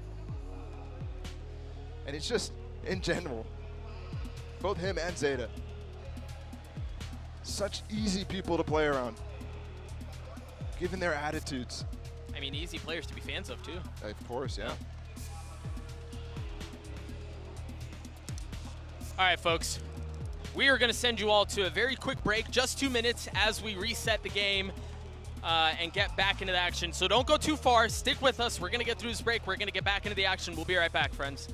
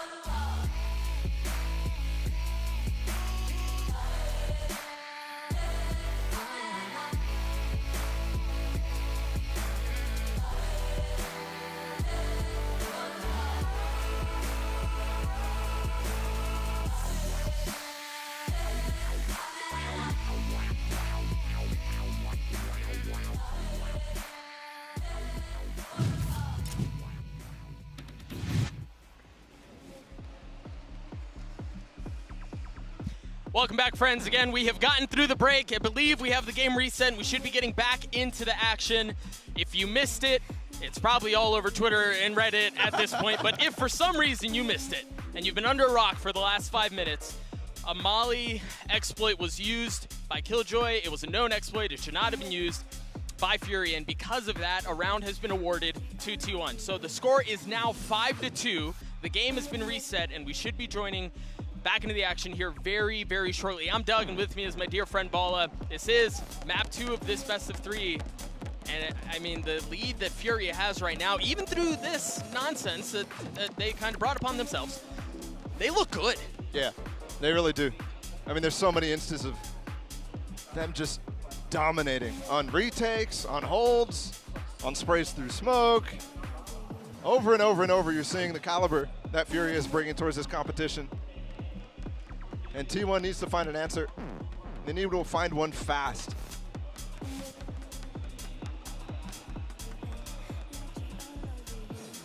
It's a win for the game to get back in right now. And I've been talking about so many different little adjustments that T1 can make. So many. Especially about getting back in through mid, getting some lurk pressure, getting those executes happening before you start swinging the sight, and finding ways to get safely down that plant to replace the Sage. It is certainly a unique approach to the map. I'm also really curious about, you know, as much as we've talked about the crowd and how strong they've represented Furia faithful this lull. Yeah. And once they get info on what it is that's exactly gone on, I'm very curious to see how they react and how they respond. Yes. Momentum has been so heavily in favor of Furia. I mean, look, I'm pretty sure I just heard them receive the news inside of the audience, and there was a slight boo for a second. I saw some thumb downs. I saw those. And I'm telling you, the crowd could very much turn into a massive boon for Furia. You just kind of wonder as we go through something like this, and it's just so uncommon of a situation that you have to consider really every dynamic, right? The crowd, how the players are feeling individually, what's going through their minds with the Molly exploit, the fact that T1 now have just gotten perhaps a second lease on life that they didn't have otherwise. You kind of think, okay, we're just down 3 rounds here now. We can easily 6-6 this, 7-5 this. Yeah, but on the flip side, Furia as well. They've got a chip on their shoulder now. Sure, yeah. We used something that we should have known about? Okay. We don't need that. Right. I mean, to me, I'm thinking back to that Vivo Keed series against You're taking us back. Ascend back in 2021. No, I mean, sure, okay, it's a Brazilian team. I'm not trying to say that. I'm just saying that team came out super hungry. Yeah, MW Zera was on that team. Yep.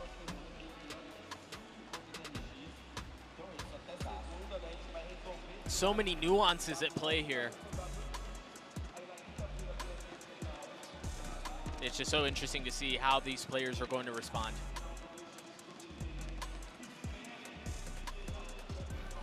I mean, even with that, the crowd still looks very lively. You still have the Thunder 6 popping off, so perhaps not. I mean, what else are you going to do right now? Yeah, that's true. That's a very good point. That's a very good point. I feel like this is where signs come into play. Right? Crowd signs? We've got a few, man. Remember the MVP sign? Yeah, that's true. Plus, you can't even understand them anyways. That's a good point. That's a very good point. I mean, surely the drawings, right? It's just some smiley faces, some arrows. I mean, we can even get that. So what's going on right now is we are resetting the economy for the game state so that we can get back into the action. Credits are going to be reassigned for each player accordingly, and then we will be off to the races. Yep. And for clarity as well, when situations like this happen, you first restart, get the players back in the game, and then you assign the rounds as you want them, and then you assign the credits. So you have to go back and check, make sure everything's perfect in terms of what abilities they had and how many credits they have. A massive lift in situations like this. So again, huge thanks to the production team, the competitive ops team, everyone behind the scenes getting us to do this so we can get back into the action, so we can bring you guys at home what it is you want. Yep. And that's more Valorant gameplay. We should be back here very shortly. And yeah, the crowd's still having a good time, man. Crowd's still having a very good time. I'm just laughing because you had no. Oh, you must have seen it on the other screen. Yeah. Credits being assigned means we're in the final stages as well. We're really close. We're in this with you guys too. Can't wait to see which type of player is going to show up. Right? Are you going to be the team that crumbles because you feel the guilt? Or are you going to be the team that that starts popping off and getting even more? You know, you make a really good point, though, as we talk about MW Zera being in this exact same situation. He's lived it. Yeah. So it's not just him, but he's able to communicate to his team the mentality that he's, from the experience that he has, to be able to bring that into his team in this situation it's an intangible that's, I mean, really valuable, albeit difficult to measure. Yeah, absolutely. I mean, with MW Zera missing from every single international event last year, I really don't know how he is as a teammate, how he is as a leader, whereas Sai, I've been watching all last year. He was there in Reykjavik last year. Dang, that's a different heart. No, it's just a heart. How do you do that? I'm used to this one. That one's different. I need notes on how to make that heart.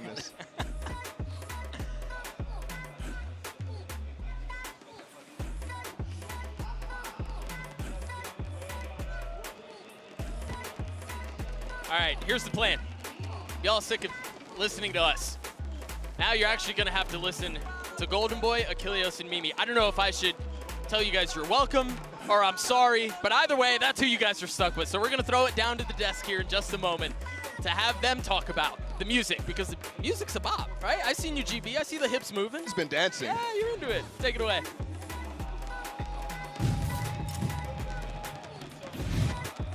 You already know, Poppy. He's got to work those hips while he can before he breaks. I got 5 good years left with these legs, Papa. Okay, I got to take advantage of them while I can. Only 5? Only 5, Mimi. I've seen some stuff. Anyway. That's disappointing. It is. It's a little disappointing. Well, while we have this extended delay, big shout out, by the way, to Doug and Bala for obviously being consummate professionals as always. Our team, of course, is looking to handle this. We'll talk about what we've seen so far because I think it's worth to break it down here. You know, Mimi, one of the red flags you had, as it is red behind me, was that you were worried about what the composition would actually do, the T1 composition, because they didn't have the Sage, they didn't have the Harbor, they didn't have the usual things that you would see. Yeah. And so far, it's been a little hit or miss. Composition, still not a fan. I've not loved what I've seen from T1 on the attacking side thus far. I think they've really struggled to get the plant down without this Sage. I can think of 2 rounds where someone is trying to get that plant down. In one, it was towards the B site. In one, over towards the A site. Both times, Furia did a great job of providing pressure with mollies and shock darts and utility to push the planter off, and then they never had an opportunity to commit to that. I think Furia know their win condition against this composition and are playing well to it, which makes this very difficult for T1 to be able to find much on this attacking side. Yeah, I mean, we've seen even with the Harbors in the mix not having the Sage walls, that Cove is not often enough. So when you take both that and the wall out of the equation, you are so exposed to just getting torn apart as soon as you try to go for these plants. Doesn't really matter if it's the B side. B side, that's the obvious Sage wall plant spot, but we're seeing it utilized over on A Nest as well from time to time when teams do run it, which they often do. So the fact that T1 don't have this is not very good for them. They need as many rounds as they can possibly get once this game does resume, because they have to have a really strong defending side. Yeah, and you can see the limitations as well, because when they have gone for those A-side executes, you can see that their idea is that they want to fight deep and keep pressuring to provide enough space for the planter to get that spike down. But the issue with that towards A is that the defenders have space that's really hard to fight in holding on the staircase outside of rafters. And you can be lobbing shock darts, mollies, all sorts of utility into stall from that position while being comparatively very, very safe. And once you delay that plant, you can just go in for a fast pre-take, which we talked about on last map. Furia is very good at going for those coordinated fast pre-takes. And speaking of some of this, let's take a look at some of those rounds where they were struggling a little bit, because it has been a tough start for T1.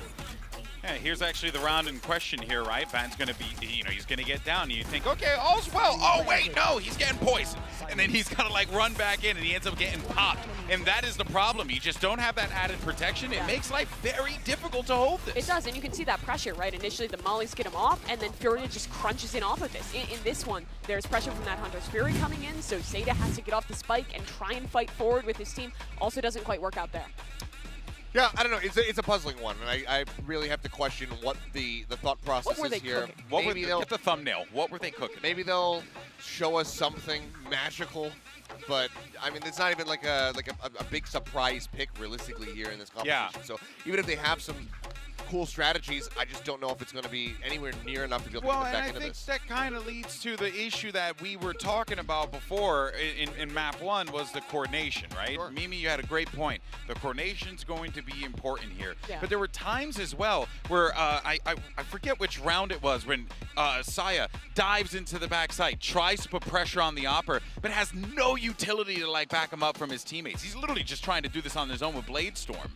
I remember that round. I think it was, I don't remember the number, it doesn't really matter, but it was where an Opera was holding back yellow. You had 2 players playing there, and then I think Carpe actually had Sova utility, but they wanted to make a contact play to walk up and take that space. And because of that, at some point just off of a timing, Furia swings in and punishes that. I think Furia is doing a really excellent job at punishing some of these plays from T1, but I'm done being a doomer. I'm done glooming on the fact of being like, haha, they don't have Sage. It makes me happy to see a comp without Sage lose. I just didn't know you were such a Sage fan. I had no idea, because you like never offer to play her in ranked ever. Only on Icebox. I'm just the fun police on Icebox.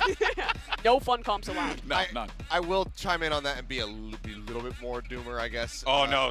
Wait, are you gonna be a doomer for T1? Look, yes, because as Bala pointed out during that cast, you see, again, going back to that coordination, you got, I think it was Ban coming across the rope over on the A side. He's trying to get across. He thinks that he's going to be safe, or maybe it was Munchkin. I don't remember. Either way, he pushes past the Viper wall. He gets instantly flashed, and he gets absolutely murdered. So, yeah. Not great. Not even going to end this on a happy note. Come on. Oh, well, look. Go Carpe! We're not here to end things on a happy note because It looks really good. There's a happy note. the happy note is that we're sending it back over to the casters, and I think we're going to be ready for the game. So, Doug and Bala, take it away. Dance away. I don't know. Do something. They're dancing. Yeah, right. Put him on camera. We're vibing. It has been taken away. Thank you, GB, for giving it so that we can take it away. Yeah, I believe we're back. Give me the power. And that is the good news, right? That is the good feeling. As that we are heading back into things. I'm being told ready checks are happening, so we're so freaking close, man. Oh yeah. We're so close. Let's get back into this, man. I'm hungry for it. I'm sure T1 are hungry for it. I'm sure Furia are hungry for it. Everybody at this point has a chip on their shoulder. And it is still a close series. Pearl was very close. Furia took advantage of that. And we're back into this, guys. Again, the score 5-2. If you missed the break and it looks a little different, there was an exploit. A round has been given to T1. So the score is now 5-2. They have ults they can work with, pretty considerable ones in the Viper Spit and the Lockdown, along with Economy to work with. A huge amount of time able to talk to everybody. Look, Furia's bringing something out. Aggression towards A. That dart spot's nothing. They could go fully over towards A and start to flank this push. Saya as well, dashing in with the Vandal. That's what I wanted to see, but this flank is causing issues immediately. Yeah, that's the KJ ult down. He's not going to be able to use that at all. They still should have the Viper Spit to work with. The question is, how fast are they going to go off of this? Because they have to be expecting pressure. They have to be expecting the flank. This is a very different plant spot. It's outside of the pit as well. Oh, and that's unexpected, actually. Furia expected it to be covering the site normally, but this one's deep inside of the lane, so they have Snowman control, and they can play for this. KO'd out. They have Snowman control, they have the wall that they can work with through, and that's exactly the way that DGZin is going to be going. But how much more can Side Player hold them back? Shots go a bit wide. QCK cleans them up. It's 3v3 here on the round. It's not planted inside that smoke, though. They still have Snowman control. And Mazen has a counter ult if he wants to go for it. And remember here, they have the wall that they can still cycle through. And there it is. Like, DGZin has so much, there's so much for him to get through. Yeah, money this an is issue a really here. nice setup. They're thinking about it. I love that. That's exactly what I'm talking about. I want them to start getting aggressive with Saya Player. Get him through that wall. Push into Snowman. And even there, a nice little innovative ult from Munchkin. You almost can't play through orange there. You almost can't play through mid. And unfortunately, Furia, they had the flank opportunity. They could have gone through Garage after taking down Ban, but they went back through under tube. And then they saw it, and they're like, oh, how do we get through this? Well, and the thing is, even if they had continued the flank through Garage, again, you've got the wall that's cycling, you've got the pit you have to get through. There's so much there, it's just almost impossible. Come into the unknown. More aggro coming here from Furia. They are not done yet. They buy into this round. They're going to slow and push. And then also in mid, they're double mollying. And trying to get space and control before that Viper orb goes up. You mentioned the counter ult from Zine, doesn't use it in the previous round, so he has that to work with now. And that is where the hit is headed. He's got to stay alive. No, he falls. Ban has the lockdown too to potentially secure this, and there it is, invested. And MW is 3 off his ult, so not even close. Got shock darts, but no mollies to combo, as Mazen fell earlier. This KJ ult was quite early there. I'd already cleared the site. So this still is a lot of time for them to retake. Look at the double flank going on, though. Yeah, but Ban just dropped the alarm bot. Literally just drop it. So that's going to give some info over, but the thing is, you don't have anything watching belt. DGZ's not there to punish yet. Oh, but he's going to be able to provide pressure from up top as well. Ban's fallen, so now they have pressure applied from all sorts of different angles. This feels so reminiscent to the Pearl round where they got surrounded on B. This time it's on A and Icebox, and they try to push them back, and they do. T1 has eliminated the lead that we had, not moments ago, but yeah, a couple minutes ago. 5-1 it was. And with the round being awarded, it is now 5-4.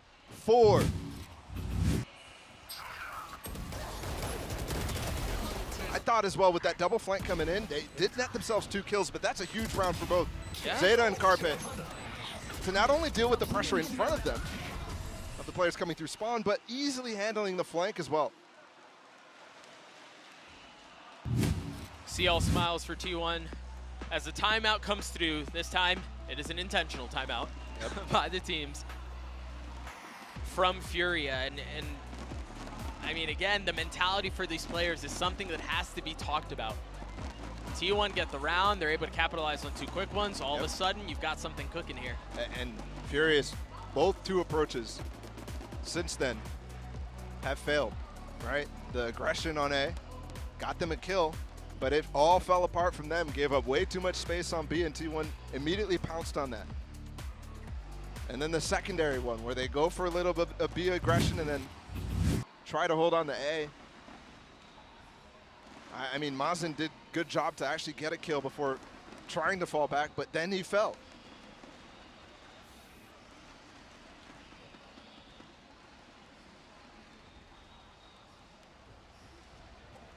See what their approach is and how different it is, because you're right, the last few haven't looked great. They haven't been successful. It looks like maybe Furia is going to be jumping up for Mazen and putting the ult down on A, but again, look at the buy, it's not great. Yeah, he's ulting on A, investing it on it, and Sai is doing what we saw earlier in the tournament, just going up, breaking the turret. Dude, Saya looks out of this timeout, out of everything that's gone on, Saya looks a bit more loose. And maybe that's the key for T1. Unleash Saya. Wonder if there's a fear here that there's a force. Oh, the molly's so good. They didn't follow it up. It missed, actually. But the dart was going to scan him. I don't know how Khalil is not breaking that for him. There's 4 people here, though. They're walking into a full stack right now. The spike's not here, though, so not the biggest of risks. They have the molly to deny that early plant spot. And they have to fight back yellow. The gun difference should be on full display, and it is. Zeta clearing it out with a smooth little 2K. Ooh, what? Yeah, they should be able to bully their way through this. Here. Edge clears side as well. There's not really much more to delay. They wait for the fuel to come back up. Now they're going to go for the plant. Still no Sage Roll. Remember, the dart's in the back, making sure nobody's spraying through. Oh, killed down. Yeah. 20 seconds, but he's nowhere near, so. I don't know how he survived as long as he did, to be honest with you. So that's the only kill they'll get, probably. I have to wonder how specifically Khalil, who's the player in question about the illegal molly, is adapting, right? Was he relying on that? Is he going to have to adjust and make sure he's using safe mollies, in a sense? Oh, there's another kill. We're all tied up. I mean, that is such a fast change in the direction this game was going. Night and day. Remember, it was what, 4-1, momentum all in favor of Furia. The crowd was fully behind it. And we're talking about an entirely different game here. Yeah, and I have to criticize a little bit here, Furia. The approach that they've had out of this extended pause has been gimmicky, to say the least. There's been a push 3 towards A with the wall, and then there was the stack over towards B really early. Now they're back to old standards, right? DJ's in on the op. They've got the money flowing again. But the approach from T1 is exactly what I wanted to see out of that timeout. Try to break this turret. Okay, that's smoke. He's still in a strat. And it's not exactly working out. Oh. Khalil? Oh, I thought he was going to swing that. Yep. Just a little bit too far back. Didn't quite have the positioning to do it. I think everybody and their entire family watched that Koi NRG game where Koi was completely using Fatino to break down that turret. So it's a well-known idea now. But this is it. They're threatening the flank. They're threatening the mid-pressure. It's pulling people off. Forcing QCK to play here. Forcing them to jump spot out of Boiler. And it leaves players like Digizin in a world of hurt. Oh, the reclear. 45 seconds, yeah, I like the idea. Okay, let's get some space in mid, make sure there's no flank so we can hold whatever site they go towards. But not only now, they have to cover that space, but the hold is weaker. Carpe has a Hunter's Fury too for post-playing if need be. And that can counter the lockdown that Khalil has, so. Yeah. Maybe they can try to get a Hunter's Fury counter ult. Oh, the Oh shock my gosh, volley. that hurts. Spike's still not down. Volley landed slightly before, but this is what I'm talking about. No Sage, no plants. The floor is lava. He's got nowhere that's safe. Lockdown used, countered by the Hunter's Fury. Khalil pushing forward. Khalil gets 2. How much more can he find? So he's fallen. Saya player able to take him out. It's a 2v3. And it all falls onto Saya. He's got blades, he's got time, and he's got health. 6 bullets to work with. The high-low is way too much for him to deal with. The response from Furia, we will not let you take the lead. And no, it is going back to what worked for them before. Oh, absolutely. You mentioned it, Paula. Out of the break, it was a little different, maybe perhaps gimmicky, as some might say, but this round, they go back to what they know, to what worked for them the entire first half, and who would have thought? It works. And those Shark Molly combos are so difficult with the comp that T1 has trying to get on the site. But I have to say as well, this half right now has fallen completely out of Furia's hands. This is now even, no matter how this goes. Yep. This is now very doable for T1 on a side and a half that is very tough for them as well. Saya goes back to the op and instantly punished. The first head-to-head we really see between Digizin and Saya when they both have ops. And this is what I was saying. Kind of, I wanted T1 to avoid this. Yeah. Because it's too passive. I mean, they're trying to avoid it now, but it's perhaps too late.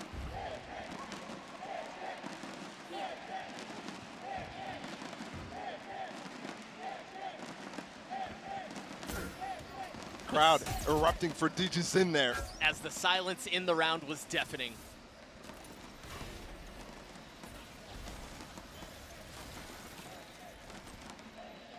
So little tools here. They're gonna need to rely on a flash to get through this wall or just wait for it to go out. But don't forget the tools. There wasn't that many ults used for Fury. They still have the Hunter's Fury. And with this drone tag too, it might be impossible to escape. Zeta's tagged. Here it comes. Tagged up, he managed to avoid the first one, the second one, and the third, maybe trouble, no. 35 seconds, still shock, still a molly. DG's still on the opposite side of the map. Carpet goes on the other side, dodges it entirely. Zeta! 3 pushing up that way, and only 1 falls, but Fury are able to keep him back. The spike's been planted. How did Ben get those 2? Now Munchkin alone in this 1v3. He's healthy, has so many targets to work with. The shots are errant. They do not land. Mazid's gonna get the defuse. Fury is gonna have a 7-5 lead at half. Just relying on what worked at the beginning of the half ends up carrying them through. And T1 falling back into old habits too with the Saya player out and no presence in mid. That's just so tough too, man. It's stubbornness. It is, it absolutely is. And sometimes that stubbornness pays off and other times it does not. That was one of the instances where that was not the case. Let's throw it down to the desk to break down that first half. GB, take it away. Oh boy, well, I tell you what, if there's one thing that you can always expect, at least when Furia is playing, is that they're going to give it everything they got no matter the circumstances. 7-5 as we go into the half. They did not want T1 to be able to take that lead. Credit to T1 for bringing this back and making an interesting game, though. Yeah, they had a couple interesting rounds here. At the halftime, I was a giga doomer. I was like, no wall, no win. That was my philosophy here. But I think T1 did show some things that in some ways allowed them to have some success without that stage. Look at this round, for example. This is what I wanted to see from T1 earlier, where instead of greeting for plant when they go B, it's flashing through walls, using their jet to fight super deep. And the post line here is fantastic. Get that Viper's pit down, keep players pressed forward in that post plant, and they win over Furia. The thing was, there was only really those 2 rounds that they managed to win out with those ideas. I liked breaking the turret with the updrafts in mid, but it still wasn't enough, because still, those plants were being shut down. Yeah, I mean, even going in, that you can't replicate that sort of round all the time because you're not going to have that. You're not going to have that Viper's pit all the time. You're not going to have an empty site that you can just run into all the time. So definitely a little bit rough, but to have that scoreline, it's definitely a lot better than we might have anticipated for the side of T1. The question is, can they transition this over onto the defending side and still find success? Because somebody right now on Furia that is still looking very good is DJZin, and he's getting ready to go on the attack now as the Jet. We saw him just swinging out like an absolute madman on that Neon there in the first map, and this is a guy that has to be feared. Yeah, he looked absolutely incredible, like you were saying, in map number 1. And now this is a composition where, besides kind of like the 4 normal agents on this map, you get him on Jet. I am sure he's going to be making some fiery plays on that attacking side. And my question for T1, again, is how does the coordination look? Because previously, Pearl, that defensive side, struggled a little bit with some of those retakes. It's a missed time initiator utility. They have to be on point here because they won't have that stage for retakes. Oh boy. Looking at how this could potentially play out if we go to a map 3.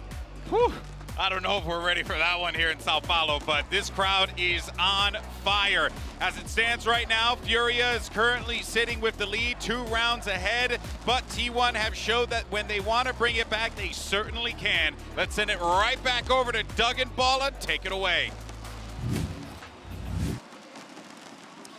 Thank you, GB. I mean, you saw it on your screens. You can hear it. They're even synchronized in their Thundersticks thing, man. Like, that's just so freaking cool. 7-5 lead for Furia here. After everything that went down, they were able to right the ship, get back to what worked, and maintain the lead. But now they're on attack. And it was Achilles who said it on the desk. My eyes goes towards DJZin. How different will he play this from Saya? T1 was expecting actually some mid-presence going in right there. Oh! Talk about a head-to-head. DJZin is not letting Sai into the game. Did you see the head nod? Oh, He's my, like, he no, knows. bro, not here. Not in my house. All up to Munchkin right now and Ban to hold off the sight hit. They've got numbers. They've got numbers. He's playing in the smoke, and oh, he tried getting one, but Mazine was 2. And they plant deeper here, too. Oh, this looks like disaster. And that's exactly what it is. Another round in favor of Furia. The crowd only gets louder and louder. They roll through the pistol round. Potentially on their path now to roll into the second round. Be faster.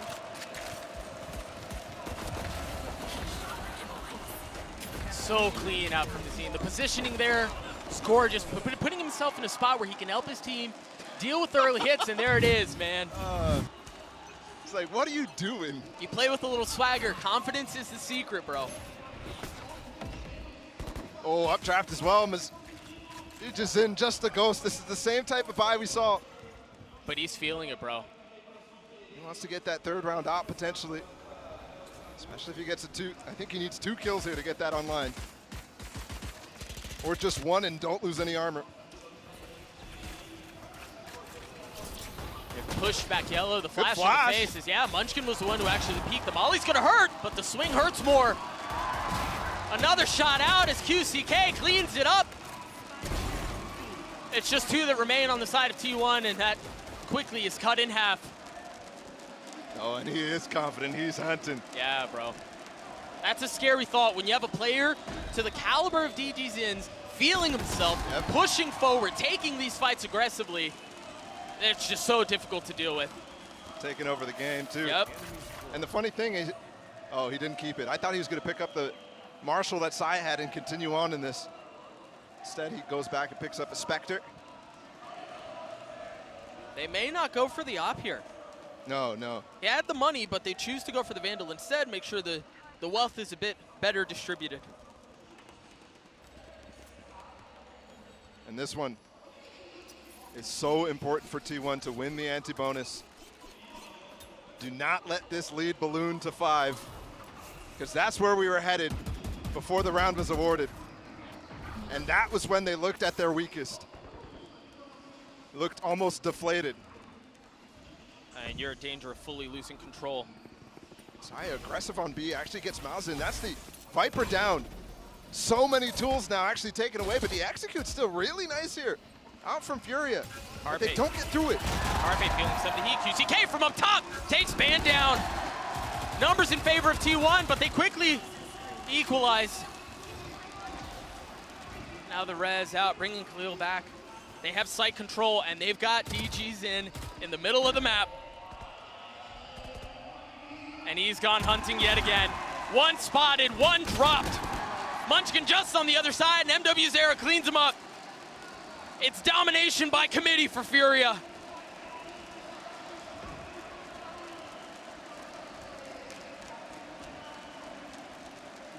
Sai, a player with too much to do and not enough time. At best, you save the Vandal and bring it into the next round. Almost a must at this point. I mean, you fully lost control of the situation if you're T1 here.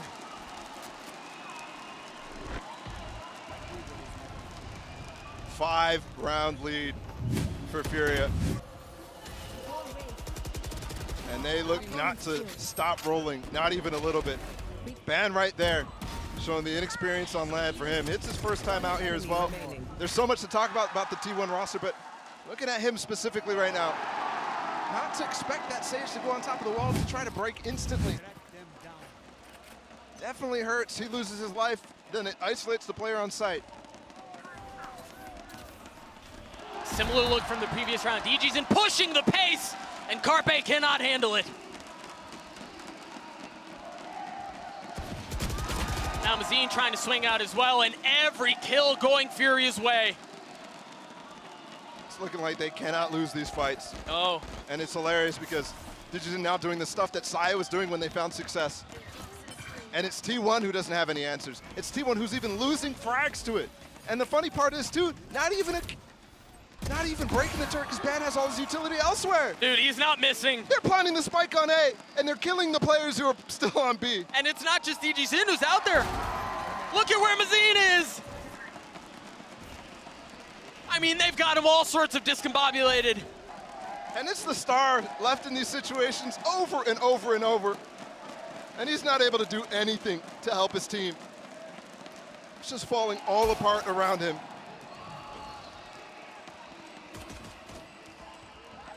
He went through the smoke. Jin just doesn't stop. Oh! All right, so Sai, it turns out Sai is still really good at the game.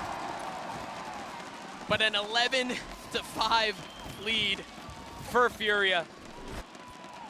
2 rounds away from this crowd erupting again.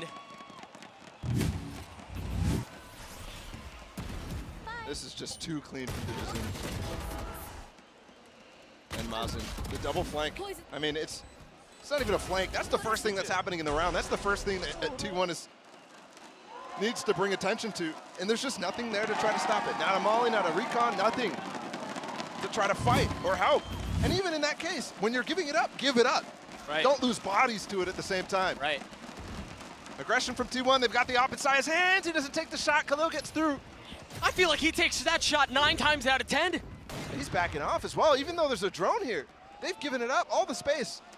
Back to Furia. Zeta has the tools potentially to flash through and peek, but he's not going to go for it. So much hesitation.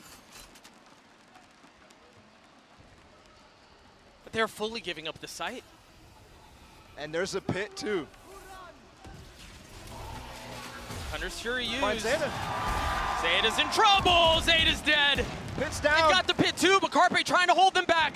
And they get the plan as well. MW holds the flank. Knife is out. Oh my God, he gets it anyway. Ban continues to struggle, but can T1 snatch it back? A 2v2. They still have to deal with the pit from Mazine. Oh, and he's up high too. This is so difficult, but the call's been made.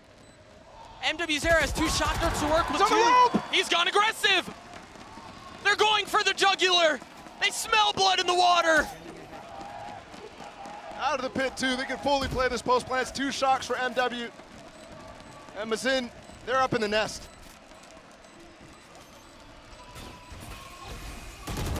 So much to deal with. He's gotten it down to a 1v1 though. Oh gosh, he's gotten into a 1v1.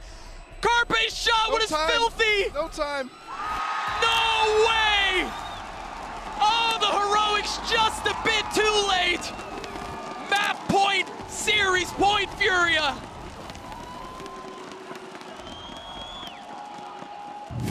When T1 looked like they had a chance in this game, when T1 looked like they came out of that round being awarded to them with new life, what they didn't expect was Furia to come out in this second half like absolute beasts. And you can see it in how they're playing. They're now scared. I've been scared for a few rounds, bro. Digizin is a monster.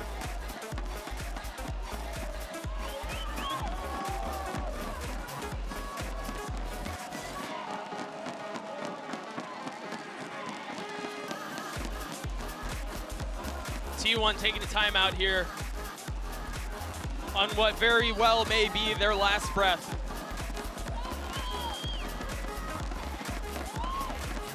And the crowd right now is the loudest it's been this entire series. I mean, since half, they have not been quiet. They've really had no reason to be quiet. Every round is electric, every round. One round away for bringing the second Brazilian team into the second round. Loud's already made it all the way through the top 4. But 2 out of 3 is very good. I take those odds any day. Yep. For a region. MIBR fell in the first round. Furia now trying to get a little bit of revenge on Pacific.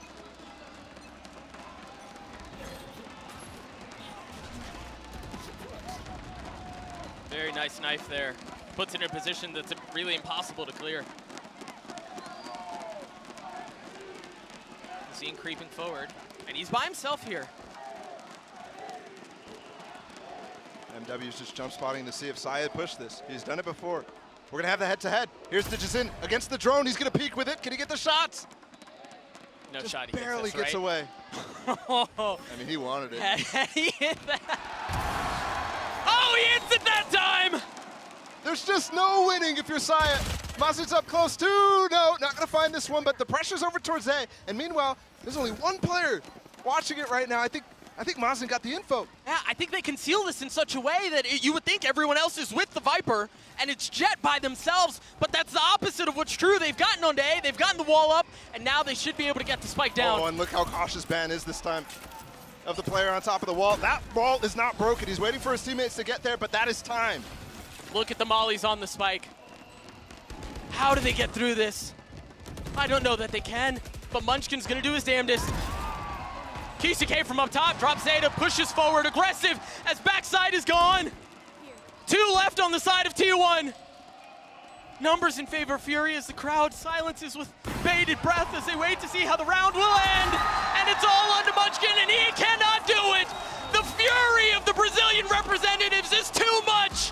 Furia take down T1.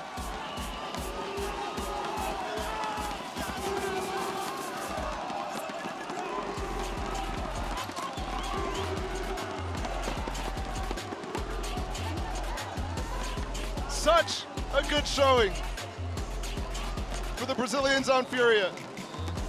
In front of their home crowd, in front of their region. And now make it 2. Furia moves on. The crowd erupts.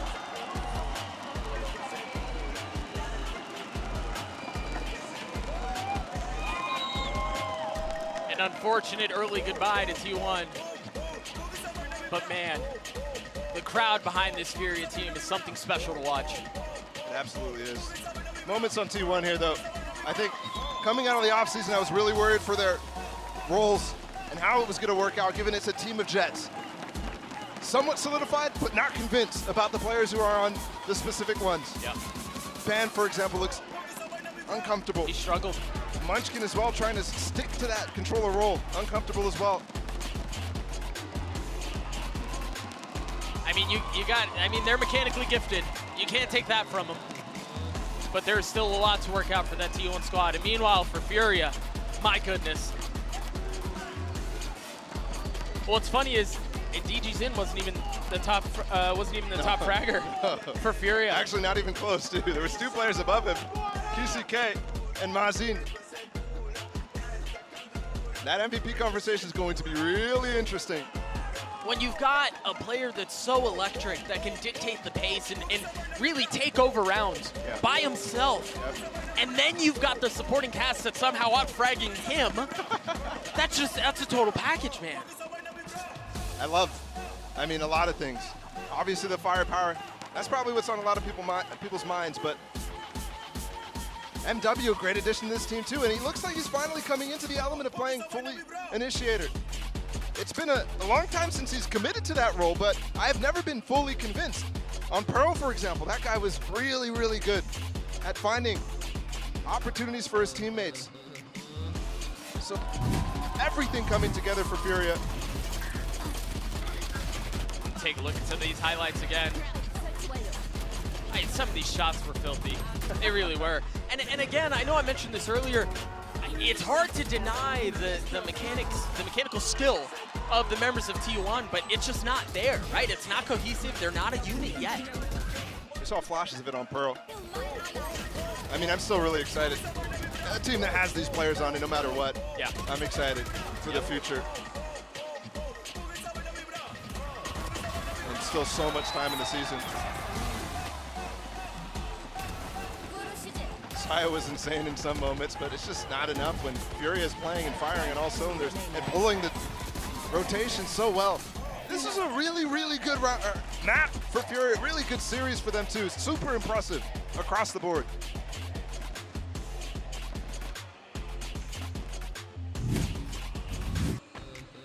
Outrageous performance, man. DG Zin was out of his mind, and it's so hard not to turn around and just take in the crowd, take in everything that's going on. Oh, yeah. And you mentioned it. You guys are gonna have to figure out who the MVP is. I don't envy you guys at all. You're gonna have plenty of options. They pop up on your screen right now. Get your votes in. There's a QR code. Scan it. It's gonna take you to a tweet in which you can cast your vote. Who you got? It's tough. I think between DJZin and QCK for me. QCK was still a factor on Pearl. DJZin was the biggest one, though, for sure. I think the way that he was able to stay dynamic with it and find and break timings was awesome. And he really disrupted T1 on that map and, in my opinion, led to that victory. I mean, they were in the lead the entire time, but it felt really good once he really got a beat on the game. But at the same time, QCK on Icebox was a fiend. He's electric, man. He was a fiend. The spray through the wall, everything was really nice. I think this one's going to be close. It should be close. It was a ton of fun to watch. Again, Furia take down T1. They send them home, and Furia advance in front of the home crowd. We're going to throw it to a break. When we return, the desk breaks down the series. We'll be right back.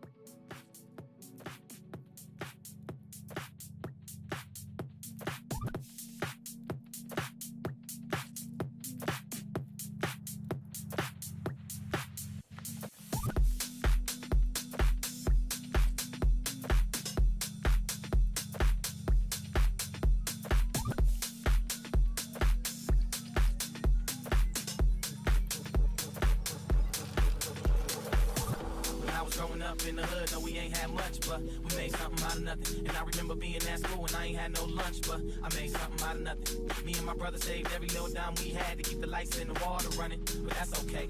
Cause sometimes in life, you gotta make something out of nothing. Something out of nothing. Something out of nothing. Something out of nothing. Something out of nothing. Something out of nothing. Something out of nothing. Sometimes in life, you gotta make something out of nothing.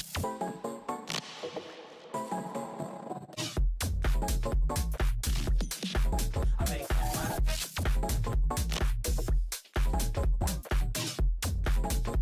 Cause sometimes in life, you gotta make something out of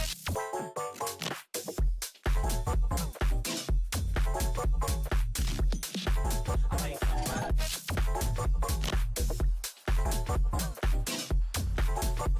Sometimes in life, you gotta make something out of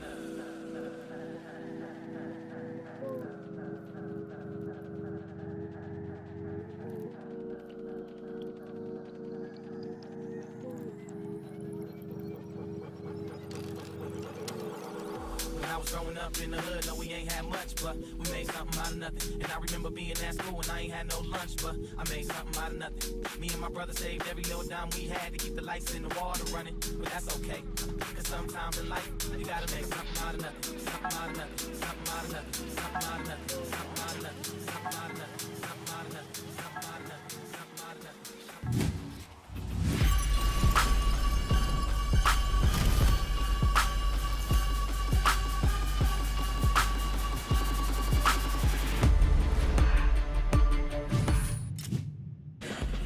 It's the hometown heroes versus the plucky underdogs. What happens in this game is anyone's guess, but one thing is for certain, it is gonna be freaking awesome. This is going to be so difficult to deal with because you can just overwhelm backside, and that's exactly what they do. Carpe with 3 on the round, now QCK not able to keep back the aggression of T1. Oh, DG's in, getting aggro. Fan has to turn back, but DG's in from backside's able to clear him out. He gets 4! All attention has been drawn back towards A-Main. DG's in swings around with the ult and finds 3. DG's in gets 4. Pearl goes in favor of Furia. Again, the crowd fully jubilant as they take the opening map in this series. Fadeaway Shorty not landing, but Bazine swings around, gets 4 on the round. The Prime Gaming Flawless comes through. Carpe feeling some of the heat. QCK from up top takes Ban down. Opponent's killed. Nice! No way! Oh, the heroics just a bit too late. The fury of the Brazilian representatives is too much. Furia take down T1.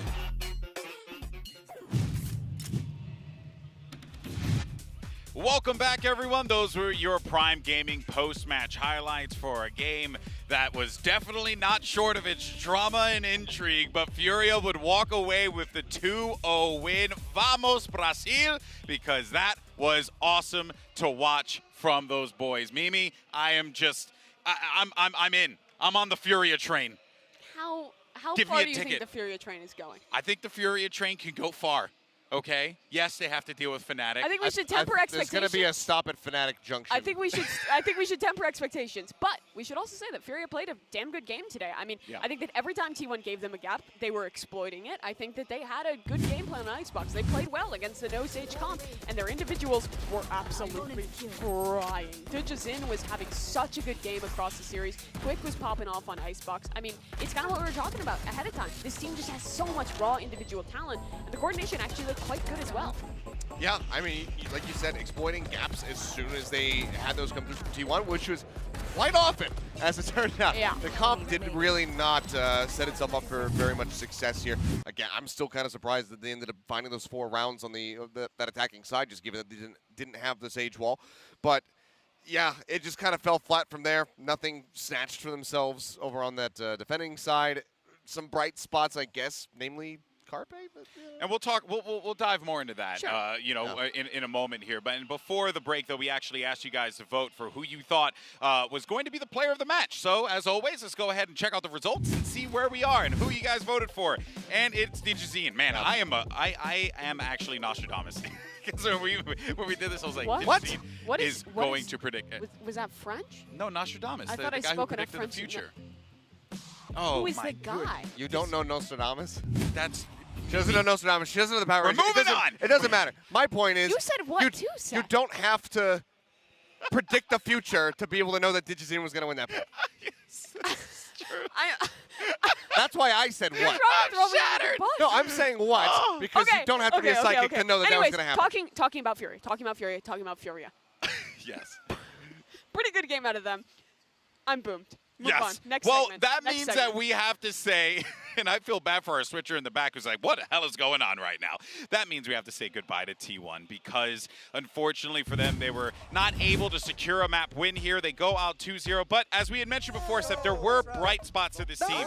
For a kid who has played 3 official Valorant matches in his career, you got to give some love to Carpe. Impressive from him. I have nothing but love to give to Carpe over his performance here. And the weird thing is, I have no love to give to basically anybody else. Side player, occasionally some good moments. Carpe, great. The rest of the team, how was Carpe the top performing player on this squad when it is his third match. Everybody else are seasoned veterans. They have played on Knights, on Crazy Raccoon, on Cloud9.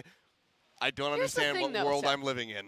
I think this is less of an issue of the individuals and more an issue of the structure and the way that this team has been built up. Sure. And I think if you're going to kind of maybe assign blame, I think part of it is that it doesn't feel like Munchkin's IGLing and mid-rounding. It doesn't feel like he has the grasp on the team, and that's not completely his fault. It just doesn't feel like if a call is made or if there are calls being made, I'm not sure of the internal dynamics of this team, the reaction isn't quick enough. I think their consistent issue throughout that match was that Furia can play fast when they play against a squad like this, and they did. The fast retakes, the Neon running behind them for these fast flanks, and T1 really struggled to adapt. I think with more time, maybe that's something that they can start to work on, but I'm not going to count the stars in their favor just yet. Still, the talent that we saw was good. All these players, very solid individually. We've seen it in the past. We just have to see it match. Yes, I'm going to still keep my eyes on this team. I still believe that they can build up on that cohesion. There's going to be time here. Synergies. Yeah. Some time. But man, I'm desperate to see it now. Unfortunately, I can't. But I am going to be looking forward to seeing Pacific because there's just a bit more time now for them to prepare, for them to continue to work on it. So we'll see how it goes. Yeah. Well, of course, unfortunately, T1 is eliminated, but the day belongs to Furia. So for more on that win, let's actually go ahead and send it over to the stage. We got Sideshow standing by with Coach Carlao for the Verizon post-match interview.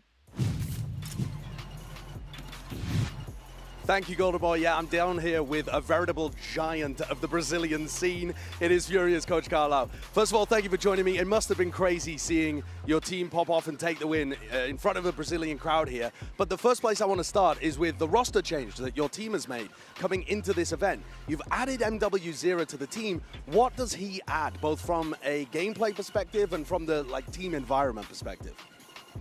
Like MW0 adds us more confident style, so he has a personality that he brings us confident. He brings happiness for the day of practice. So MWZ is a good player.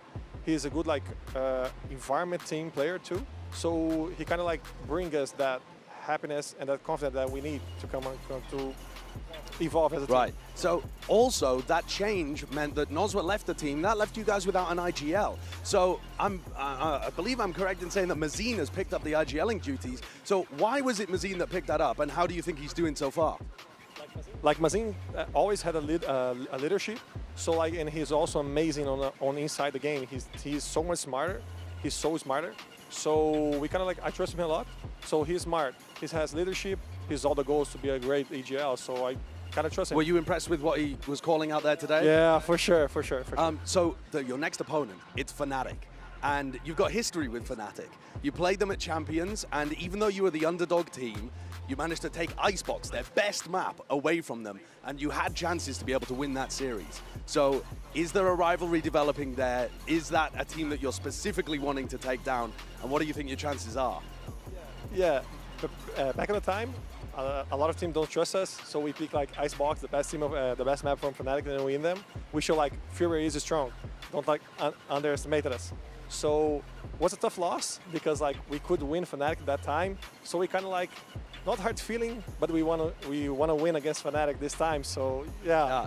I think that is going to be a very fun game to watch in the arena with the Brazilian crowd as well. I think Fnatic are going to get tested perhaps. Thank you very much for joining me on the interview. Appreciate your time. And we'll send things back to Golden Boy to close out the show. A long show.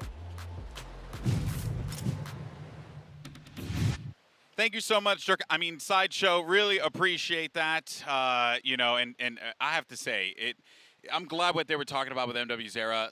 We talked to him. We saw that he just was so calm, so relaxed. This guy has the right mental for those big stage games, and he proved it there today. Yeah, and I think what their coach Carlao was talking about there was kind of losing a voice in Noswar, but then Mazin steps up, and so does MW0. You kind of, in a way, don't lose that much because the rest of the players on the squad and this addition of MW0 is really able to fill that gap, and also add in a player that is highly flexible and great individually. This does just feel like an upgrade for Furia. Yeah, indeed it does. But ooh, man, the hairs on my back of the neck are standing up. Is it sponsor time? That's right. That means it's time for a HyperX Reflex moment of the day. But this one is actually going to be from Ban from T1. Man, that was a thing. But this shot was absurd. And that's the thing, Seth. The skill is there for these T1 players. We know that they have the aim god ability. It's just putting up together everything else that, you know, gets you the dubs in the end. Yeah, I mean, that swing to be able to get that was headshot, disgusting. I mean, you can't even be that upset about it if you're on the side of Furia. You just have to be like, damn. That was the thing that happened. NS. Really good. Strictly an NS moment. Yeah, you just go into chat, NS. And then you just move on with your life. But yeah, and that is the reason why, you know, there is some hope, for T1. There is some hope for T1. But, of course, you know, we'll be keeping an eye on what happens in the Pacific region, though. But with the opening rounds of the Omega bracket complete, let's go ahead and check in. And it seems like the dartboard's starting to look pretty interesting here. We have some great games. Fnatic are going to take on Furia. Secret's going to take on Na'Vi. Leviathan versus Vitality. Foot versus 100 Thieves. There's going to be some banger games, Seth. I certainly hope so. I mean, yeah, I mean, that Na'Vi versus Secret one in particular, I think that should probably be kind of at the top of everyone's list, just given how both those teams did look. And yes, it is going to be tomorrow, so that is absolutely one to check out. Vitality looking pretty decent, going up against Leviathan, who still look very scary. So I'm very curious to see how this is going to shake out. Yeah, those games on the other side are going to be good too. We just heard about that kind of little bit of a rivalry between Fnatic and Furia. They get a chance at a rematch there.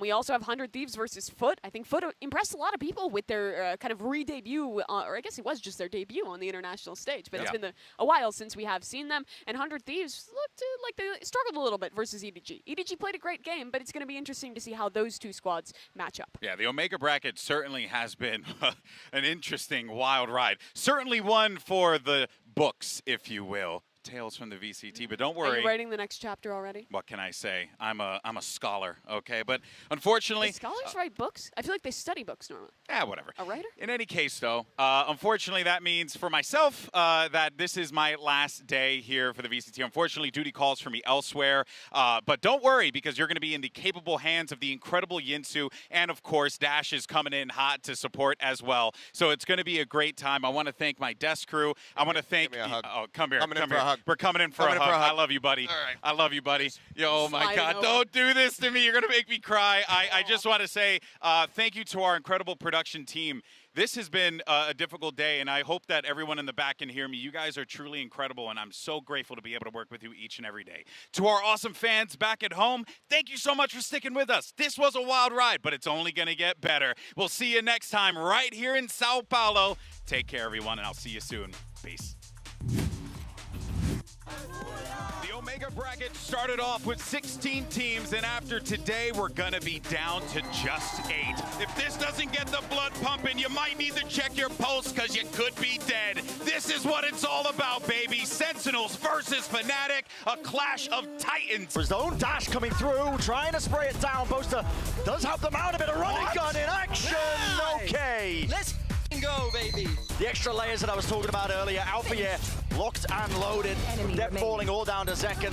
A nasty shot to be found, but Alfia once more with that consistency.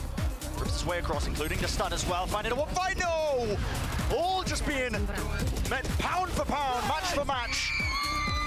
Intelligent play from Fnatic, and they take map 1 in this series, 13-6. Over the wall though, no one watching for it, and a spray down.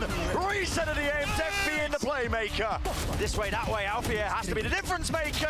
And what a shot to find. And cool, calm and collected, that is the name of the game. Oh, Alfia as the anchor. Those are not really being baited out too much, and a shot to the chest will do it just from the Marshal in that moment, cleaning up these players one after another. Nice close. The hopes and dreams ended in a flash as Sentinels are sent home, and the Fnatic super team are looking primed and ready to continue in LOCKIN. It's the hometown heroes versus the plucky underdogs. What happens in this game is anyone's guess, but one thing is for certain, it is gonna be freaking awesome. This is going to be so difficult to deal with because you can just overwhelm backside, and that's exactly what they do. Carpe with 3 on the round, now QCK not able to keep back the aggression of T1. Oh, Digi's in, getting aggro. Fan has to turn back, but DG's in for backside, able to clear him out. He gets 4! All attention has been drawn back towards A-Main. DG's in, swings around with the ult, finds 3. DG's in gets 4. Pearl goes in favor of Furia. Again, the crowd fully jubilant as they take the opening map in this series. Fade away shorty not landing, but Bazine swings around, gets 4 on the round. The Prime Gaming Flawless comes through. Carpe feeling some of the heat. QCK from up top takes Van down. Opponent's killed. Nice! No way! Oh, the heroics just a bit too late. The fury of the Brazilian representatives is too much. Furia take down T1.